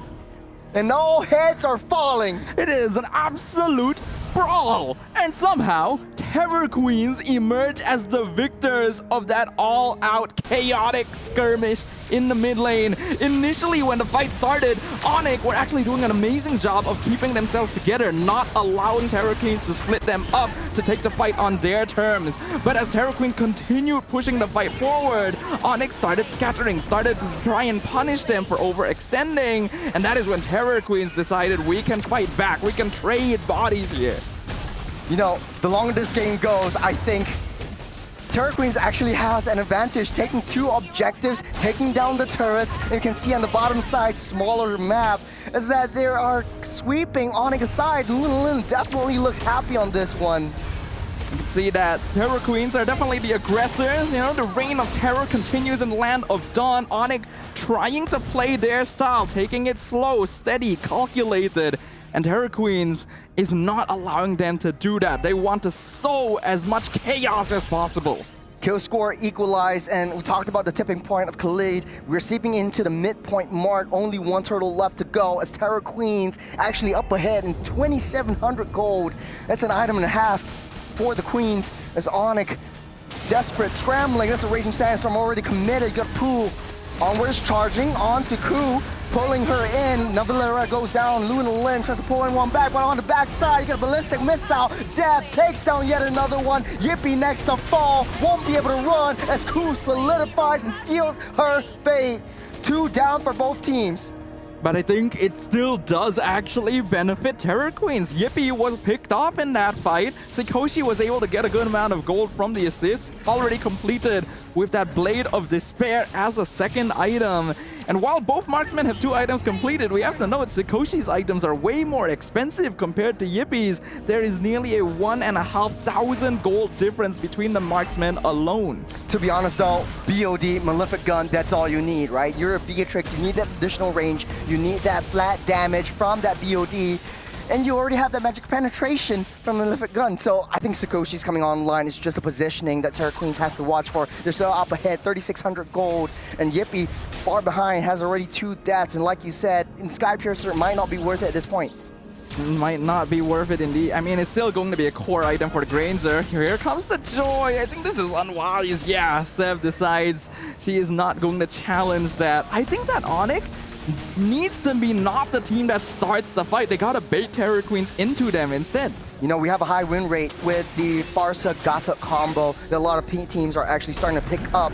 But then Terror Queens are actually tearing Onyx apart. They're taking control of the map. The only issue is, right now, Sakoshi's left all alone. She doesn't know where the rest of Onyx is. They're making a beeline for it. They see where she is. They're gonna take down that T1, but it's a trade. T2 for T1 for both teams.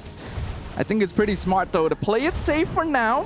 Sakoshi knows that The rest of her team is going for that top tier 2, so she'll play it safe instead. There's no need to try and challenge Sev to try and protect the bot tier 1, since you're going to get a much more valuable tower in exchange. The goal difference between Yippee and Sakoshi slowly getting higher and higher, and playing Rina as well. Oh, they're getting pulled back. Pooh will survive, not survive the Wrath of Rui.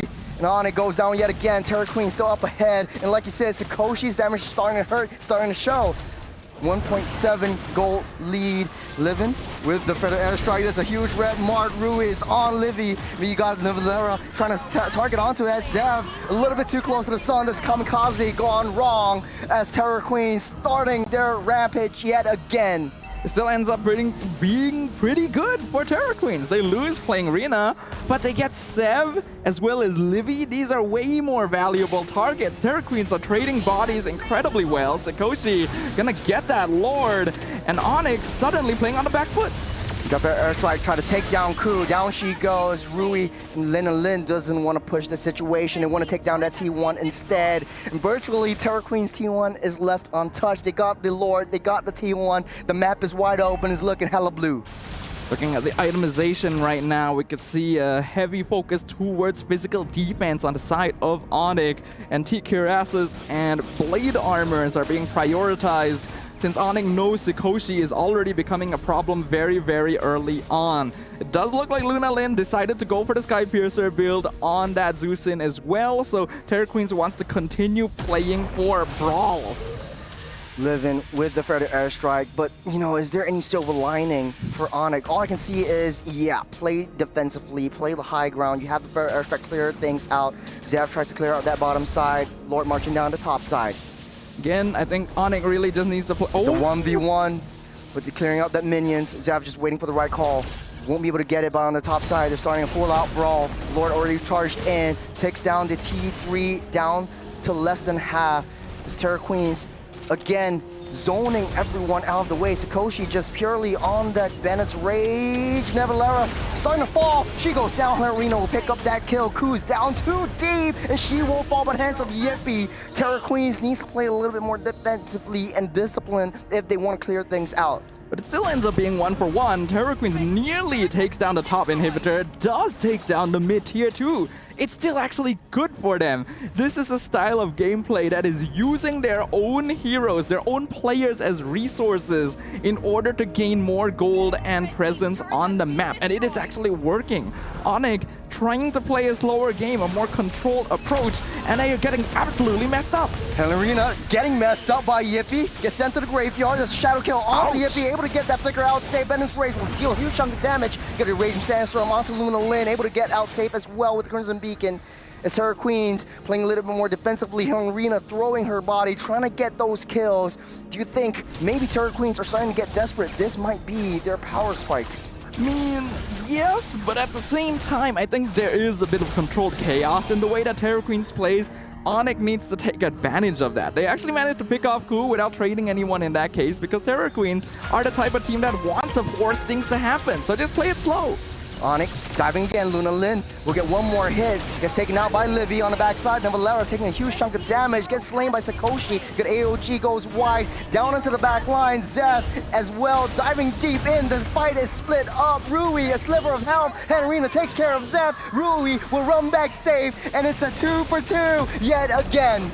All right. Still an even trade, but at the very least in this case, Onyx was the one to take initiative. Still not the cleanest. The fight was a little bit split up, but Rui ended up in a really awkward position. Ku needs to be a little bit more careful with the way that she actually starts these initiations. Playing Rina as well. Terra Queens doesn't have a very obvious big AoE teamfight ultimate that's used as the go green light for Terra Queens, which means they have to be smarter. Shadow kill, Livy with a sliver and survives, barely making it out. Ku trying to source for more information where Yippee is, and now it's getting collapsed on by 3, getting that punish. You came a little bit too close as Livy, Luna Lin able to pull back Navillera, but that is just tickling Onyx just a little bit as Terra Queens make a beeline towards that Lord. You want to take that down before Zev gets into position. You could say that the Farsa was living on a prayer in that situation. I'm honestly surprised that that was enough damage to nearly take her out, but here we go again. Oh, Navalera again with the Raging Sandstorm, but it's not enough. Sakoshi from the backline just gunning everyone down. Zev with the homing ballistic missile trying to take down Luna Lin, but just not enough damage. Lorena left alive. Terror Queens, 2 members fall. It's a 2 for 2 once again. It's Terror Queens. They just still have Rui.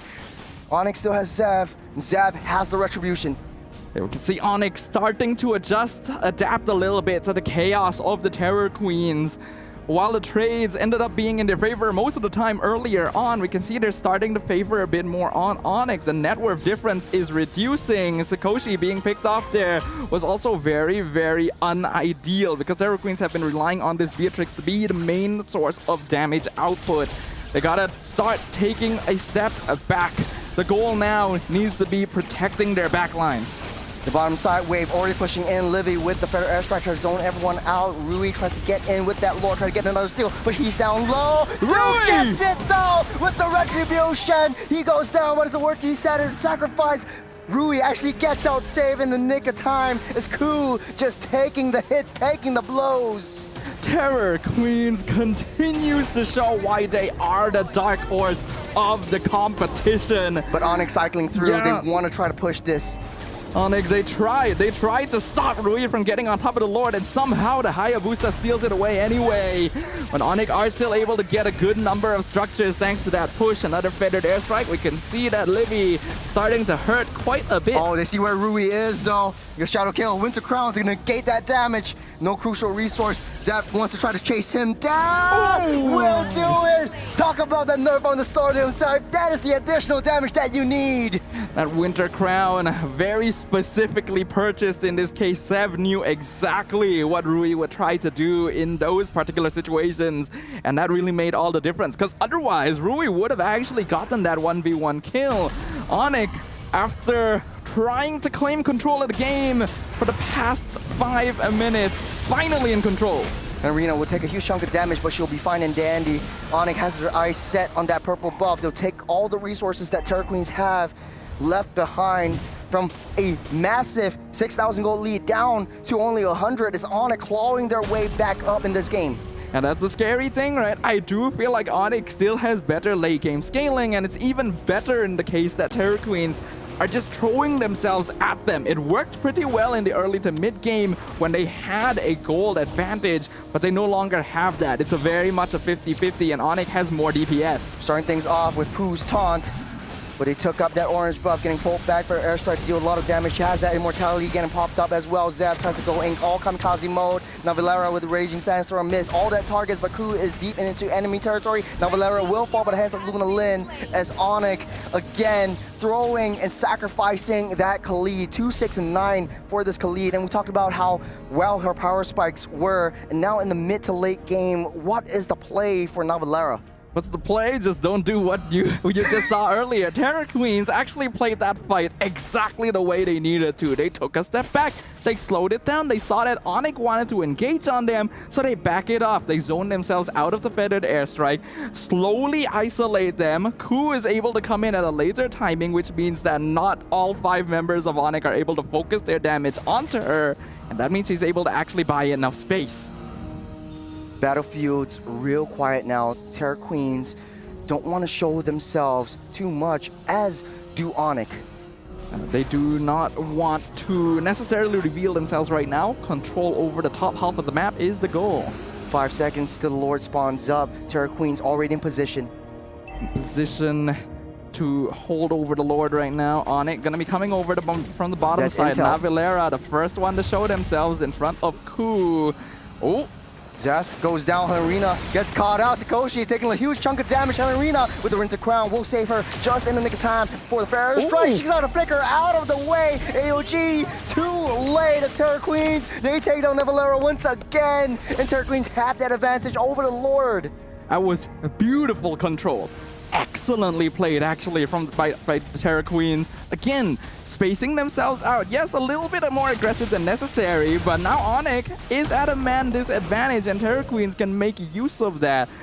Ooh, Rui trying to go for Zev. That's a bit dangerous. It's personal vendetta, Sadafa, but what's not a personal vendetta is Livin already using a crucial resource. No more Feather Airstrike. Terror Queens will get started on this Lord. They might be able to blitz this down, but Rui doesn't have the retribution. Zab does though.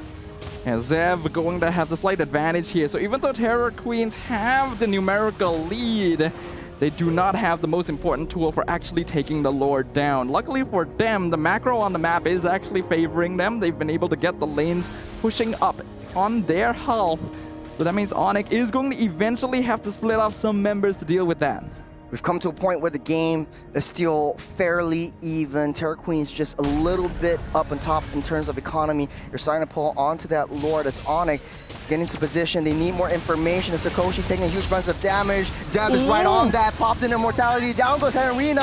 Sakoshi gets out safe, but not for long. And she goes down as well. Rui on the back line trying to get onto Livy. All down low, but they still lost 3 members. Terror Queens, they're losing it. Ku trying to run away. I think she can. She'll be fine and dandy. She's eating all of that damage as Onyx trying to quickly blitz down this Lord. Terror Queens have been the ones setting the tempo in the team fights thus far, but Onyx finally found the target that they were looking for. A surgical incision into the heart of the Terror Queens to find Sakoshi. And once that Beatrix was gone, there was no longer anything to worry about. I feel like Terror Queens needed to back it off the moment that the Beatrix was already vulnerable. They needed to make a call. It is very unlikely they're going to be able to win the fight afterwards. And because they still tried to commit to it, Rui went down as well.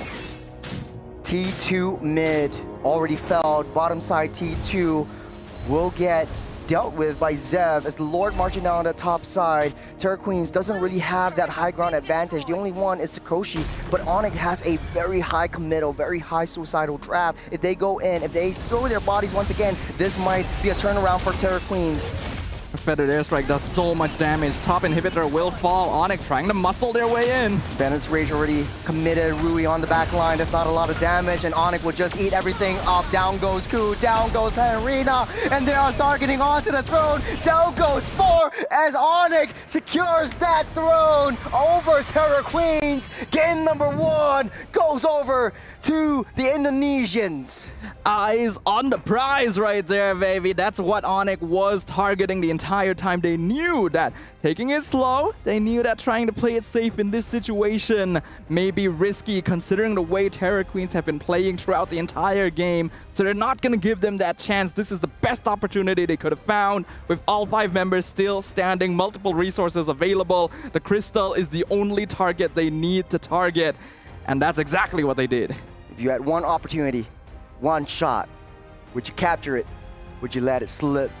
I think Onyx really clawed their way back up. I mean, playing on the back foot is not easy. Terror Queens had control of the entire game, but micro, technically, Onyx had such a great performance. We're gonna look at the replays again real quick, but man, that turnaround from Onyx was just chef's kiss.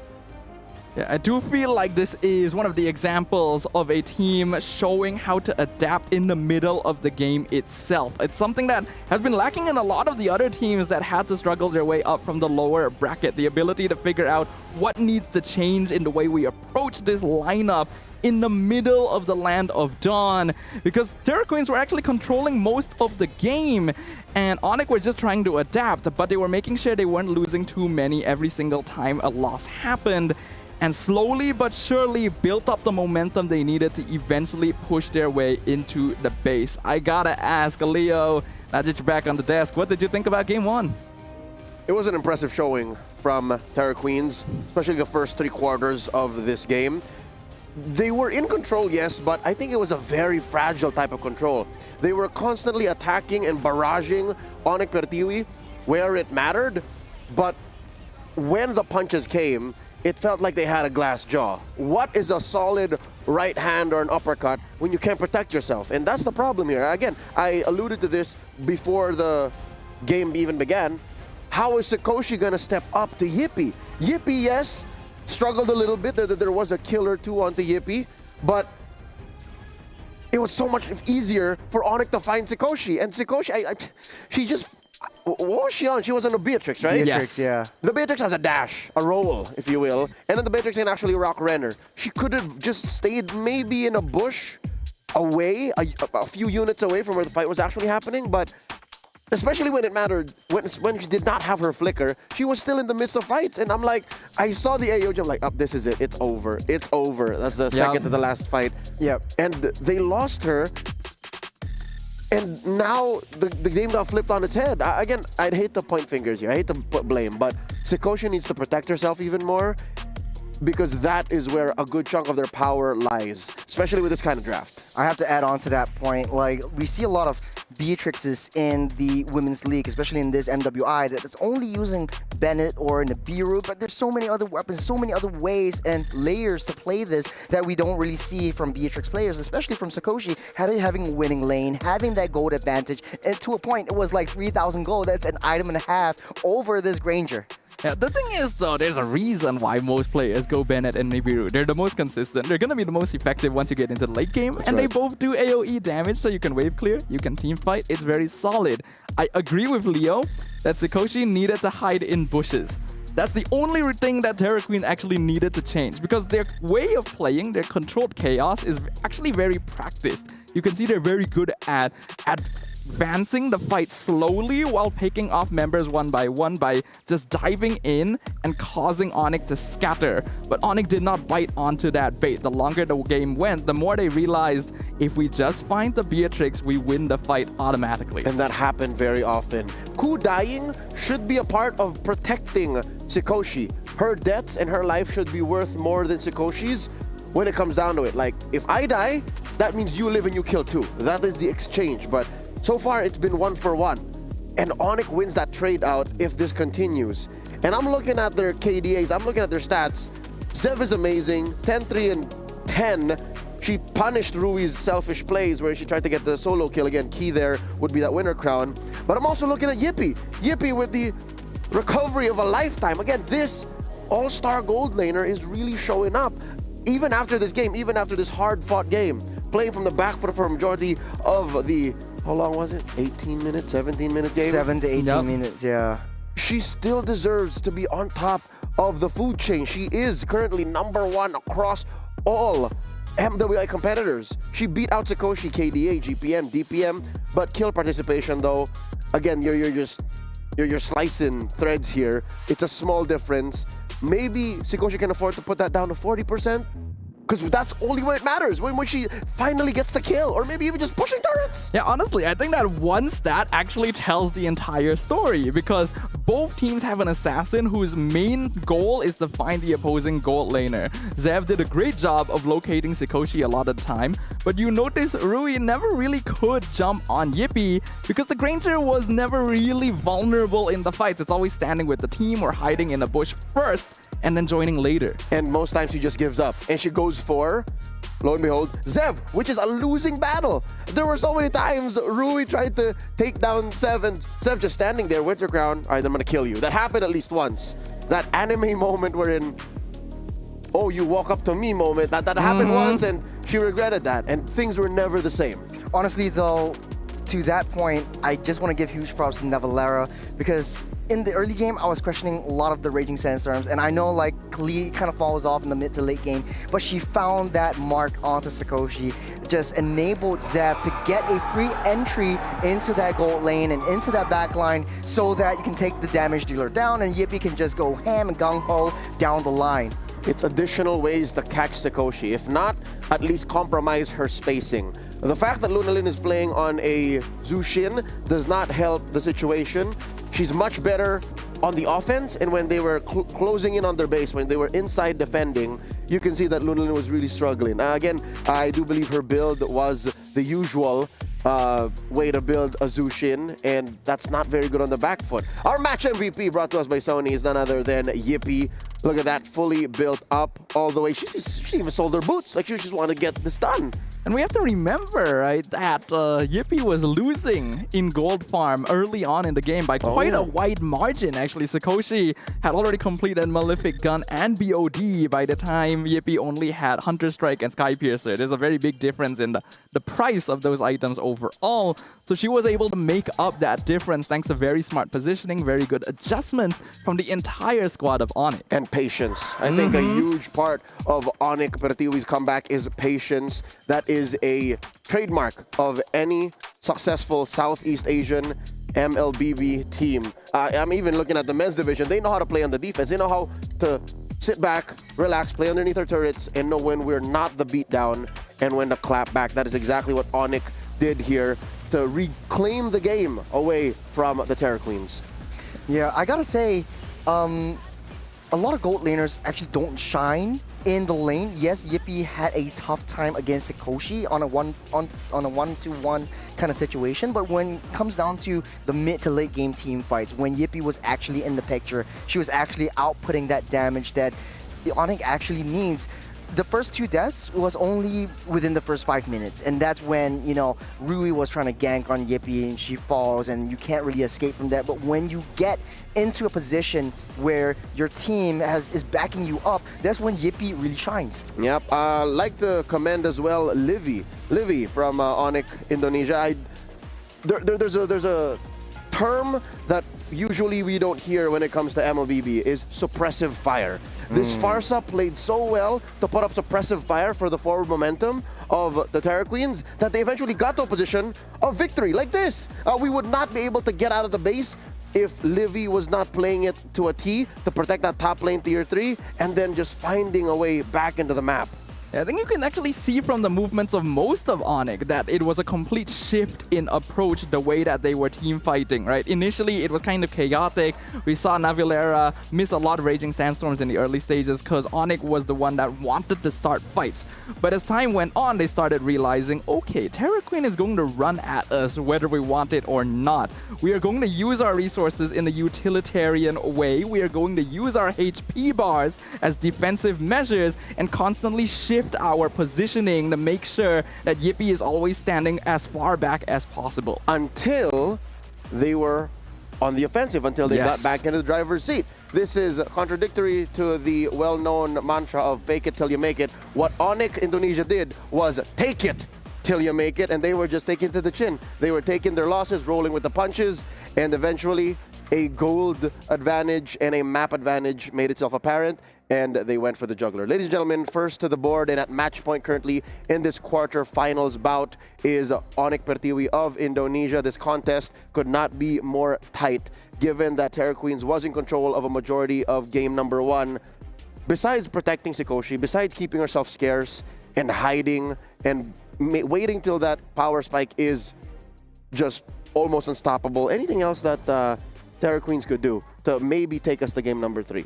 The shift forward is in one of 2 directions. You either change up your gameplay style so that you are able to adapt if necessary, or you draft heroes that are meant for chaos. I think a lot of the draft was pretty suited, but the Zusin is better for slower engagements. We'll see if that is the same approach. Terror Queens on the play. Onyx Pertiwi answering back. Coach MSK, Coach Siku at the helm. This chess battle, this contest of minds, setting up the draft for game number 2. Gentlemen, it's all you. All right. Thank you, Leo. Let us go ahead and take it away, Churros. How about you? What do you think needs to change for game number 2?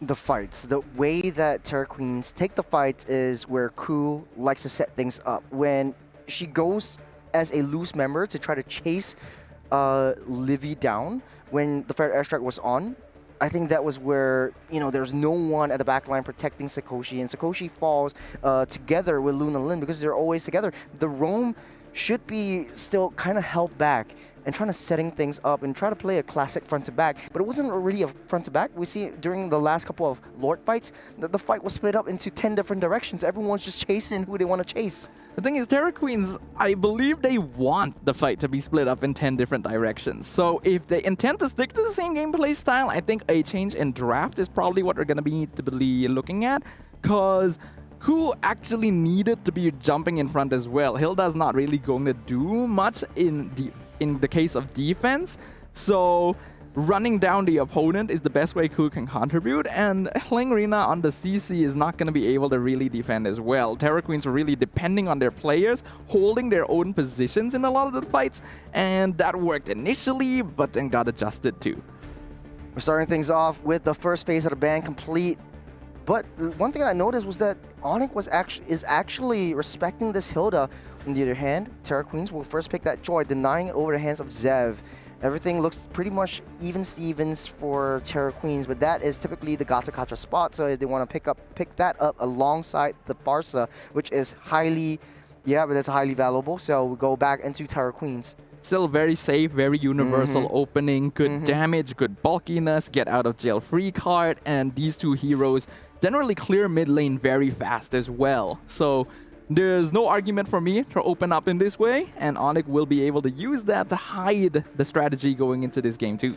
What about the Uranus? I mean, Helen Arena also played a heck of a Uranus. Now that the Hilda's gone, you want to play aggressive. You could play a loose member with the Uranus instead, but they want to go with the CC. So Uranus not in question again.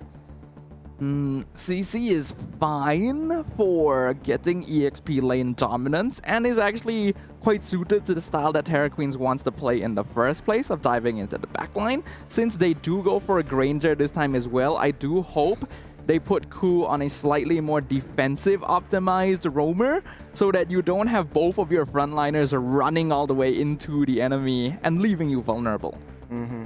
So at least right now you have some sort of like backline disruptors, and you have sort of like a traditional front to back in that Granger, and you have pretty reliable scalability in the late game. But the Porcupines will secure the Earthel as their last pick. And moving on to the second phase of that band, what's left for Terra Queens is actually the Roam and the mid lane. And what's left open is quite a lot of options right here. You got a Juicy, you got a Kimmy. If you want to play a little bit more sneaky, you could always go for, oh no, like, was it? No, the Loyi was in the second game, but yeah, I don't think Loyi would come out. Yeah, I don't think so. We did already see some surprising mid lane debuts like just Novaria. Earlier. We saw the Novaria, from Foot, I believe it was. As a counter towards the Farsa. So it could be an option. Zusin, I already pointed out earlier, is a bit of a slow mate for what Terra Queens is trying to do. But a lot of the faster mages are not really in the meta right now as well. That's why Farsa has such a high priority overall. Khalid also gets banned out by Onyx, so they're just trying to make sure Terra Queens doesn't have a hero that just straight up bullies the early game. They want to play it a more classic style, which Onyx seems to be better at. Last ban over from Onyx. Could also try to ban out a particular mage. It will be the Juicin ban. So what's left open is basically Kimmy. I don't think Onyx will be able to pick that up as well since the Farsa is open. I think they're trying to suss out the Kimmy though. It might be a bait for them, and then they have an answer because you could get a dive composition into the back line. I think a Ling would be a good viable option, but it will be the Isun Shin. But they ban Yi Sun Shin, focus on two assassins on the side of Terra Queens. They want Joy to be the one controlling the tempo of the backline dives. With Zusin also banned out, I don't think Kimmy is very suited for the way Terra Queens wants to play. Kimmy Granger is actually a great combination, but it's better for teams that want to scale into the late game, which Terra Queens has not really shown themselves to prefer. An interesting option might be the Valentina for them to steal away the Feathered Airstrike and AOG. Sort of like a matchup and fight fire with fire kind of situation. For the Porcupines, I am really hinting on either Hanzo or even a Ling. Hanzo or Ling is not bad. Fredrin might actually be interesting. Already is pretty good into the Joy. They go for the EXP lane first. A little bit more stable pick with the Phoveus. The Carmilla comes out for Terra Queens. Are they doing Carmilla Sicilian? Might be. But then they're pretty glass cannon. But you have a lot of, like, once you have the Blood Pact, it just splits up that damage like nobody's business. You can actually still go Kimmy here. It actually matches up quite well with the Carmilla. Yeah. Without relying on late game scaling like the Sicilian. But again, not very suited for the way Terra Queens wants to play specifically. So we will have to see here. Man, I'm thinking Kimmy would be a good option. The Zask. The Zask and Camilla. It's zone control at its finest. And the Fanny actually finally comes out over the hands of whoa. Zev. You're feeling good about it though. I was wondering, because it's not very often you leave your jungle pick for the very last in the draft. So I was thinking, are we going to see a Fanny here? But I didn't actually expect it to be locked in Onyx, setting the stage. Hey, what are you saying? Fanny is Indonesian flavor. It's uniquely Indonesian, and they love their Fanny. They love their high mobilities, but we're jumping into this game. Any last thoughts on this draft?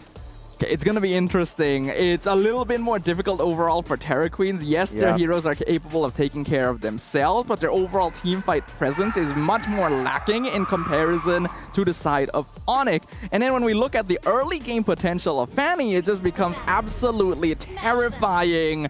Game 2 shall open wide the gates towards the land of dawn, as Onyx currently threatening to end the journey of our MWI Dark Horse. Can Terra Queens reverse their fate? Question on everybody's head who's watching right now is the Zask and the Camilla. Zask taking a lot of damage early on, and Onyx already getting that zone potential and that winning lane right off the bat. But the interaction between this really comes to light in the mid to late stages of the game, where the Dominator's Descent starts to deal a lot more damage, and you have that Curse of Blood really locking everyone in place. But it's a lot harder now that you're facing up against a Fanny, a wild card, an interesting pick coming out. And Zev already trying to cause some damage in the mid lane. Spin to win, and the cables will not land. Luna Lin gets out safe, doesn't have the flicker, but Livy will take her out. At his first blood over to Onyx. I think we knew coming into this game, early game was going to be Onyx playground. They're going to focus on getting a snowball. The only losing lane is EXP, and that's why Livy is ganking it so much. And Rena taking a lot of damage, getting knocked back, pushed up, knocked forward, pulled apart. Livy again, all the way from the mid lane. On the top side though, Pooh taking a lot of damage. You know where Rui is, getting taunted up. Zev on the wall, roll spam, and taking Rui down. Can't ask for a better start for Onyx. That is the blender defined right there. The Unbreakable into the cable spam. Onyx is playing this early game perfectly. They know that Terra Queens wants to be the one setting the momentum, so they've drafted in a way that doesn't give it to them. And again, it's so smart to keep sending Livy to the EXP lane, because that is the only part of the map where they don't have priority. It's a 1v2 down the mid side. Ku and Luna Lin against Pooh, but will be able to walk out safe. Doesn't have the AOG as of now, but the Curse of Blood will take a little bit more time, as Livy already on level 4, and the Turtle will be the next major objective. Next major objective should be pretty easy for Onyx to contest. I really don't think Terra Queens have the team fight necessary, even at level 4, to actually try and fight it. Start to zone everyone out. A lot of damage. Helena will start to get work onto Nevelarina. A little bit of suppressive fire to keep everyone at bay. Helena goes into the back line. Here comes Zev with that damage. And 2 members taking down Ku on the back line again with a little bit of cable play down on mid lane. It is beautiful. It's perfect. It's exactly what Onyx needs to be doing. Navilera 1v2 and winning. Rue's next on the chopping block. Huge red cross right on her back. Won't be enough as Livy proves me wrong and takes her down with a killing spree. Onyx is showing the world how it's done right now. Every angle meticulously calculated in that turtle fight. We saw Poe jump into that funnel with the Unbreakable, setting it up perfectly for the Iron Sights of Zev. And then even following up afterwards, Navilera surviving for so long, knowing that Terra Queens just doesn't have enough early game burst damage. They're all about zone control, but it doesn't matter if you just run right into the back. They start to get work done. Let's give Zev off the screen. Takes down Rui and his solo kill. Livy pops the flicker out safe. Luna Lin pops it in. The Fair Airstrike will deal 2 chunk of damage, but will get knocked back by Nevelara. A little bit more damage, and here comes Zev. Will not be enough to take Luna Lin down. Onyx staying disciplined will hold back and take down still the first turtle. Onyx have been hiding this secret weapon. They've been waiting for the opportunity to bring it out. And it is terrifying. The Terra Queens have not been prepared for this. It is exactly how the game is meant to be played. It's exactly how the composition is meant to be executed. And unfortunately, the unusual draft coming out of Terra Queens this game is not doing them any favors. Already a 2,000 gold lead in favor of Onyx. The only lane that is keeping up in gold is going to be Sikoshi. So Terra Queens might want to put more attention over there. Zev, cable a little bit too far and out of the way. Swing, and Zev will get taken down. Shut down by Rui on the top side. Luna Lin takes down Livy with the Dominator's Descent. That's a lot of damage coming in from that Zaz. As Pooh gets taken down as well with the double kill. But here comes Nevalara. She will make it count underneath the turrets. Yippee, one more hit onto Sikoshi. She will get out safe as both gold laners are holding a personal vendetta against each other. That was actually massive. Oh, that was close. Just a little bit sooner, Rui would have found them there. But Terra Queens actually got a really good trade. All of a sudden, the 2k gold lead is reduced to only about 600. Sikoshi was the only survivor of the skirmish, and we already pointed out that she is going to be the most important member for Terra Queens to keep alive. I do think Onyx dived a little bit too deep there, and Zev, trying to go for the solo kill when she was that low on energy, gave away that shutdown gold as well. Luna Lin starting to come online as well with the damage in with the Dominator's Descent, but we've yet to see the Curse of Blood actually make a huge impact in any of these team fights. And not yet, because unfortunately Curse of Blood is very conditional in the way that it is used. It's a big AoE, but it doesn't nearly provide as much impact as something like Implosion, for example. Oh, Luna Lin! One more frame and she might have been safe as Livy takes her down. Ku a little bit too late for the backup as well. Pretty sure Luna Lin actually ended up dying to the lethal ignition burn right before entering her ultimate. That's very unfortunate, because if she was able to jump in, it would have bought a lot more time. Onyx can now use that numbers advantage to secure a very easy turtle.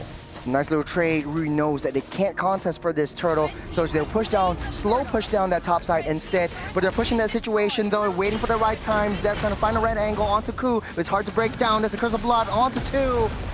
As Onyx will back off. As Helen Rina on the back line. Now Valera trying to take a lot of burst damage, tickling, and the Dominance Descent will get held on a little bit too deep, forced to use that flicker out of the way, but here comes Yippee with a huge burst of damage. One more hit and Ku might be able to fall as Helen Rina on the back line, dealing on to 3.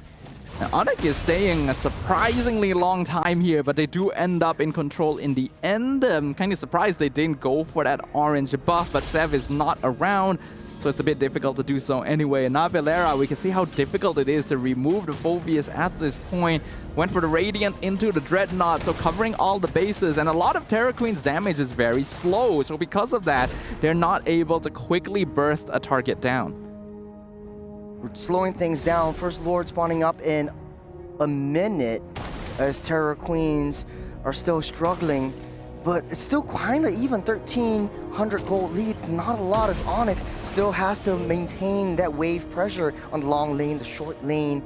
Side waves are still pushing in favor of Onyx. It really isn't as bad as it seemed like after the first couple minutes. That big trade in the gold lane made a huge difference in reducing the gold that Onyx was able to hold on to and getting multiple shutdowns at the same time. Sikoshi is still going to be the main target. Oh, the wall span, Dominance Descent just to save Luna Lin in time, but a huge resource already used up. Zev still has the cables, will be getting out saved. That's the beauty of that Fanny. You can be at the bottom side, pushed in that wave, and you can be in the midst of battle, forcing crucial resources. And this is one of the risks of picking your EXP laner so early as well. That's one of the roles that would have the crowd control to try and stop Sev, but playing Rina locked in the CC very quickly. So Onyx knew they wouldn't have to worry about more than one potential source of CC. Lord spawned up.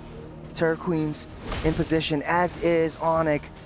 As with the Fanny, you can afford to slow push down. If you have vision of Fanny, it doesn't really matter. For Terra Queens, they need to be able to identify where Yippee is. It's still 0-0-3 at this point. And Sikoshi is finding it hard to deal that brunt of damage, especially with a composition like Onyx that's so mobile. Looks like Terra Queens are trying to force this while Sev is still in the bot lane. Curse of Blood already utilized. Expressive Fire from Livy, trying to push everyone back out of the way. Ku is next on a chopping block down low, as Pooh down in the back line as well, facing up against the rest of Terra Queens, but they are a little bit more disciplined. But here comes Rui, down to Kamikaze, deal a little bit of damage, getting out of the way. A lot of ultimates already spent by the side of Terra Queens. Onyx will try to rush and blitz this out, but Rui actually takes down Navilera from off the map. Terra Queens are still slowly clawing their way back up. After an extended interaction, Terra Queens actually comes out on top. Rui picks off the Phobius, so Onyx has one less front line. They are in control of the Lord Pit. Zev getting stopped in his tracks. The Lord getting reset. Ku taking a lot of damage from him. Pooh getting pulled back. Livy down low with the wings by wings, able to get out safe. But from Yippee from the back, gunning everyone down. A huge find, a huge flank, a huge wraparound that the Porcupines are raising their spikes onto the Terra Queens. But they still managed to get that Lord. Onyx might have taken down two, but Terra Queens, they stole the main objective. Yippee got a great flank, but at the same time, she got out of the way, but Playing Rina did the exact same thing. The CC picked off Zev and Livy by herself. So because of that, there was no retry contestation from the side of Onyx. It still ends up being a pretty solid trade overall. As you can see, the CC in the backline causing a lot of havoc. I was busy looking at the Earthel because that was a nice flank, but the Harolina was keeping the backline busy. That could have gone way differently if Zev was able to survive against the wrath of Ku. But that's why you gotta mind your positioning. Fanny, definitely not as strong as she used to be, but still a very annoying hero to deal with if done correctly. Thanks to that, we actually see the gold is completely even. We are 11 minutes into the game at this stage. It is still anyone's a game, but the Lord is pushing up in favor of the Terror Queens. And a lot of Onyx resources have to be spent to make sure their other towers do not fall. The airstrike keeping everyone else at bay. Lunalin already popped the dominance descent, but they can get the reposition, doing a little bit of a tickle onto Navalera. Sakoshi coming online as well with the damage coming through. They want to take down that T1 desperately as Terror Queens having the Lord push up that situation on the top side. Zev gets out safe. Both these two teams, they're just touching. They're just teasing each other now. I do think that Onyx needs to tone it down once again. They need to adapt, play more towards the team, because Terror Queens, again, really don't have that good of a team fight combination, and yet it's still working. Fair airstrike to kick things off on the back line. Ruiz gunning everyone down with the rhythm of joy, but on the backside as well, you got Zap just making things work. 4 members still alive on the side of Terror Queens. Onyx, 2 members fell, and as much as Onyx had the upper hand the entirety of this game, Terror Queens, they're coming back. That was a mistake by Onyx. Again, like I said, you do not need to force things. Play it as calculated. Zev is just clearing the wave here, so it's fine. But they're trying to force it though. Zev with the cable, she misses it, and she goes down. Why? I literally just said, don't do that. They can't hear you, Sadafa. You're right, they can't hear me. But really, first, you set yourself up for a 4-man curse of blood. This ultimate is not usually that effective, but when you get that many people, yes, it is, especially with Rui running straight into the backline and picking off Yippee. Yes, Zev found Sakoshi, but you lose your own goal laner and more members as a result of that. It is not worth it. We're seeping into the later stage of the game. Both teams are still equalized as Terror Queens has one Lord advantage. Next Lord will be coming up now. As now with Zev on the Fanny, just playing as a lone member. She doesn't see that! Down underneath, ambush, able to cable out safe. This Terror Queens, they are reading her like an open book.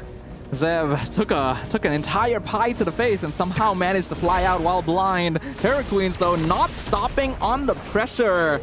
Instant concealed, runs into Onyx in the mid bush. Yippee just bursting everyone down the back line, but not enough. The dominance descend. Yippie's left all alone. Rui chasing her down, gunning her through. Zev tries to deal a lot of damage. Rui taking a lot of it, but able to manage to get out safe. But a crucial resource have been spent by both teams. Onyx loses the crucial damage dealer.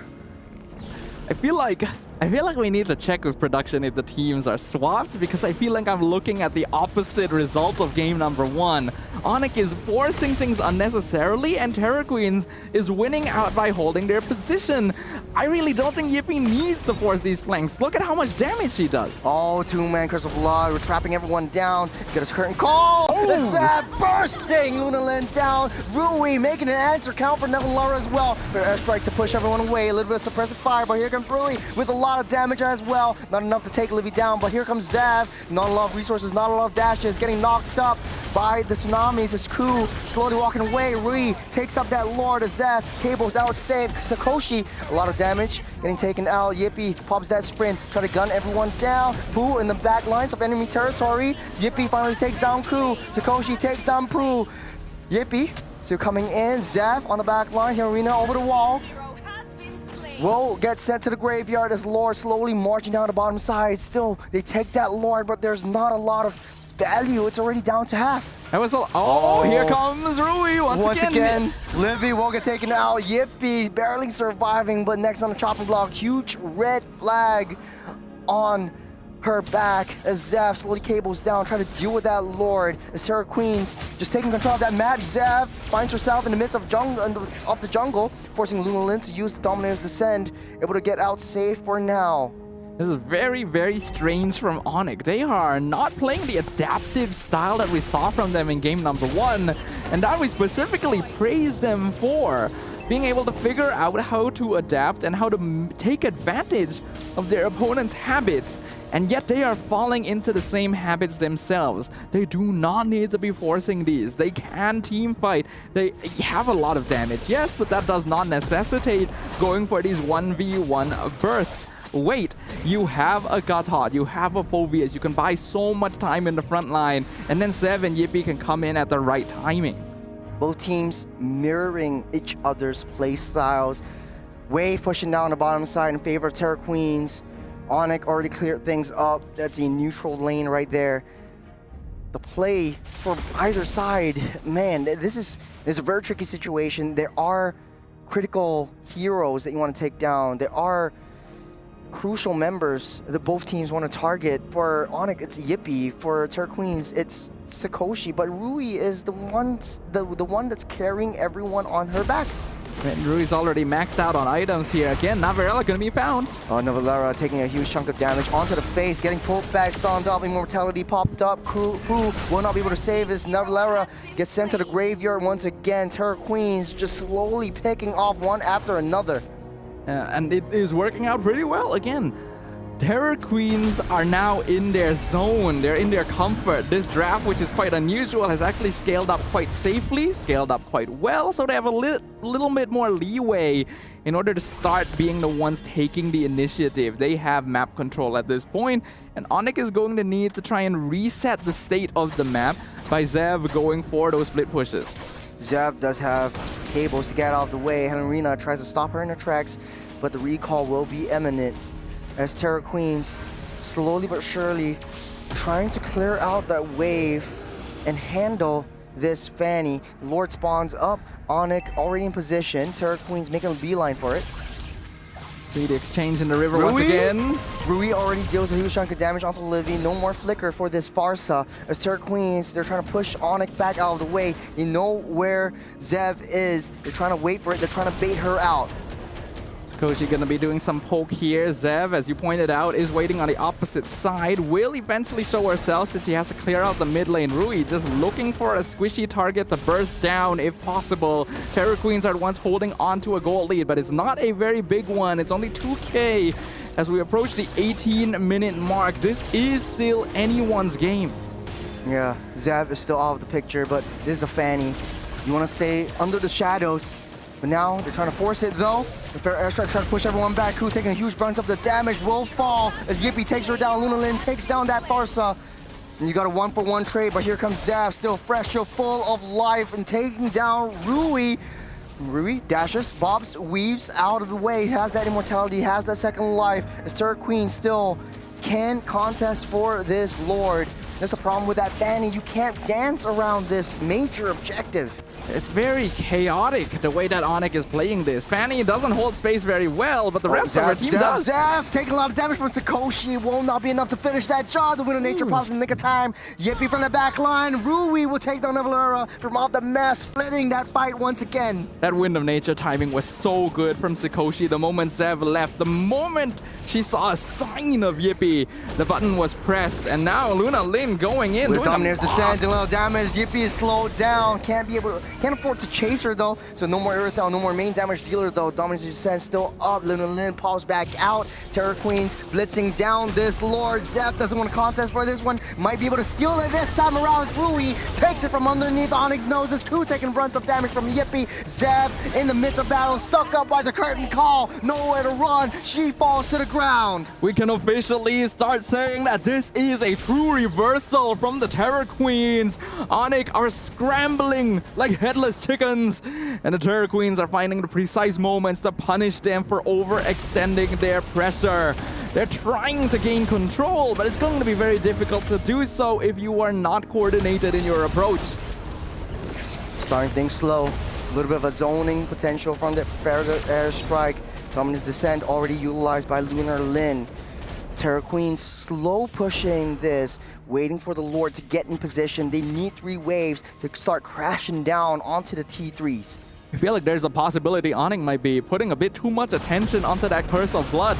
Maybe they're trying not to stand together so that the damage doesn't spread. Oh, that's cool. That's cool. Taking a lot of damage, but here comes Rui! Taking down Yippee! Got the immortality all popped up over the wall. Zap can't chase that one. Down goes Nevalera, a little bit too close to the sun. Sakoshi takes up that one. Zeph with a cable ends up safe, but goes out of the way for some reason. As Onyx still desperately trying to defend. You got a T3 down the top side and bottom, already cracked wide open. A good choice by the Terror Queens to decide to slow this down a bit. Sakoshi will stay long enough just to get that mid inhibitor and walk away to a naked base. Onyx no longer holding on to any structures on the map. They are starting to reach their final items, but Terror Queens are the ones in full control.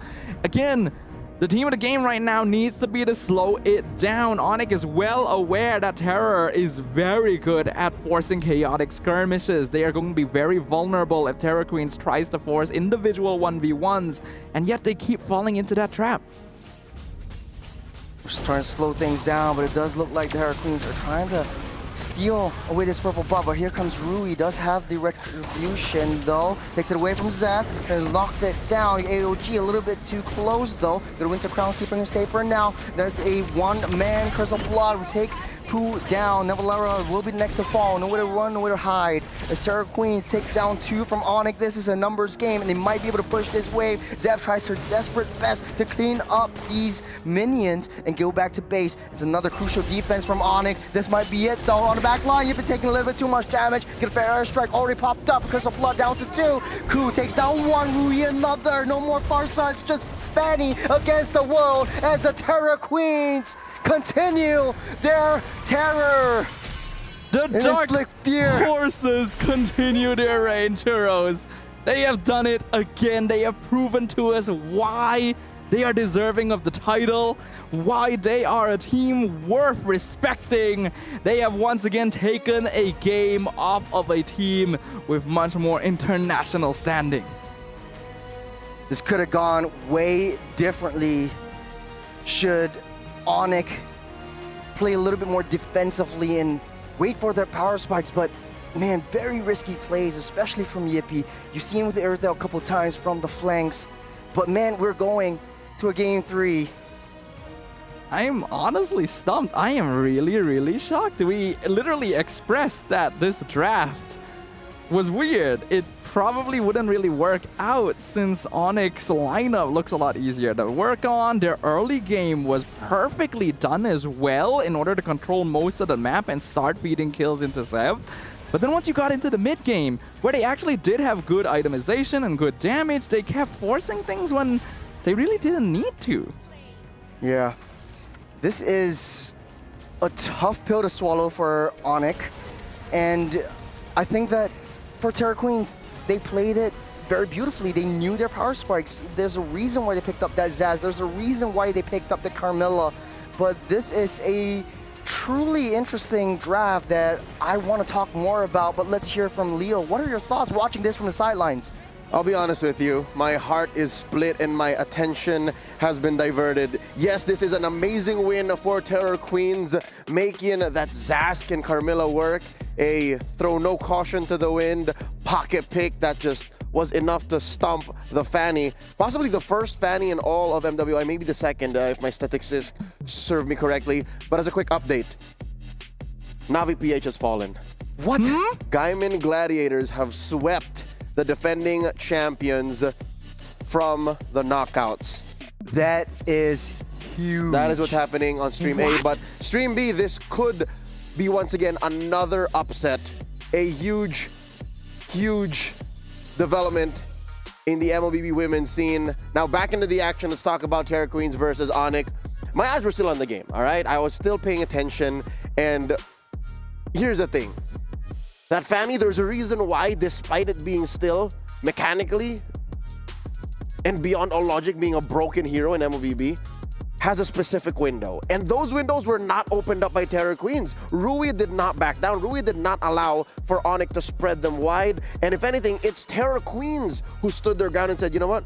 If you're picking this fight here, I'm dropping the Festival of Blood, or rather the Feast of Blood. Festival of Blood is an emblem, which is the one you see on multiple heroes here. But I'm dropping the Feast of Blood. And if we're fighting here, we're fighting here. You're going to regret it. And that's where I think the usually power pick in the Phoveus in Navillera's hands kind of backfired. Thing is, the Phoveus was actually fine. Navillera was buying a lot of time in the early game, and it worked super well when Terra Queens was lacking items because their damage is just so slow. They basically have no burst at all. But what did it do in the late game? Yes, that's the issue. That's the problem. As soon as Terra Queens clawed back and closed that gap and then built 1,000 gold lead, 2,000 gold lead, 3,000. What's the Fanny to do there? Sure, you can split the map, but the question is, what else does this lineup do besides let the Phoveus die? How else could Onyx have better played this around Terra Queens? I mean, they did all the right things. I think one key that kind of stopped, or a huge speed bump to Onyx sweep, would be the Zask. Yes. All right, say what you will about the Zask being this weird pig, but around this time last year, the real battle in mid was Zask and Zushin. And what does the Zask bring to the table? It's a hard stop. It's literally, all right, you found me, Fanny. Psych! I'm just going to go into my big Johnny here, the Dominator's Descent, and then how about you try again? And that definitely slows down Onyx momentum and denies them that easy win. That's why at some point, Onyx just stopped finding kills. Onyx just stopped finding movements on the map, and this does not take away Yippie's stellar performance. Again, even when they lose, even when they go all the distance, such as now, she still is miles ahead, stats-wise. I mean, Yippie was farming so effectively that she was basically one-shotting the backline into the mid-game. The first time that we actually saw Yippie participate in a team fight, she picked up a double kill all by herself by flanking in the Lord Pit. The problem is, she kept trying to do that afterwards, and the circumstances are no longer quite as applied.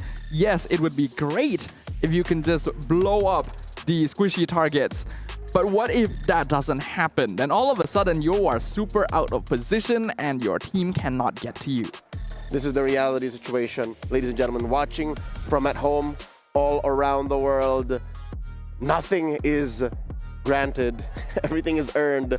So goes the Esports World Cup mantra. But as well, anything is possible. Onyx, Indonesia, could fall here right now in the hands of Terra Queens because they are at match point. One more game away. Looking at the damage dealt. Sikoshi, again, respectable 93k. Second only to Rui, but she did take 60 on the clapback, which is, again, for a winning team that went all the way like this. Still quite a bit. I keep watching Sikoshi. I keep looking at her and saying, what else do you need to do to protect yourself? How else can your team cover that up?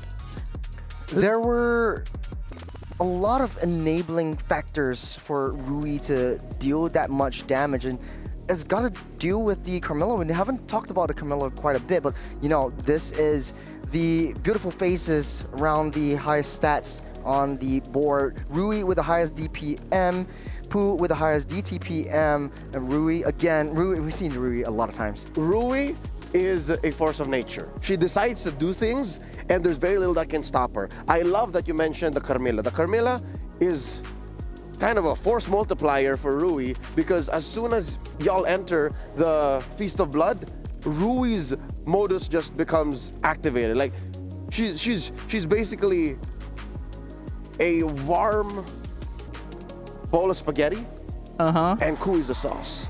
Just Are you like- just talking about Yeah, Jollibee? basically. Hey, I mean, the Carmilla is what basically turns Rui into the ruin You're not wrong. of the opposite side here. Takoshi still ends up being our match MVP from Sony right here on that Granger because, yeah, the Granger is supposed to be a squishy hero. Isn't usually supposed to eat a lot of damage, and yet she survived 60,000 damage. A lot of times, Sev was specifically waiting to find her, and yet she was the one reversing that fight. and mind you, she is not rocking a Wind of Nature, so she did not fear the Fanny diving her. She just really played with the space, and she, I guess, did it the old-fashioned way. She brute forced her way into a strong position and said to Sev, hey, if you can't kill me, we're winning these fights and we're taking objectives, we're turning this game around, and now we find ourselves at match point. The ladies are actually finding themselves now on their way to their battle stations, getting comfy for game number 3. We'll see the game highlights once more and see exactly where Onyx may have dropped the ball, where Onyx may have slipped up. Do you guys have an exact time stamp as to where this may have happened? The mid lane fight around the, I can't really remember which minute, but we will probably see it somewhere in the highlights. The mid lane fight where Ku got a 4-man curse of blood is where the game instantly turned around. Because up until that point, Onyx was controlling the entire map. They were winning the game. They were doing everything exactly correct. And now that I'm thinking about it, I wonder if that caused them to overthink the subsequent fights. Whereas, like, we can no longer group up. We have to try and split up the fight and just try to ignore the Carmilla because of what happened. The Curse of Blood, rather. There it is. Even right outside the Lord pit, they caught him, and Sev got compromised. Sev got taken out, and that sends the rest of Onyx back. So I think that was past the turning point. That was worse. I feel like it was the area where Arena was actually on that back line, taking down Livy and then Pooh, if I'm not wrong. But this was, I mean, we're not giving enough props to Arena, especially on the CC. Really sort of like this shadow member. You don't really see her, but then when you do, she is super, super impactful, and that turned the tides of battle. Oh, she is on you when she does decide to get on you. And I think that was something that really hindered Onyx from getting into better positions because they're a very position-centric lineup. And the Fanny is the one that kind of punishes your opponent when you get out of said formation, when you, how do you say, respond the wrong way to how they attack you. So now going into game number 3, we know that the Fanny is a threat, but it's not a threat without responses. Terra Queens, the self-proclaimed dark horses of the tournament, are 1 game away from eliminating one of the powerhouses of the tournament. It's already happened. Now VPH has already fallen. What more? 1 elimination to turn the tides. Will we be witnessing the dethroning of the previous era here is a massive question to ask, and yet we have already received one of the answers, something that none of us would have ever predicted. Even hearing it from you now, I still can't believe that it happened. It's real. So that means that Onyx needs to watch their backs. They are the favorites going into this fight, but Terror Queens have already taken 1 game off of Na'Vi in the past as well, so not a team to be underestimated. Mind you, the Burmese have a legacy of excellence, being the only other country besides Indonesia to share the grand finals spot alongside the Philippines in the M Series. So now they stand at the precipice of greatness, ready to prove themselves limitless here in the first round, the quarterfinals of the knockout stage of MWI 2025. Onyx Pertiwi on the play. Terra Queens answering back with the double. It's Churros and Sdafa taking care of business. One thing is for sure, sir. We are getting a massive start to the quarterfinals. I was not expecting the impact of the games to be so clear so quickly, but these teams have shown us they are here to fight. Yeah. Pretty much game number 3, very different start to the banning phase. We won't see, Joy won't see the light of day. Baxia won't either. That's a 3-game ban for Baxia. Here, Onyx though, what would they fear? Now they're in the first pick spot.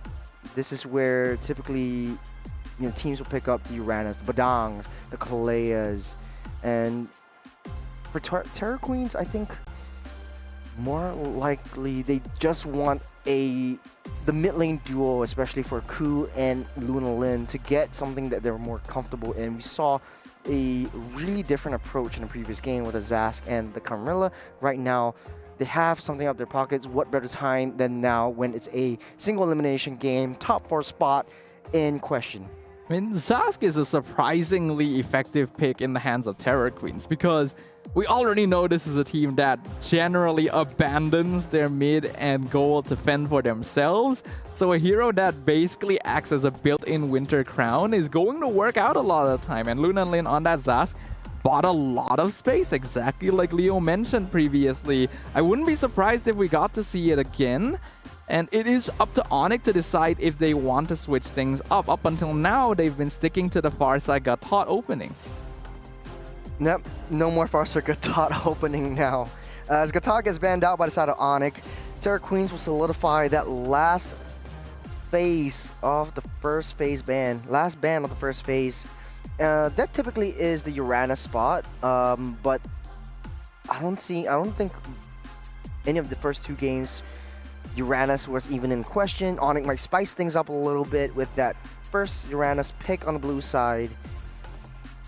But there's a lot of options. Farsa definitely is one of the biggest value makers, but it will be the Badang wide and open, denying it from the hands of Ku.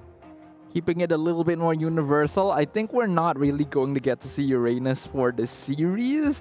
If Onyx were to first pick it here, they would already be picking it into a counter because up until now, Langrina has only been playing CC. Terror Queens have specifically been prioritizing winning out that EXP lane, and it's understandable why they would do so since they do want dive heroes that are able to affect them mid-game. But we see a big shift right here. The Hilda shows up with the Yi Sun Shin. Interesting priority. I think vision play is just really what they want. It worked out well in the first game today against Virtus Pro, and now they're trying to go again. And Onyx will snap pick the Suyo up on the second phase pick. And I think this kind of works out well, especially Onyx, who likes to play a very aggressive early game. The only issue is they really fall off in the mid to late stage of the game. We've seen that in game number 2. And the CC actually goes in the hands finally of Onyx, which is now one of the more priority EXP laners. If you pick up the Uranus here, you pick up the Yuzhong, it doesn't really matter because CC would be able to match that tempo and speed. It's specifically to steal it away from Langrina as well, since that's just been a early pick fallback for the Terror Queens throughout games 1 and 2. Zhu Xin going to be the final pick on the red side for Terror Queens in the first phase. This is a hero that we thought didn't work too well for them in game number 1. Looks like they want to give it another try, and it'll instantly ban out the Farsa as well. No more Farsa. Kimi's still viable. I think that both these 2 teams should try to contest for Sakoshi and Yippie's heroes. Moskov looked pretty good as well. We also could see something like the Granger, but there's too much that, yeah, the Granger's already banned out from Onyx, so you don't want to deal with that anymore. I think the Irithel could still be a possible option for either of these 2 gold laners too. Iritel's pretty safe. We've seen the Harif before in the past. It was actually banned out in game number 1, so now that it's still open, could be a possibility. Do Terror Queens want to continue banning out mid laners? Under the current meta, the mid lane hero pool is actually among the smallest. And since they've already locked in their own pick, it's a possibility. There are a lot of options. And I think for Terror Queens, the only thing they lack in the first 2 games is late game insurance and late game cross-map plays where you want someone to deal with the side lanes. Typically with the Hilda, they kind of achieve that, but then you lose that form of like backline disruptor, and Terror Queens is a kind of team that likes to split up all of these team fights. Without the CC in their hands, this might be looking really tough for Terror Queens to try to disrupt. There are definitely still EXP lane possibilities. Terror Queens will ban the Irritel instead, which does make sense now that the Granger is already gone. Irritel is one of the better goal laners still open in the draft. I do agree with you that Moskov is probably the next best thing, depending on whether these teams would rather pull out a Carry or Beatrix instead. Yeah, is it worth banning the Harif? Moskov? No. Okay, they banned the Harif. Bennett the Harris, we haven't seen Bruno yet. I think Moskov would be the next best choice. At least you have some form of escapability. It takes some time to come online.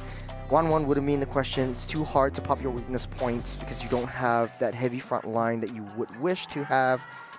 Now, what's left? 1-1 is picked up. Personally, I don't like this pick, but I see where they're coming from. Play the safe game, play the long game, try to hit that 10-12 minute mark, and then try to get Sakoshi online. But there really aren't a lot of good targets for 1-1. That's right. Yeah, I mean, Bodang is kind of good because it's committal, and then you pop your weakness points easy. But then CC can just jump away. Suyo just dashes out. There's not a lot unless there is a final pocket pick in the hands of Terra Queens. Yeah, that final pick needs to be a setup hero for 1-1, because otherwise Terra Queens have no way of locking someone down long enough to get the crossbow. Were they the ones that picked up the Baleric? No, they actually go for the Claude and the Zask. It's a debut pick for Claude in the MWI, I think. Huh. You might be right, actually. And that's a big surprise because Claude used to be the universal fallback. The one. Claude was that goal laner that would never go. Wow, Khalid Hilda. So 2 aggressive fighters on the side of Terra Queens, inflicting fear into the hearts of the Porcupines. Khalid, Hilda, Yisun Shin make a lot of sense for the way that Terra Queens wants to play the game, and 1-1 actually does take care of herself pretty well, but Zusin is still kind of a weird pick in this particular position, since it doesn't offer quite enough direct crowd control or damage over time. Onyx, they have taken a little bit of a page out of the Terra Queen's book. Livy going to be able to take a little bit better care of herself now on the Zask, but it's still a weird comp.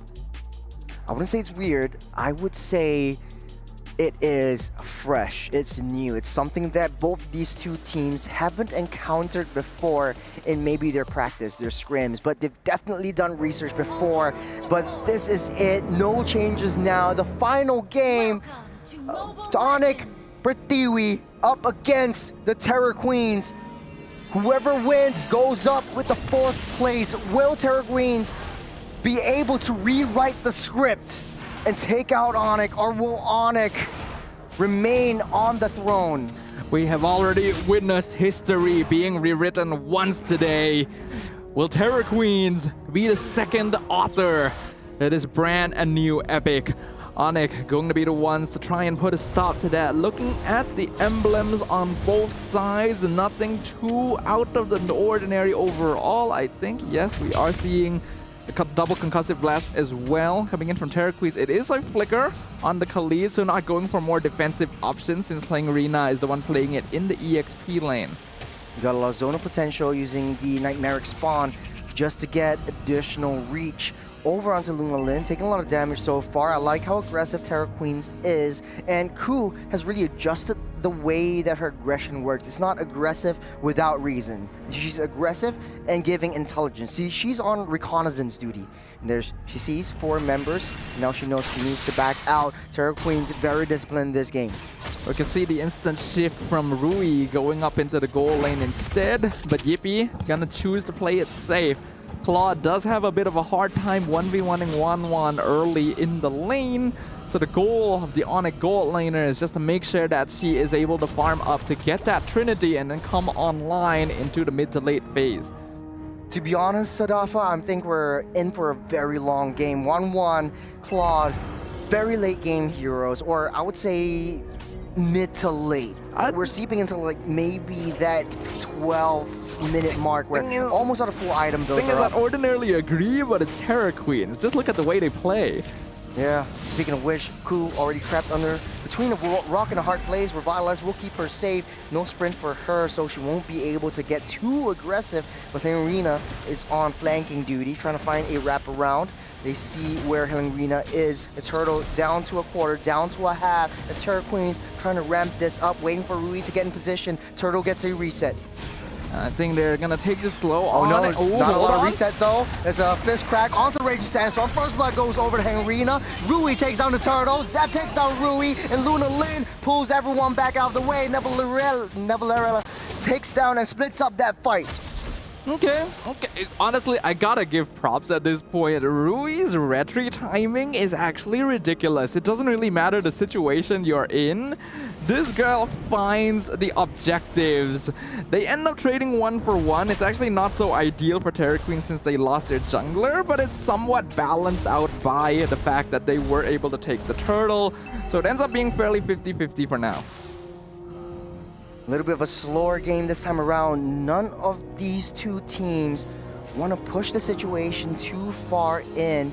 And Terra Queens, they are playing as a unit now. The mid lane duo, clearing out that waves, making the rotations to shift the attention away from the EXP side. They want to take down Yippee as much as possible to identify that that is the critical and crucial player. You got a Mountain Shocker ready. Ku is on Poo duty. Ku trapped underneath a wall and will not be able to escape. Another kill over to Terra Queens as the rest of the Goon Squad coming into position. You got the Dominators of the Nightmare Spawn trying to zone out and deal a little bit more information onto the rest of Terra Queens. So far, so good for the Terra Queens. Definitely making use of this Hilda's presence. Now Valera forced to use Vengeance too. They're trying to rush this down, but Zev! a nice little sever from Zev and taking 2 down. Terra Queens on the back foot, a little bit too greedy there on that T1. Yeah, they stayed for a bit too long. Again, not really putting enough attention on scouting out the rotation from the mid side. The 2-man Blade Surge from Zev set that up perfectly and melted them down so fast. Quick little lane swap. Yippee, a Raging Sandstorm already used up by the arena. I think that was supposed to be a cancel though, but I think, oh man, that was a little bit of a tough position. Blazing Duet just to use to clear up that lane. Yippee knows that Arena doesn't have that ultimate, so won't be able to join in the team fight just as of yet. The turtle getting pulled back, getting that reset. Ku keeping the rest of Onyx busy because Sakoshi coming down. It's going to be a 5-man fight, but they're going to ditch that turtle for now, keeping control and getting that pressure onto the mid wave.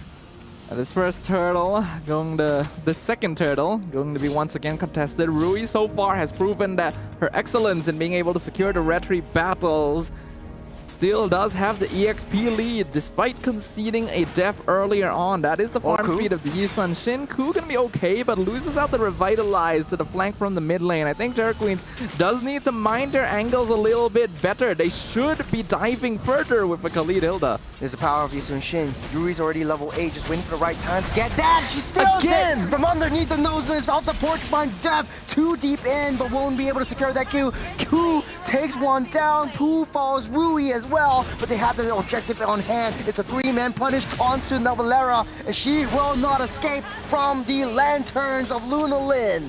It ends up being a pretty good trade for Terra Queens, but it would have been even better if they actually got that last hit on Zev as well. It would have been 1 for 3 trade and the turtle.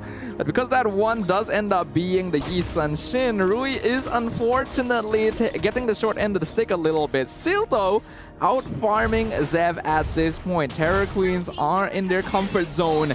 Having this Hilda and Khalid allows them to just run their bodies at their opponents in these first few stages.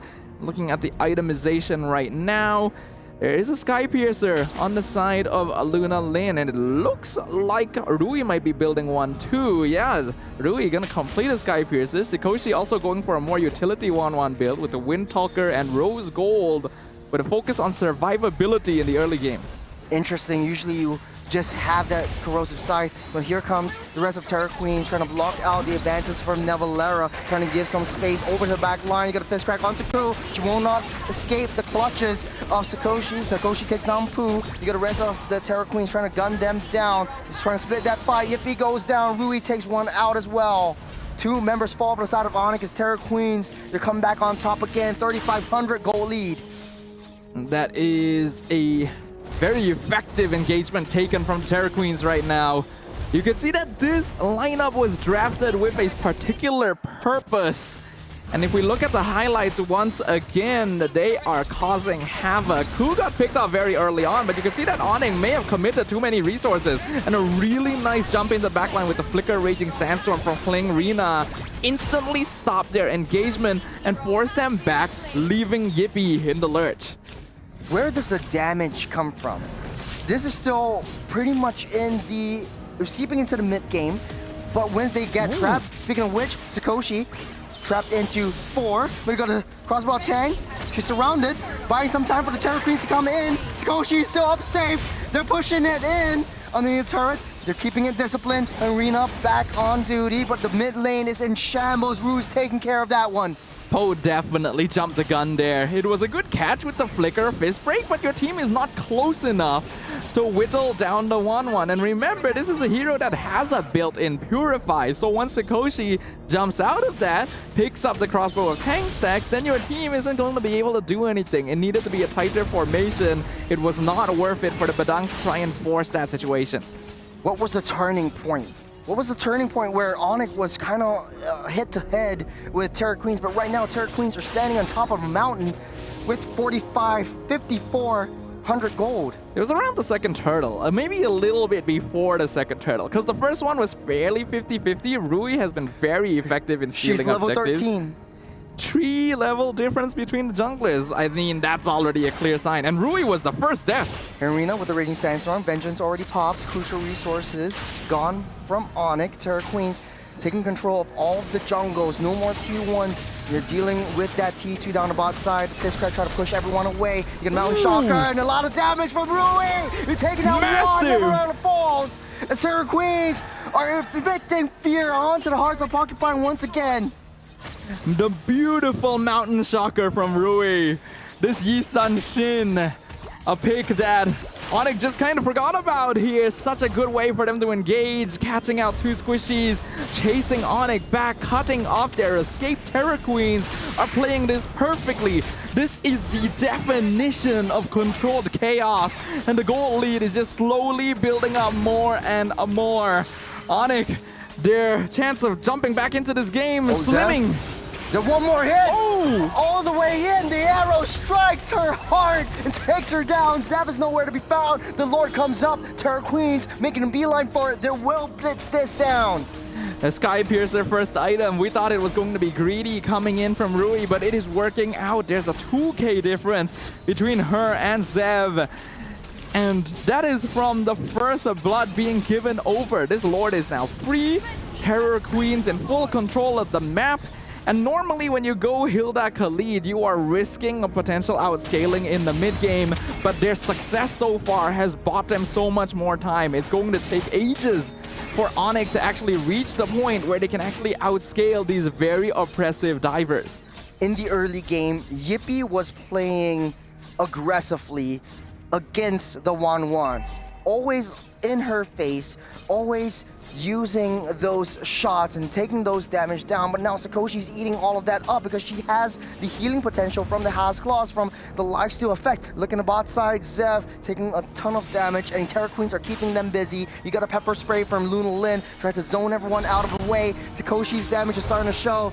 Rui's damage is also starting to hurt. You get a lower margin down on the mid side. Ku taking a lot of damage. There's a fist crack onto one. Ku will fall. Yippee will take that down. Rui takes down another one. It's a double kill for Rui. The Yisun Shin is on a triple. They're looking for the drone. Rui gets out safe. It's not for yet. Onyx still has that defense, but it's a 2-on-4. They have another way pushing in. Are they about to do it right now? The crystal is open. They have the numbers advantage. Again, Terror Queens rewrites the script. 4th place guaranteed for the Burmese Queens. If they weren't the dark horses before, they surely are now. Another Titan, another potential champion of the MWI has been eliminated in the first stage of the knockouts. The momentum that the Queens has brought on the table, the emotions, they have done it.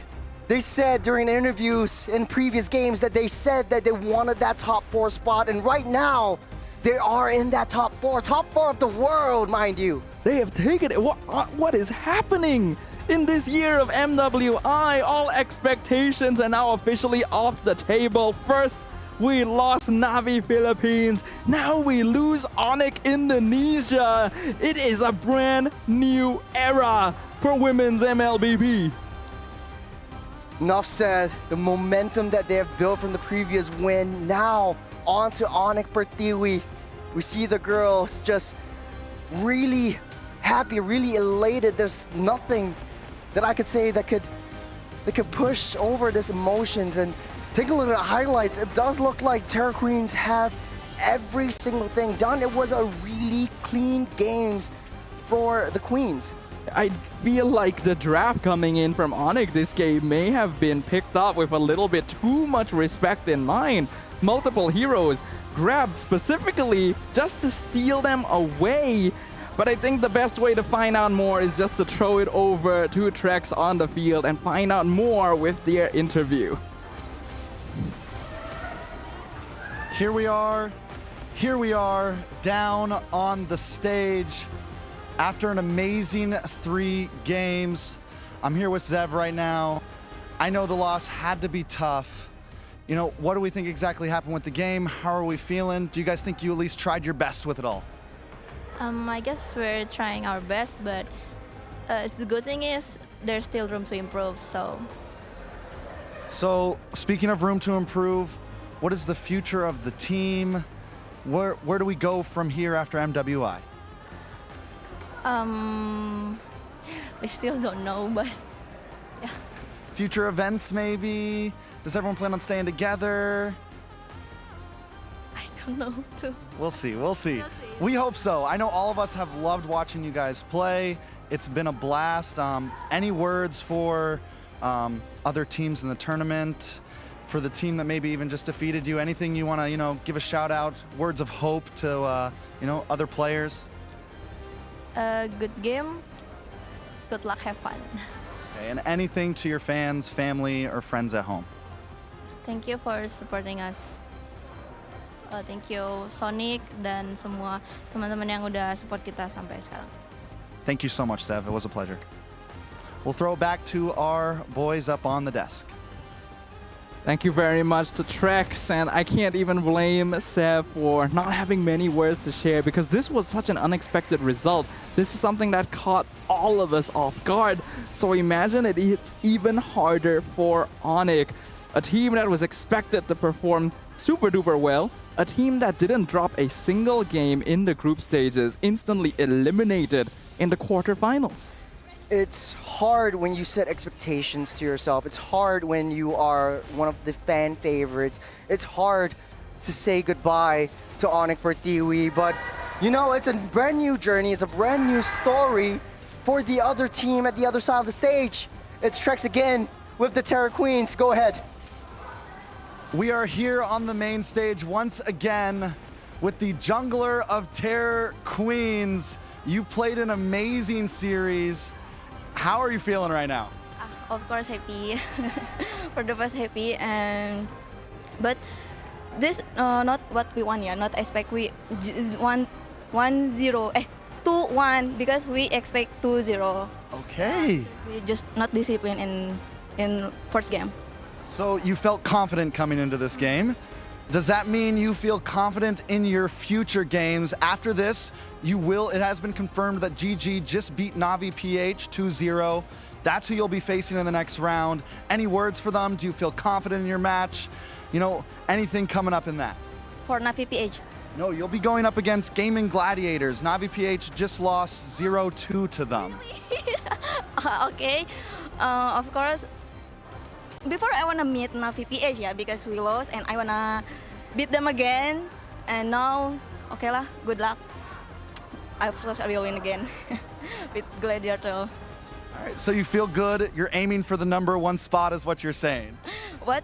Aiming for the championship, #1 spot. Nothing lah, just nice try. We'll see.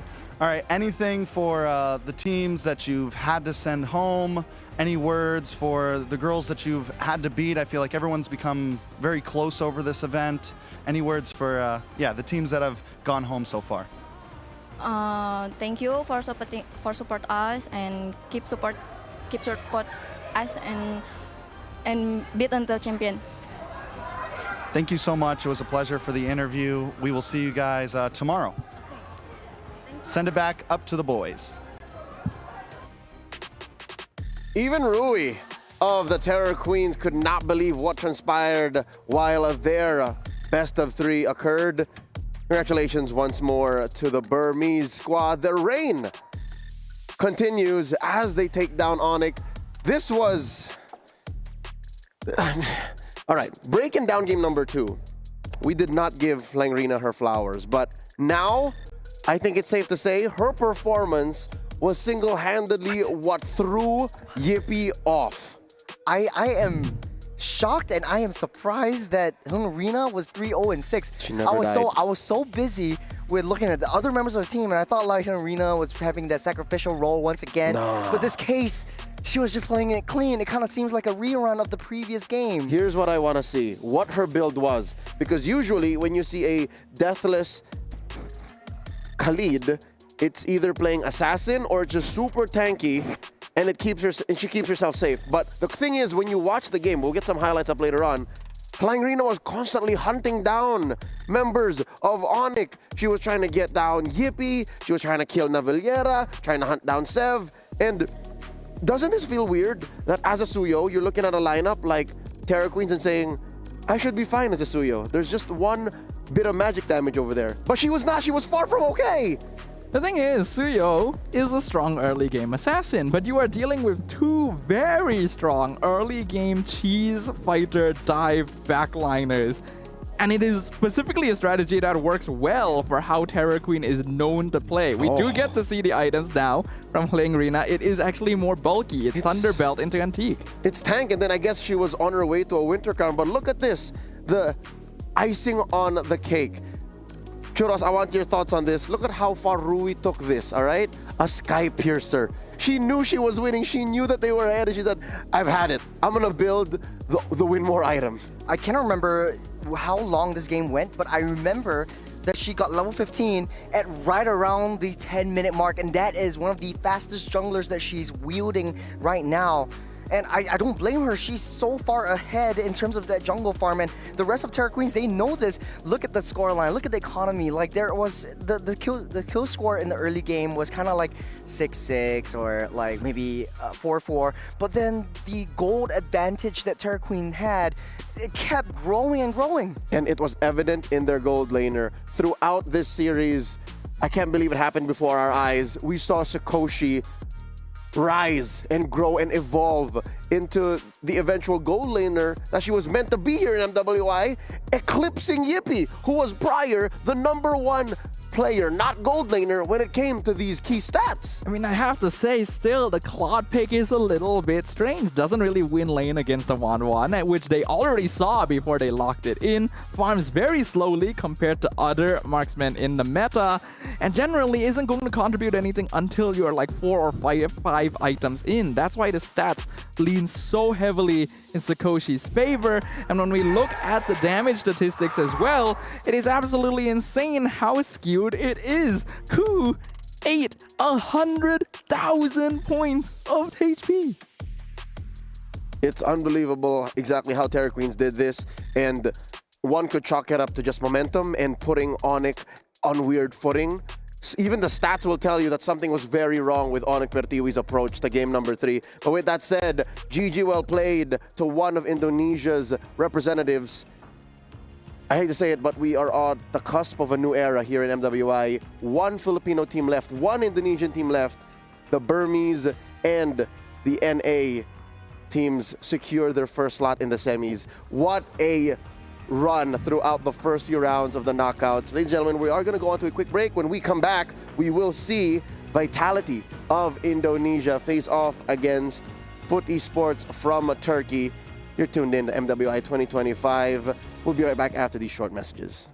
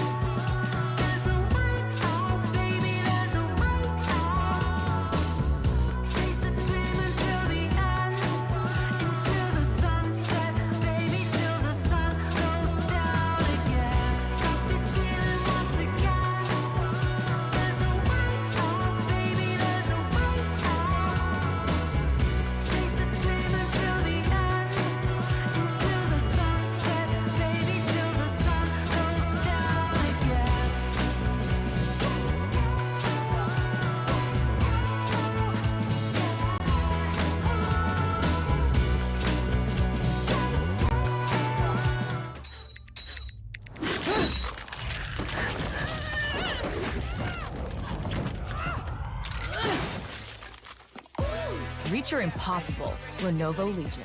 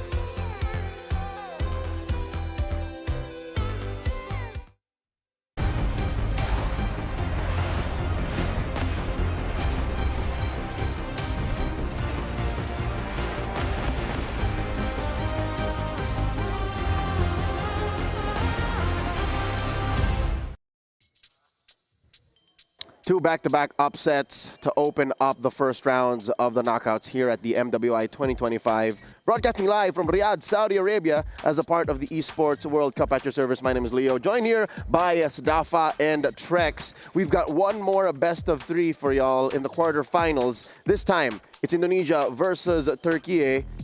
Vitality versus Foot Esports. This is going to be yet another exciting game right here because we are already witnessing the dawn of a potential new era. Teams that we would not have expected to make it to the top four, taking down titans in the women's MLBB ecosystem. Team Vitality now actually have to be kind of careful. Listen, I never lost faith.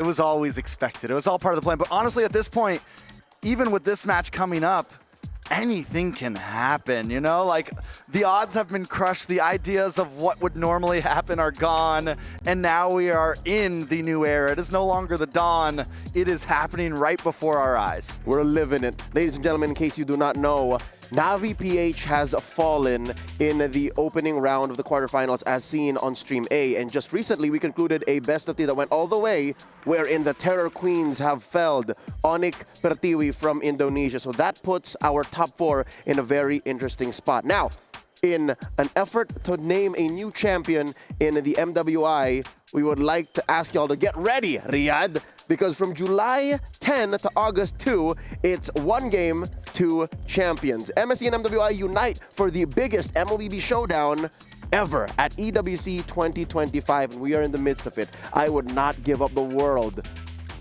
in exchange for the experience to be a part of this, to be on the front lines of this contest. Once more, a best of three coming your way. Let's introduce Team Vitality, also known as Team Brutality, given how they reigned over the Indonesian MLBB women's scene. Nay, not just that, for a good chunk of the opening years of MLBB for women on a professional scale, they were the team to beat.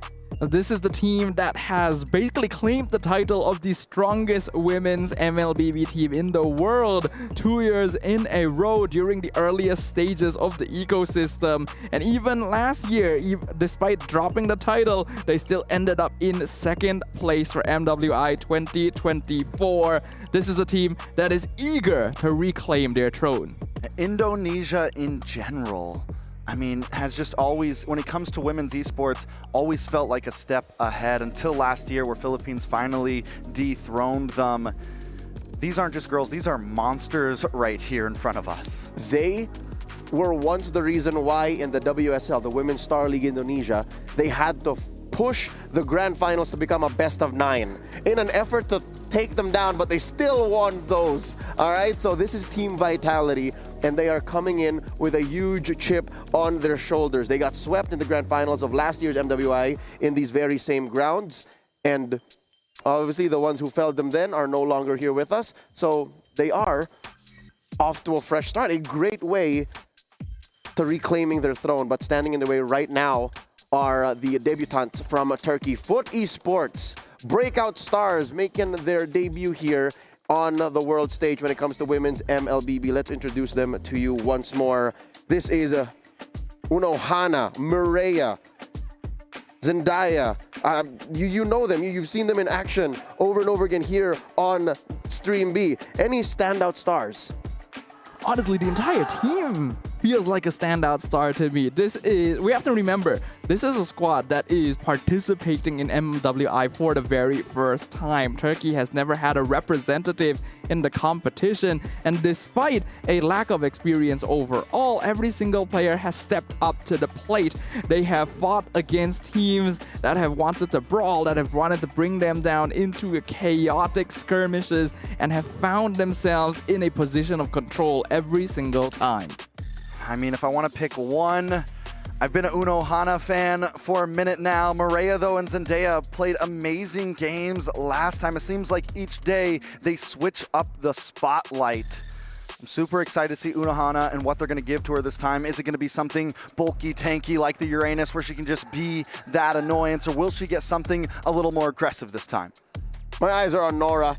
She's one of the reasons why they've gotten cleaner in their runs throughout MWI. In her previous series today against DreamHack Girls, when they had to fell the last Western team, if you'd like to call it, here in MWI, she played a Gatot Kacha and a Baksha. So these two are very front-facing roamers. I wonder how she will do against the mother of all tanks. That is Vivian. Vivian is a living legend amongst MLBB esports, not just in the women's scene, and she has done it all. Gone around the world, played her heart out, and made a living. This has to be a dream come true still for Foot. They did say they wanted to fight against Vitality. Also, they did say that their play styles are very similar to Vitality. Staffa, what made you think they said that? What do you see in a Foot that makes you say, huh, that is kind of similar? No, actually, it's something they said themselves, right? It's a question that we asked this team before MWI even began, before we even got a chance to see how they play. The team themselves said that Team Vitality has a very similar playstyle to them, and that's one of the reasons why they wanted to encounter this very favorite team among the women's ecosystem. Even earlier, when I interviewed them after their previous victory against DreamHack, they still hold on to this thought. They want to face Vitality, and they're quite confident that they will be able to match up.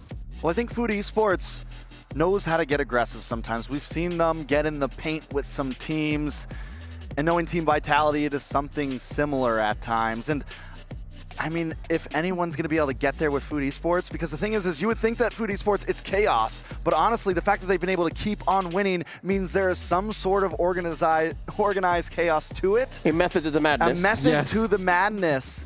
So can Team Vitality match that with their own method to the madness? I'll tell you now, maybe in the early days of Vitality, even before they were called such, when they were still under the banner of Bigatron era, one of their keys to victory that I noted, I'm looking at MWI 2021, 2023, was their focus on invading into the jungle. So this is definitely going into the hands of Vivian, Chinny, and Vival. They would be crossing through the river as fast as possible. And we've seen some shades of that when it comes to Foot. Foot Esports are not afraid to put their foot to the pedal and speed things up. When you're thinking about it, Mireia likes to play in the paint, even with heroes like Yusun Shin.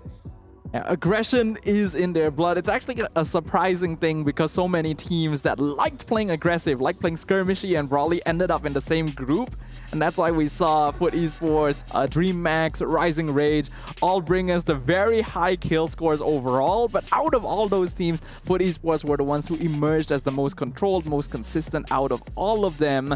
But now that they're up against a team with a lot more experience, that has had their position cemented in this scene for such a long time, it is going to be their biggest challenge yet. If somehow Foot wins this, could we say that this is the biggest upset of all in MWI so far? Not for me. It's still GG Navi? I think it's still GG Navi. If they do it 2-0 like GG just did, then yeah, it's up there. Because I think, honestly, a lot of us had hopes for GG coming into this event. Food Esport was a bit more of a wild card for a lot of us. Especially with the way GG opened. Yeah. So it was weird for them. But so many teams now are catching the momentum. And I think that is a big threat here for Team Vitality. Food Esport is oiled up right now. They're ready to go. They just got done playing a whole series. You know, their thumbs are nice and stretched out. Vitality's been waiting. Exactly, waiting. There might be rust. Hopefully they've been at least scrimming today to keep themselves going. But there is something to say with momentum in days like these where every team is playing multiple games. Vitality has been breaking records here in their games in the MWI. It was previously broken by a team that has already fallen. Again, I think the fastest game yet in all of our games is 9:37, held by the fallen now Navi PH. Let's see if any of those records will be broken once more here. Game number 1, a best of 3. It's a knockout stage quarterfinals match. Vitality versus Foot. Vitality on the play, Foot answering back. It's Trex and Stafa taking care of business. Gentlemen, I think we can already say for certain that it is time to throw all preconceived notions out the window. There are no favorites. There are no more dark horses. Every team that has made it to the quarterfinals is now on a level playing field, and even the newer faces have demonstrated that that is the truth. And we're already seeing a bit of variety in the way that this draft is progressing. The Badang first pick is fairly normal, but the Kadita landslide by Vitality. Kadita, this could be honestly not a bad answer to the ZTN. It makes it feel like it's a sitting duck. Also, it just kind of preemptively works if Food Esports wants to go for something like the Fredrin, something a bit more immobile that wants to sit in the pit, because at any point a more utility jungle is going to be susceptible to something like the Kadita. Ooh, but then the instant response in the Akai there. Foot Esports thought about it, figures they need a little bit of counter CC of their own. And if the Lancelot messes up their iframes, that heavy spin could really mess with them. It also works very well with Arlet, because every instance of the heavy spin counts towards CC that Arlet can take use of. So there's already a little bit of innate synergy that we're looking at on the side of Foot, and they are definitely right now the composition that's leaning a little further into fighting. So this is the first time we see a Kadita though from Team Vitality in MWI so far, and it's honestly, they picked it so quick. I'm wondering if it's something they've had in the pocket, honestly, like a preemptive plan, like, okay, once we get to knockouts, then we pull this out. Because it wasn't normally something like that, such a surprise pick comes in a little bit later in the draft. I think it's specifically because it counters Zetian really, really well. What you mentioned earlier is precisely right. Zetian is one of the more immobile artillery mages, so Kadita jumps on top of you, bursts you down, and she will naturally cancel out Zetian's passive because she is untargetable during the Ocean Oddity.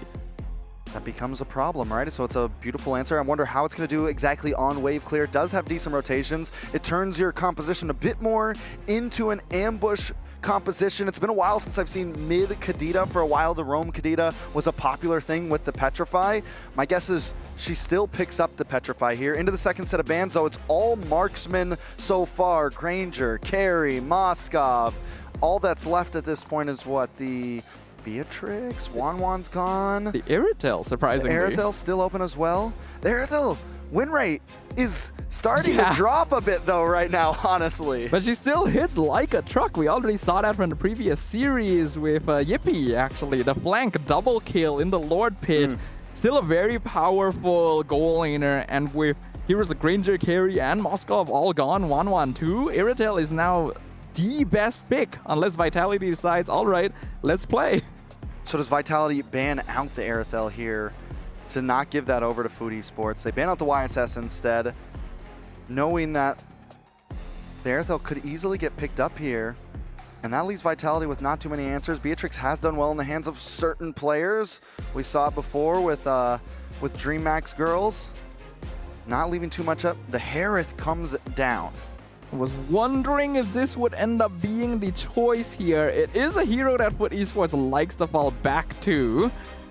But Iritel is still open. It's still actually pretty good into the Harith as well. So I get why they banned the carry, because they have Akai and Arlet, but maybe you could have banned the Iritel instead of the Granger? Yeah, I mean, fun fact, the Harith was the first Maniac we saw in the hands of Miko. Oh, yeah. In Food Esports over here on Stream B. So pretty huge. We do get the Claude coming in from Vitality. This is a hero we have seen as well. actually was the first Savage hero over on Stream A.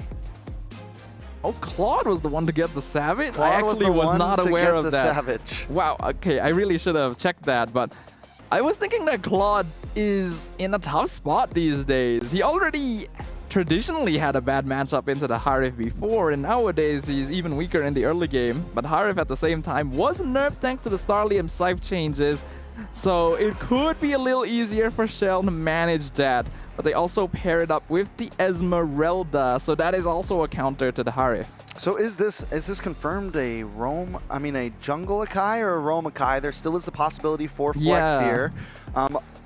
Last pick gonna be locking in. Hayabusa is open if they want to go for something damaging like that. Might not be able to capitalize as well with the Akai. They go for the Kaja. So even still, is this a jungle Kaja or a jungle Akai? Whoa. Kaja? Suddenly appearing there. I am struggling to logically explain why you would go for Kaja in this position. We saw the jungle Kaja. Was that in MPL ID Grand Finals? It was Kyrie played it, yes. and it worked pretty well. I think it was game 1 Grand Finals. It worked pretty well. I'm still wondering how exactly they're going to play here. Against the Lancelot, you have the lockdown. It's a guarantee grab. He's gonna, and now not only that, but you have that plus an Akai. You're gonna be able to create great space, peel, but where's the damage? ZTN isn't a big damage, though. It pretty much all comes down to Harith. Yeah, and usually it's not a good idea to put that many of your eggs in one basket, but I will have to say Foot Esports has been holding out on us, Trex. This is very different from any draft we've seen from them so far. Regardless, we are jumping into the Land of Dawn for game number 1. Team Vitality faces off against Foot Esports to see which team will be moving on from the quarterfinals. It has been a day of upsets at this point. Underdogs coming out on top.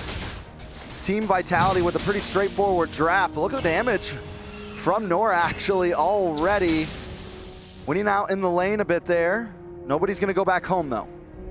So it is going to be a Kaja roam. That means Mireya is going to be playing the Akai in the jungle.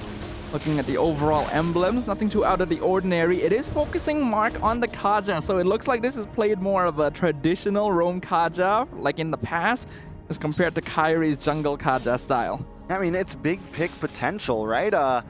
Gives you something similar that you would get from the Franco, something that when you're in these big fights, especially Turtles and Lords, you can almost guarantee getting one member if you can pull off the play well enough. He does have the flicker, just like you said, very traditional. Very traditional. I'm honestly excited. It's been such a long time since I've seen a classic Kaja roam, but there's also a reason for that. You would typically go for something like a Cho instead if you wanted to prioritize heavy single target pickoff. And I understand that suppression is generally going to be stronger and a little bit easier to work with when you have heroes like Claude and Lancelot around. But if you don't find the right target, it becomes kind of hard to work with. Well, I think the good thing about the Kaja, though, a little bit of damage. Petrify does land on a Mireya. Heavy spin does come out. Three-man spin. A lot of damage coming in. The perfect pin. Vivial forced to run away. Might not be able to escape the flicker in from Nora. It's a double kill over to Food Esports. What a way to debut your jungle Akai on the MWI stage. 3 members of Team Vita. Oh, hold on. A nice response on Amiko there. But now Fumi Echo as well, taking a lot of damage. Food Esports will be able to get the turtle, but by losing their gold laner, giving a small advantage over to Shell up in the top lane. Yeah, it's not ideal because Hardiff should be able to win lane in a 1v1 situation, but I'm still shell-shocked by that first play. A 3-man heavy spin pin before the 2-minute mark is unheard of. Means that Team Vitality does have to give a little bit of respect over. Foot Esports has already shown that they know how to respond to highly aggressive early game teams. All right, so you were mentioning the Kaja earlier, how we haven't seen it in a while, and why not go for something like the Cho? I think one thing you do get from the Kaja is you don't only get pick-off pressure, but you get great peel with the Kaja. You keep that defense because he doesn't have to go in. To whereas the Cho, you're not really going to sit and hang around with your team, you can't really protect your back line. But if Nora needs to switch gears and just sit around Miko and wait for Vival to come in, she has that option. So you get kind of this double face from the side of Nora. It's not maybe as good at getting the pickoffs, but at least it supplies two options. Ooh, but there is actually a niche interaction. Kadita was recently changed so that she's CC immune during a lot of her animations. Suppression bypasses that. So it's one of the few heroes that cancels the combo coming out of Cine. So you just yanked her out of the water is what you're saying. Yeah, basically. You literally grab the fishing pole It's a fishing and line. yoink her up. I like that. That was a very good change up for Mooten. Definitely a vibe. Back onto the map though, 30 seconds till the turtle comes in. For esports right now, playing it a little slower. Unohana in 1v2, but the Fury of the Phoenix instantly comes out in response. The Arlet, you can see how strong the hero is. Unohana, ever so aggressive. The rest of Food Esports coming down, they're going to turn around and head back up to that turtle. 10 seconds on the clock till it's up. Vival down on the boss side, back at the orange buff. Does Food Esports try to rush this? Food Esports are the ones in control of the map right now, and Team Vitality definitely needs to respect their CC potential. Akai and Kaja are difficult to handle. A lot of damage on Nora. Nora maybe goes too deep, able to get some health back with that skill too. Nice final slash does lock on. Turtle falls over the side of Maria. Big pin, heavy spin. Echo brought back along with Vivian. A lot of damage coming down. Vivian drops Miko, able to get the kill. Cine in a little bit of trouble as well with the rough waves, able to get back, but look at the damage! A double kill for Shell. Drop down another one. It's a 4-man wipe. Team Vitality, it just took one play. A massive reversal coming in from the Indonesian team right there. It looked like it was going the way of Foot Esports. The heavy spin pushed them back into the tower. But then Foot stayed for just a little bit too long, and this is where the damage questions came out. Once the Zaman Force expired, it was free going. And unfortunately, Foot Esports stacked up too much. A 3-man Petrify after the rough waves. Cine used it at an off timing, and Foot Esports were not ready. So much damage from that combo. We now see the lethality of what Team Vitality can bring here with just one big combo. Instantly turning this into a 2K gold lead for themselves. For a second, it felt like they were behind, but now they are back. I actually specifically love the usage of the Petrify after the ultimate, because everyone is hardwired to only think about the Petrify after seeing the Kadita flying towards you. You are no longer considering it if she's trying to escape with rough waves. So Cine made use of that. Once they all stacked up, they all got caught in the blazing duet. Shell, who is supposed to be losing gold lane to Mieko, is now 3-0 on the clock. Yeah, not only 3-0, but 1,000 gold ahead of Miko there. A little over 1/3 of Team Vitality's gold lead is in the hands of Shell right now. It's incredible what they've been able to do just from that one singular play, and that's why you cannot afford to let your guard down. Oh, nice grab. Vivian shouldn't be able to get away with this. Fist crack almost to defend, but it's not enough. Miko drops him on Force and gets the kill. And that is 2 big ultimates used on the Roamer right there. So Team Vitality may actually still have a better positioning on the next turtle. A little bit damage. Nora taking a Thorn Rose to the face there. Maria forced to back off. Retri does come down. Bible tries to lock on. Miko on the backside with his Mon's Force, able to keep Cine at bay. Unohana misses the final slash. Turtle still low. Bible to lock on, but the Blazing Duet into the backside, finding multiple members. Unohana drops as the rest of the team is forced to disperse. Vival trying to clean things up. Cine finds Miko. Thorns Rose unable to connect. Vival's going to move on to the orange, to the purple buff now as Nora tries to push him back, but Vival still, nope, does not get it. Maria gets it at the last moment. And that's a consolation for Foot Esports. If they lost that as well, they would have been a massive deficit, because Vival is already 2 levels up on Mireia. Team Vitality had great composure, amazing spacing in that last fight. And we talked about this. 2 big ultimates used on Vivian alone means that Vitality are in a more comfortable position. The rough waves drop Mireia low to the point. Oh, they're still fighting. Shell should be okay. Continue the thought. Yeah, they dropped Mireia low. The Akai could no longer go for the retribution.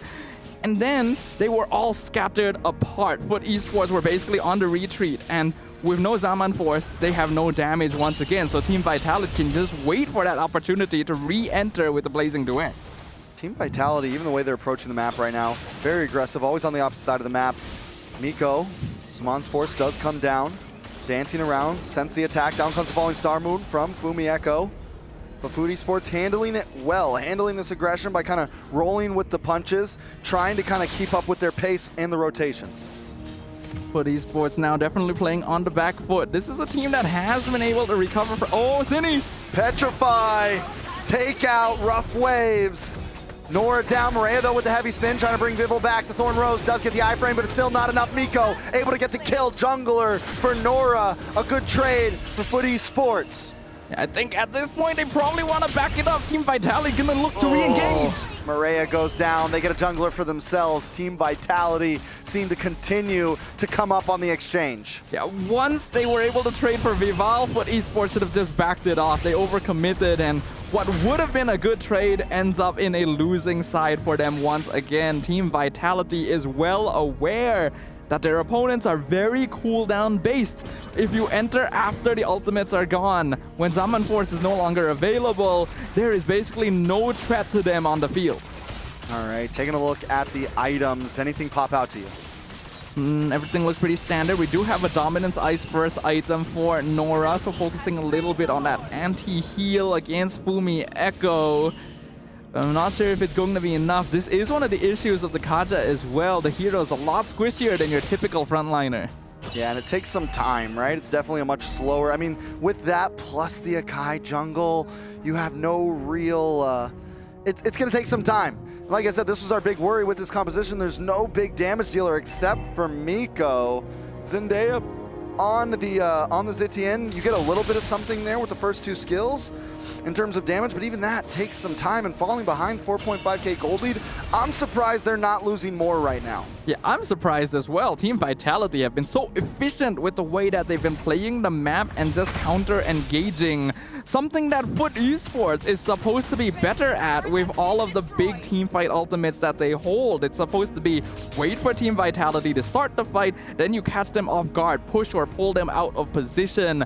But Foot Esports has unfortunately been stepping on the gas pedal, and Team Vitality are the ones that have been forcing them to do it a lot of the time.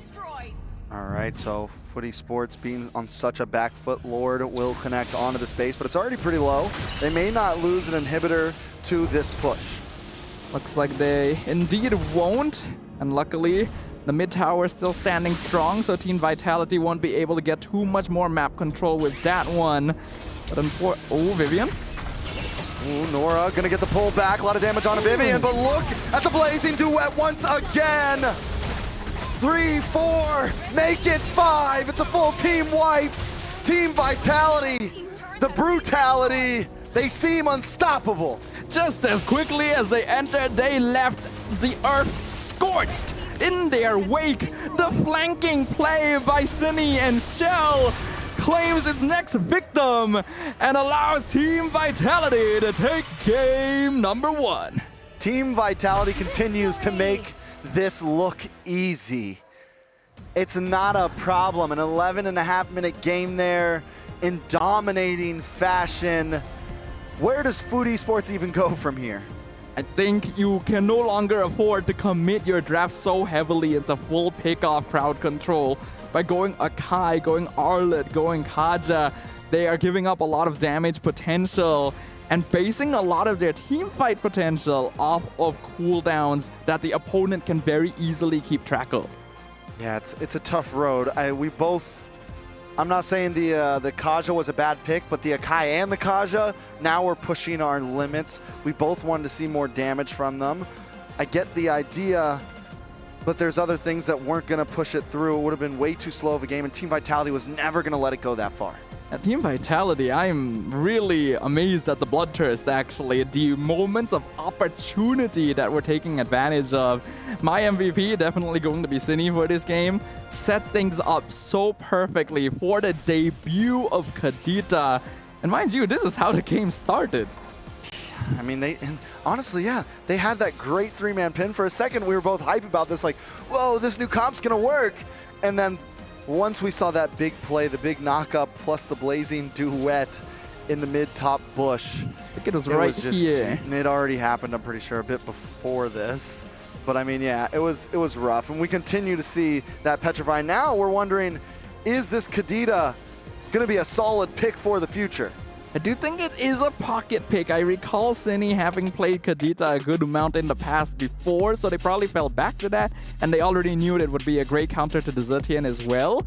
I don't think even they expected it to work just as well against the rest of the team. How about you, Leo? Were you surprised? If anything, I think it's the Claude that they got away with. The Claude is the one bit of greediness in that draft, and the Kadita was just what they needed to be able to shock Foot Esports into submission. We'll be looking more at the post-game statistics to be able to understand exactly what made Team Vitality's approach to this victory so brutal. 15-5.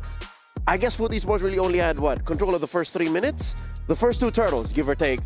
And I'm looking at Unohana and I'm thinking, hey, maybe they can make this work. She can win this dead lane. She can hold it down. But looking over Team Vitality, they also have an Esmeralda. So even that Arlott isn't safe. Even the Harith, I think the Harith also is a weak point for esports' draft. Yeah, if you're going to build something like this that is just all control up front, I think you need something a little more meta, a little more damaging, a little bit more menacing than a Harith in your gold lane. Unfortunately, after banning out all of the different gold laners we saw, we were expecting something like an Iritel, and we know that Harith is a comfort pick for Miko, but you are once again locking in a hero that's very based on cooldowns, right? It means that you can only fight at very specific points and as a full team. Something interesting in Fumi Echo's emblem build, she's rocking Rupture. So she's investing a little bit in penetration. I don't know what the rhyme or reason is behind that, but looking at her build on that Esmeralda, it's the old-fashioned Esmeralda. The book, the Dominance Ice, the Oracle. So I guess it really is just the put a nail in the coffin once she does find the Harith, once she finds the Arlott. Hell, when she finds the Akai makes shields. That is true. Honestly, looking at the composition from Team Vitality, it's like we've traveled back in time a little bit, right? We have the classic Claude, the Kadita, the Esmeralda with the old build. The Badang is just the 2025 flavor. Yeah. And Vivian plays it so well. This is the mother of tanks in action. She's graced us with her presence here in Stream B. I think Vivian did actually have a little bit of difficulty initially since she was getting picked off, but then lock it into the mid game. I feel like we have some players on here that are also existing in the past, so they've even affected the graphics itself. That's how good Team Vitality is. We'll skip that over and sweep it under the rug. Here's a look at the damage allocation alongside damage taken. And you see that Mireia took so much. Mireia took so much. She tanked a lot, but she shouldn't be. The reason why you pick the Akai is so that you can neutralize your opponent's front line. You can neutralize key targets. She just took too much damage, and it led to her heavy spin being used more defensively. Now, this is the unfortunate issue I have with Akai jungle. It is putting a hero that needs to do something in a role that needs to do something else. Because you need to be standing there getting the retries, but you're also the person setting up the fight, getting the pins. It is a lot of responsibility for a single person. It's too much to expect a singular panda to do, despite it, having Kung Fu training worth centuries put into her. Shell, though, leading in damage. Look at that, 39,000. As soon as we saw that early wipeout, I could have sworn it was over. Because a Claude does not have any business doing that early. No business at all. I mean, you could chalk it up to the fact they were just all able to combo so well. I think it just goes to show how in sync Team Vitality is after the years of playing together. They've been doing this for almost half a decade. It's just another day for them. It's another Friday. Turkey, it's nice that you debuted, but this is their year. Team Vitality. Look at the gold distribution between these XP laners. Fumi Echo versus Unohana. Twice as much in minions. Twice as much in kills and assists.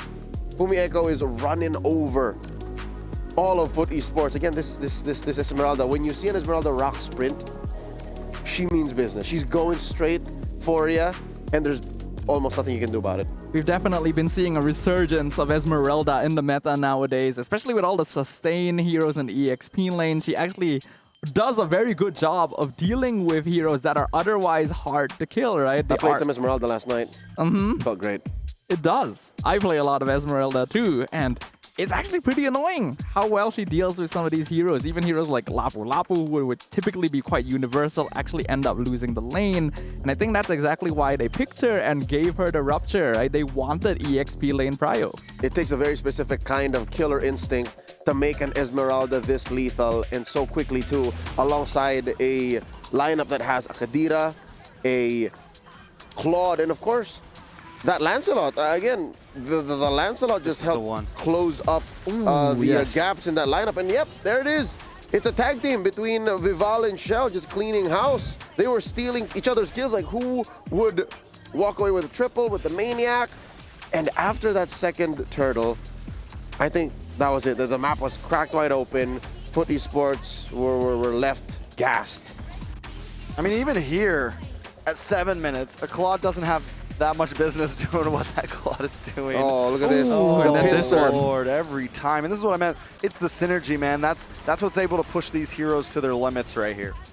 Unfortunately, as powerful as Divine Judgment could be with that suppression, it's still very difficult to actually get someone a sizable enough distance for it to matter, right? So because of that, they have to commit not just the Divine Judgment, but also usually like the Final Slash or the Heavy Spin on top of it. Yeah, the question is, what do you do if best case scenario, you do find someone, a key target with the Divine Judgment? That's why you usually see combos like Kadira, or rather Kaja Beatrix, Kaja Carry. Like, these are your creme de la creme combos for this pickoff hero. Here, it was paired with an Arlott, paired with a Zetian, paired with a Harriet. Like, maybe there could have been a better composition that Coach Asmo employed to give his girls a better shot at upsetting Team Vitality. Now we're prepping up for game number 2.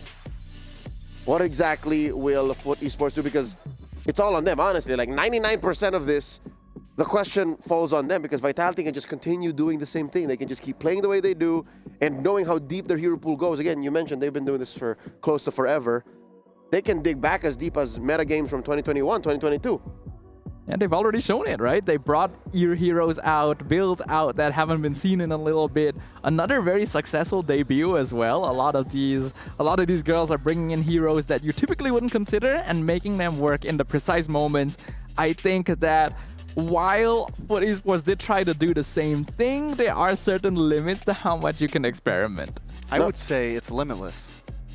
They are limitless. They're all limitless, and that's what it seems like it's been. Every time we think that, okay, that's enough. Okay, no more new heroes. Okay, this isn't gonna work. Somehow another team makes some new hero work, like the Kadita here. Yes, the Kaja and the Akai maybe didn't work well, but still something on the other side was able to prove the point that the meta is wide and the girls are taking full advantage of it. Gentlemen, because of that best of 3 that went all the way between Onyx Pertiwi and Terror Queens, we now know that Zask is a known element. Zask is real. What he brings to the table is legit. And with Zushin still being a big priority, and of course these assassins just popping up, even the Lancelot in the hands of Vival, should that maybe be a check for Foot Esports? Should we ask Zendaya, do you have a Zask? Because that could be a good stopper. That's how Terror Queens upset Onyx earlier today. It is a good stopper, but it's also a hero that's meant for a slightly more scattered gameplay, because you get good zone control, but the hero itself doesn't really do a lot of damage until you have some items later on, and even then it's slow, right? And very weak against high mobility compositions. You only really pick it up if you're for sure knowing you need a hero that can protect itself in the mid lane. With that said, we no longer have to speculate. We'll just watch the draft unfold. Foot Esports on the play. Team Vitality answering back. Snafa and Trex, let's put this thing on lock. Let's put it on lock indeed. Because right now, Team Vitality is holding the lock and key to this series. Foot Esports and needs a win here if they want to bring us to a game number 3 and keep themselves in the competition. Taking a look at the bans, Uranus, Farza, Wanwan, nothing too different. This time, Foot Esports will take the blue side. First pick up front. And something is definitely going to have to shake. Something is definitely going to have to change.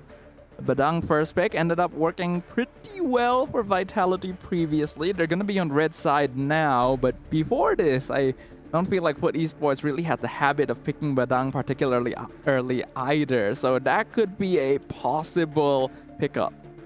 Yeah, but I mean, the Badang has been a popular first blue side pick for a whole lot of teams, especially with the Gatak gone. That normally has been the secondary roam for a lot of teams. And it's been winning out, and I think for a good reason. It's just right now the Badang is so capable, and even early on, because even without the fist crack, you get the wall up and everything, and you're able to still trap heroes up. You're able to win out of that mid lane, maybe even secure some early game kills for your team. It's just an aggressive roamer from level 1 forward. But it does also still lose the more aggressive divers, right? That's what we saw in the previous game from Terror Queens. The Hilda Khalid combo completely messed with Badang's ability to create any sort of space early on. So there is still risk that you have to play. It's just unfortunate that in game number 1, Foot Esports didn't really give themselves heroes that would be able to punish Badang's slightly weaker early game. All right, so first pick for Foot Esports on the gun. Does the Badang come in here? Do we maybe see something else? Uranus not open. Wanwan's gone. Farza's gone. They go for the Basha. Yeah, Baxia has been almost 100% banned throughout today, actually. This is the first time that he's been led through the draft, and Foot Esports are, of course, going to lock it in straight away. Now, ordinarily, this is a hero that would serve as a very good counter to the Kimi, but it looks like that's not a problem for Team Vitality, because that's actually their response. I mean, that was the thing that kind of brought Basha back into the meta with Kimi becoming so popular. So many teams were picking it, but Team Vitality's not worried about it. They're going to pick up a Badang and the Kimi. And I guess with the I feel like when Basha first came back, he was much more in the roam position. Right now, with him being much more in the jungle position, it's a slightly different story, but we've also been seeing tons of teams flex him over to the roam last minute. Yeah, that's why a first pick Baxia is just so effective in the first place, right? That flexibility is why teams prioritize him. Now, the Kimi is actually a fairly safe pick still, because with Farsa already banned out, there's actually very few mages that can match that level 1 wave clear. So in this way, Team Vitality makes up a little bit for Badang's weaker level 1. They say we don't care about the mage. We're going straight for Lancelot and the Aerithil. Taking a much more aggressive approach to this draft. They do slot the Badang into the roam position, so it is something that can help deal with the Kimi now. It can stay around that Kimi now all throughout the early game. Yeah, definitely. Lancelot Iritel going to pop up for Foot. Iritel was surprisingly ignored throughout the entirety of last game, so it's nice to see her getting prioritized this time, but every other gold laner is also going to be open. The only ban on it currently is that Wanwan. So it's up to Team Vitality to decide, do we want to lock in our gold laner now or risk having multiple marksmen banned out in the second phase? And it looks like the former is going to be their choice. The Moskov going to make his appearance. Moskov coming out. Bans. Both teams looking for an EXP laner at this point, and both teams looking for mage for the side of Foot, and Vitality still need their jungler. The Hayabusa seems to have been falling. At least today, we haven't seen it as much. GG played it a little bit earlier, but a lot of teams have been favoring the Lancelot. A lot of teams have been favoring other choices for damage dealers. We've seen the Suyo pop up. So my question is, do we think Vitality is going to go into something more on the damage side here? They would already have a pretty solid amount of damage with Kimi and Moskov. Double marksman. Yeah, the flexibility is actually there. Team Vitality can either go for an assassin again, like the Ling or Hayabusa, to match up against Lancelot, or they can actually pivot entirely and pick up a Fredrin, and that would give him a lot of front line to work with. I like the Fredrin here, and it looks like Foot Esports knows the idea of a utility jungle could be out there, because they decided to ban out the Akai. Big chance we could see that Fredrin ban from them actually, especially since they already took the Basha. Akai's gone. If you ban out the Fredrin, you don't leave many other opportunities for utility jungle, except for like the X-Borg that we've seen a few times, but it's been very 50-50, maybe even 40-60 or so. With Lancelot and Iritel already on the opposite side, X-Borg jungle is highly unlikely, so I don't think you need to ban it, but the Zask ban is very interesting. We literally talked about this right before. Leo's sending messages Yep. over there, man. He's very happy. He's got flies on the walls in those player rooms right now. He knows what's coming. Good call for Leo. I would have never thought of that. On the side of Foodie Sports, what's the last ban? Like I said, I think you just take out the Fredrin here, man. You just play it safe and don't give them that opportunity. Arlott, though. Ooh. To be honest, though, banning out the Zask here isn't something I would consider very necessary, so it means that there's something they're locking in after this might be countered by the Zask, and it makes me think that Team Vitality might want to go for a second game of Kadita. Second game of Kadita? It's not as good. I mean, no, but it can still work. It can at least, it's definitely much harder to catch the Lancelot, but it can catch the Airedale still. Could catch things like that. I think the Joy's also still open. If they want to go full damage here on the side of Vitality, if they want to go for something of that nature, we'll see. Or you mean, wait. Do you mean Kadita on the side of Foot? No, Kadita on Vitality. No, where are they going to put the Kimmy? Oh, right. Yeah, you're gonna, they It's do the pick end up of the a Fredrin. day. At this point, though, Foot could pick up the Kadita. Would be a decent answer against the Fredrin. Even be able to kind of outrange the Kimmy. Could be something that they steal out of the notebook of Vitality right here and now. It's possible. And with 2 marksmen, there would be pretty good targets for it as well. But we just saw the Kadita debut in the previous game. We don't know if Zendaya's gonna have the hero in her pool in the first place. But multiple artillery mages have already been taken out of the field. Zetian is still open, but going to be particularly vulnerable to double marksmen, especially Moskov. Yeah, they go for the glue in the EXP lane, and they go for the Lilia.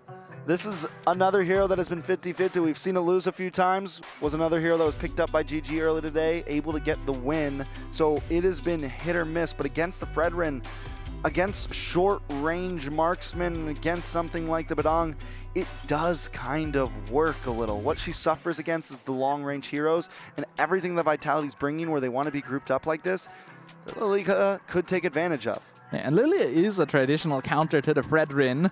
Does love playing against those slower frontline heroes.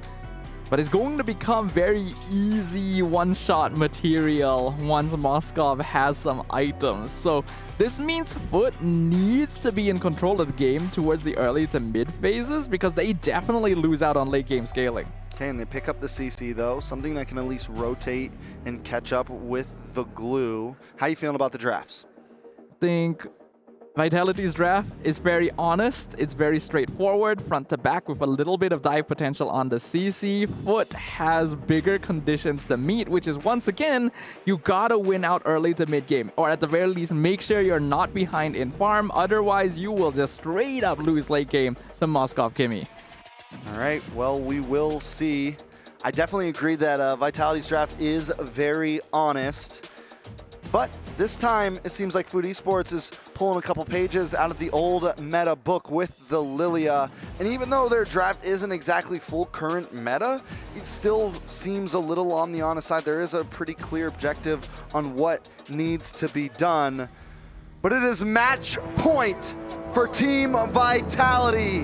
One more win to take them to the top 4.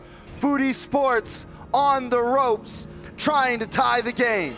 The Turkish representatives have surprised and caught us by our toes this entire tournament.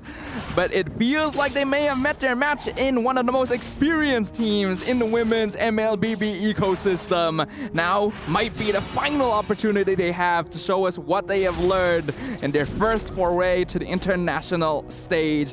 Looking at the overall emblem setups, we're already seeing very offensive choices coming in from Team Vitality. 3 Quantum Charges and 2 Impure Rages, including on the CC. I mean, it's definitely aggressive. Team Vitality, I'm trying to think, early game, mid game, late game, first turtle with both teams. I mean, with the Lancelot, it's going to be a slightly quicker jungle clear most likely, but I still always like the Fredrin in the turtle pit. But also the Lancelot, once you get that level 4, Phantom Execution is a great way to steal away turtles, a great way to steal away lords. You don't have to hang in the pit. to be able to get a neutral objective. But it's also going to be difficult to try and contest those against a well-placed Appraiser's Wrath. It is going to come down to a bit of a 50-50 how well both these teams are actually able to set up the Lord Pits. And for now, I do think that Foot Esports has the slight advantage since they are playing multiple late game scalers. Evil comes up, gives a little face check to Unohana up there. Unohana feeling a bit of pressure. Turtle will pop up on the top side, and you can tell that both teams are ready for it. Nora gonna be the first one to start bringing it over to their side. Vival gonna show herself as well. Neither jungler is level 5 yet, still waiting for their buffs to spawn. Nora taking a little bit of damage there. Gonna get knocked up. Appraiser's Wrath comes down. First blood over to the side of Team Vitality.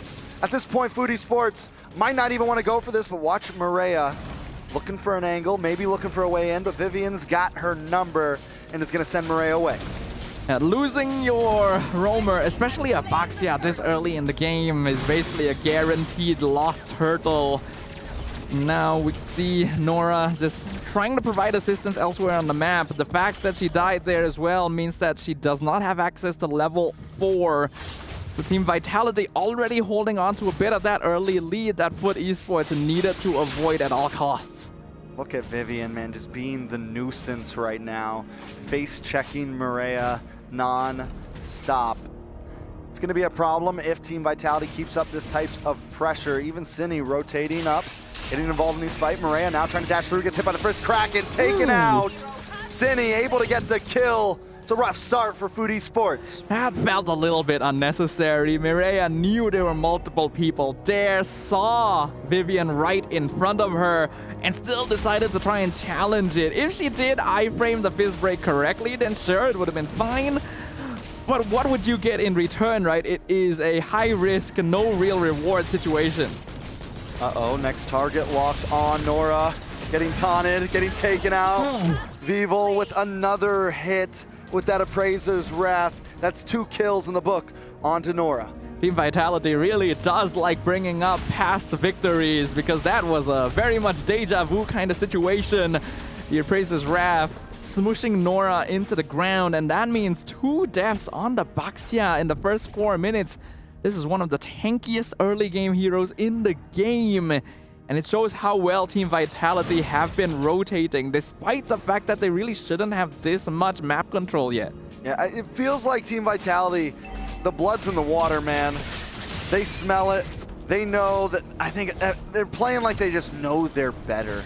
You know, this is when you start to see teams come in and they're just playing aggressive. They feel like no mistakes can be made, or at least Food Esports is going to continue to make mistakes, and Team Vitality is playing it well. And Team Vitality is already invading jungle, stealing buffs away. Foot Esports are not able to respond in kind. I think after witnessing their past rivals being dispatched so unceremoniously, Team Vitality is not pulling any punches. They're not taking any chances against Foot Esports. So Food Esports needs to rewire very quickly. Pop the reset. Uh-oh, over in the bot side. Thorn Rose does come out. Maria almost caught off. No, the flicker through! Definitely worth it. Definitely value.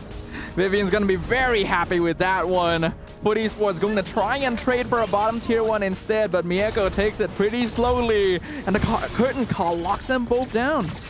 Man, Shell, maybe in a bad spot. Nora, Miko trying to pick up where Food Esports has lost. Down to the boss side, even more action as well, though.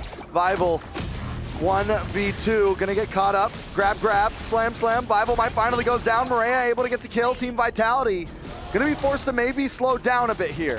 Finally overstepping. Shell 1 shot away from death. Lucky that there were no more minions. But Team Vitality is not letting up the pressure. Another fist crack onto Maria. When will Vivian stop the heavy crossbow? Down comes the SOD, long range. 100-yard field goal for Shell. Unohana might just be the next to drop. Team Vitality knocking them down 1 by 1. All the way from the other side of the land of Dawn, Shell finds the snipe right through the heart of Foot Esports. And we just see multiple skirmishes happening all across the map. Even though we've all got punished for diving behind the top tier 2, it did not matter to the rest of our team. They are still finding opportunities to create as much space as possible. You can see in the itemization, first items already completed across the board for Team Vitality.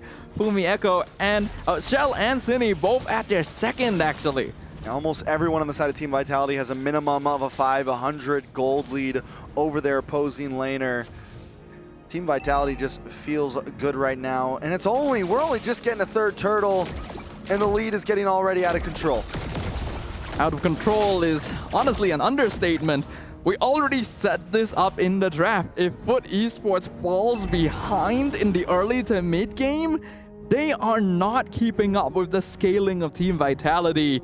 And the gap is already so massive that they're not able to get anywhere close to the turtle pit. Not to mention, the best thing they can trade for it is that bottom tier 1.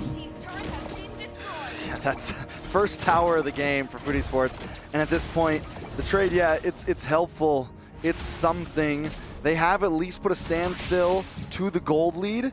It stopped. It's been at around this 4.3 to 4.5 mark for the past 2 minutes or so, which is good. They're, they got the tourniquet on right now. They're trying to stop the bleeding as much as possible. But how do you stop the bleeding when even more wounds keep showing up? Foot Esports just has to try and slow it down. We see a flank attempt. Nora from around the back, the slam as well, onto Echo. Fist crack does luck on his name, but the black shoes pop. Down comes the SOD. Does not commit through though. Maria there as well, trying to get to the back line. No members of Team Vitality will go down, but a nice stun is not connected by Unohana, but at least the disengage happens. But all this while, it is a 5v4 situation. Shell is actually pushing the bot lane, nearly taking out the tier 2 tower. That is the situation that Foot Esports finds themselves in. They are able to so comfortably just walk into Foot Esports as half of the map because they have so much to work around. You can see the difference in gold. You can see the difference in EXP. Man, at this... Oh, Vivian! No!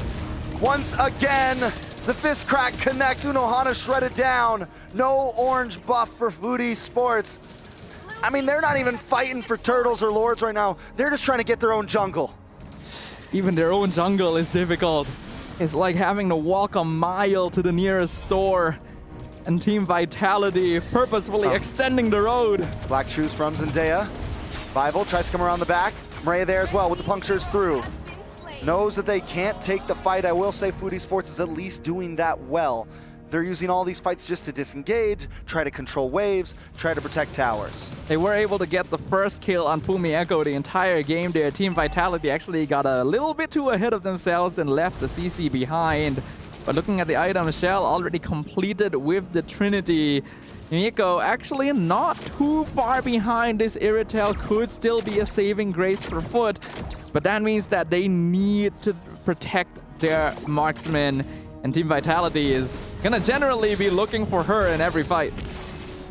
Yeah, the way that this first Lord goes is gonna be huge. Even a Team Vitality most... Oh, Miko in a bad spot, pops a heavy crossbow. Ouch. Still goes down. Shell might get targeted down by Nora. Can Nora and Unohana maybe get something here? Shell looking for the outplay. It's 2v1, bashes them against the wall, in comes Zendaya. Shell still hanging on, but finally gets shut down by Zendaya. Maybe a little bit greedy there, but Shell actually got the solo kill on Mirko even after missing the Spear of Misery. And all of that is space created for Team Vitality to also get the Lord. It's not really worth it to lose your goal laner for that, but Vitality is so far ahead that those are acceptable losses. It barely makes a dent in their overall economy. And Lord does go over to the side of Team Vitality, and it's going to be coming down right about now with this wave coming out of their base. I think if Foot Esports cannot lose an inhibitor here, like a major base tower, then it increases their chances a little bit. That's a tall order though, Trex. not sure if they're going to be able to do that. They're not particularly well suited for base defense in the first place. With the, you'd be surprised, the Lilia, you set down, I mean, if she plays it right, the goal with the Lilia is you set down multiple glooms. She's kind of doing that now, maybe a little bit too early. You're supposed to do it before the Lord comes. You set them all down. You got about 5 sitting there, and the moment Lord walks over, you pop them. And it does an amazing amount of damage. It's not too bad for a siege defense if they can pull something off here. But Zendaya is already so behind on gold. I'm not too sure if it's enough, and Vivian's already here to stop her. And she misses all the glooms right there. Lord does come in onto the base. The rest of Team Vitality follows right behind. Lord now onto the base. Match point for Team Vitality. Does get shredded down. Moraine to the backside, able to puncture through. Keep Vitality at bay. They're cutting lane though, waiting for the next wave to come down the mid. Vitality keeping it standard. There definitely could have been an argument to just shove their way in and try to muscle to the finish, but they know what is at stake. A victory here would be a clean path into the semifinals. They don't want to lose that. Maria with the puncture once again, but a fist crack connects. Immortality does pop onto Vivian. Damage onto Nora. Nora drops Miko. Will be the next to fall stunned, taunted. Appraises Rat down. Immobilize on Uno Hana. It's nothing but Zendaya left. No black shoes. No more lives. Team Vitality will take the game and go to the top 4. The series is claimed by the favorites. The underdogs, unfortunately, take a loss in the final match of the day. But Foot Esports have put up a viable effort. Team Vitality just came into the match not pulling any punches. Yeah, I mean, Team Vitality looked clean in that series. We were worried that maybe Foot Esports would be a little more prepared after winning their series earlier, and that Team Vitality might have to play catch up. But no, Team Vitality seems like a team that is always ready to play the game. Fortunately, it's hard to find a substitute for the kind of experience that Team Vitality have. Even if they aren't the defending champions of last year's MWI, they are still one of the strongest teams in the entire ecosystem. And although Foot Esports specifically dedicated resources to try and prepare against them, it seems like it was still not enough. I gotta give it up to Vivian, man. She played such an amazing game there. At least 9 out of 10 of those fist cracks connected. Whether it was one or multiple members, it was a thing that set up so many great fights for them. Man, so many things could have been different, but Team Vitality are just so clean overall. Well, we have an interview set up once again. So, oh, hold on, not yet. Okay, we are jumping into the graphics first. Leo, let's bring you back in. Let's talk about the underdog run that Foot Esports have gone through. Despite any and all that stand against them, they made it top 8. A successful debut regardless. Team Vitality still moving forward. Now, we have word that Foot Esports is ready for their interview. They are joined by Churros right at courtside. Let's go on over and hear from them. Coming at you on the stage, it's Churros, and with me here today is Uno Hana. Unfortunately, though, Foot Esports were unable to make it any more further, but still, congratulations on finishing at a top 8 seed. Now, what we want to know is, how was your journey so far? Tell us about your story coming in and your journey in MWI.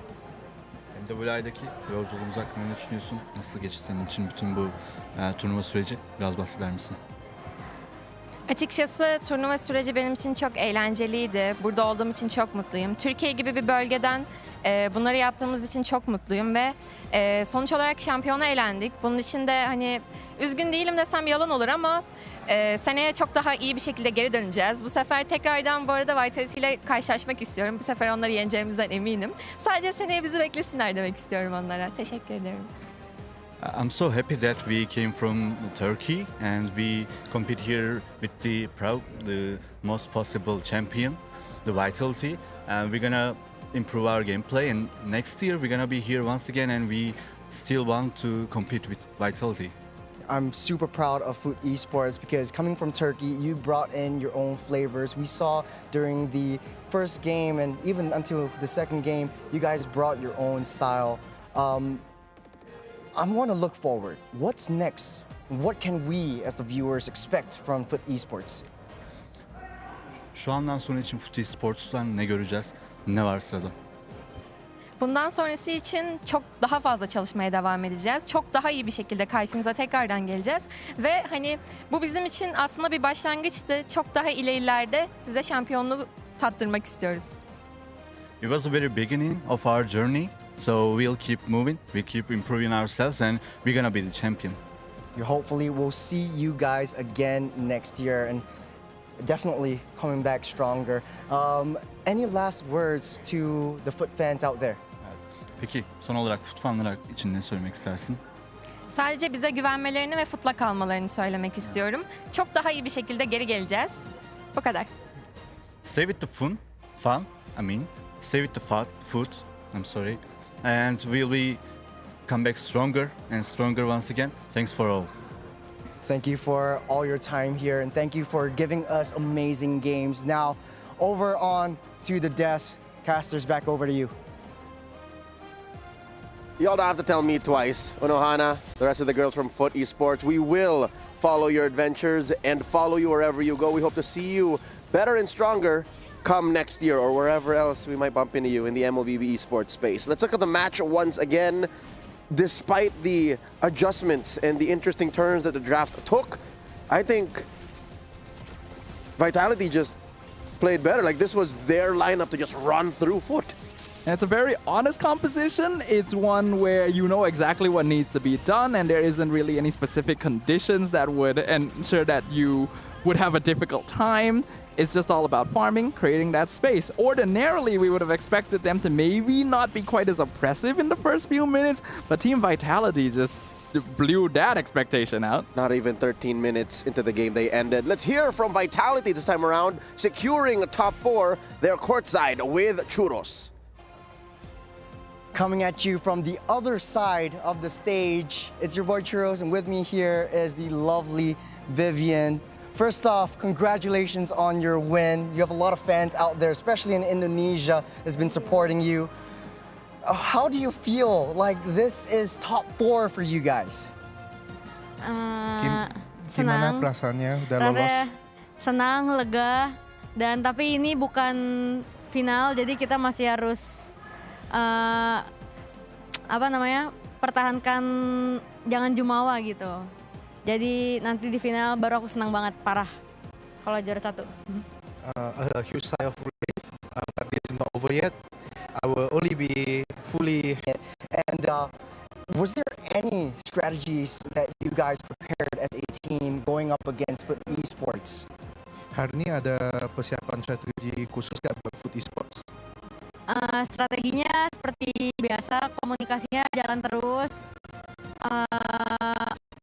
Room, I was backstage and it's still pretty far from the main stage, but I can still hear your screams. I can still hear your excitement. Now, moving forward, Team Liquid PH and Twisted Minds, they're still playing. Which team are you more excited to face? Pengennya ketemu TLPH atau Twisted Mind? Kenapa? Pengen ketemu dua-duanya karena ini pertama kalinya ketemu dengan orang tim yang di luar expect kita lah. No specific opponent. We just want to face anyone because both of them did well to come this far, and yeah, hopefully it will be a great game. That's awesome. So everyone is still a threat. You still see them as a challenge. Final words, or maybe a word to your fans who's constantly supporting your fans, your family, and whoever's out there who loves Team Vitality. Kata-kata terakhir mungkin buat fans, keluarga, siapapun ya. Terima kasih yang udah nonton, yang udah support dan dukung kita di sini. Semoga kita bisa kasih hasil yang terbaik. Doain kita menang dan berikan hawa yang positif. Jangan saling membenci atau membenci tim lain juga. Makasih udah nonton. Sehat selalu buat kalian semua, guys. Makasih udah dukung kita. In short, thank you for the support. Yeah, makasih to you guys too. As we wrap things up, it's been a long day and I hope you guys can agree with me. Let's throw it back to the casters on the stage. Over to you guys. Terima kasih once again. That is the mother of tanks, Vivian, with a very sweet words for all of the Vitality fans. Here's a quick item build on that 13-minute game, sub-13-minute game that Vitality ran through. And we can see that the itemization was so one-sided in favor of Vitality because they were in control of the game all the way from the beginning. We can even see very greedy builds, in fact, like Vival going for rapid boots on the Fredrin with brute force just to move around even more. And of course, Fumi Echo with the War Axe Hunter Strike combo on CC. You usually want to build more tanky during this part of the game, like the 9-minute, 10-minute mark. Now she's just straight up, I will shred through y'all. She was trying to go home fast tonight. You know, mean she wanted to go back to the hotel. Go back to the hotel. Because it's a big day tomorrow. Exactly. We need sleep. We got to prepare for the next enemies. Look at Shell, though. Even above all of her teammates, almost 2,000 gold ahead of multiple teammates, 1,000 or so ahead the others. Moving on to her last item, just in the first, half of that, first 10 minutes or so of that game. Team Vitality knew exactly what was going down. And Foot Esports, it was a valiant effort. Again, at every point, even inside the base, they were trying to defend. But when you play against a Team Vitality, you can't fight against your own mechanics. That has to be cut down pat. Team Vitality definitely welcomed Foot Esports, welcomed the Turkish into the women's MLBB scene. And I'm pretty sure if you ask the Turkish ladies, they would say, hey, this was a worthy experience. Lessons learned will come back stronger. We have to move through the rest of the stats here as we close up this matchup. Again, a best of 3, swiftly ended by Team Vitality. We now update the brackets. This is what it looks like. Moving through, our top 4 teams have been confirmed. Gaimin Gladiators, Terror Queens, Team Vitality, and the result between Team Liquid and Twisted Minds still pending.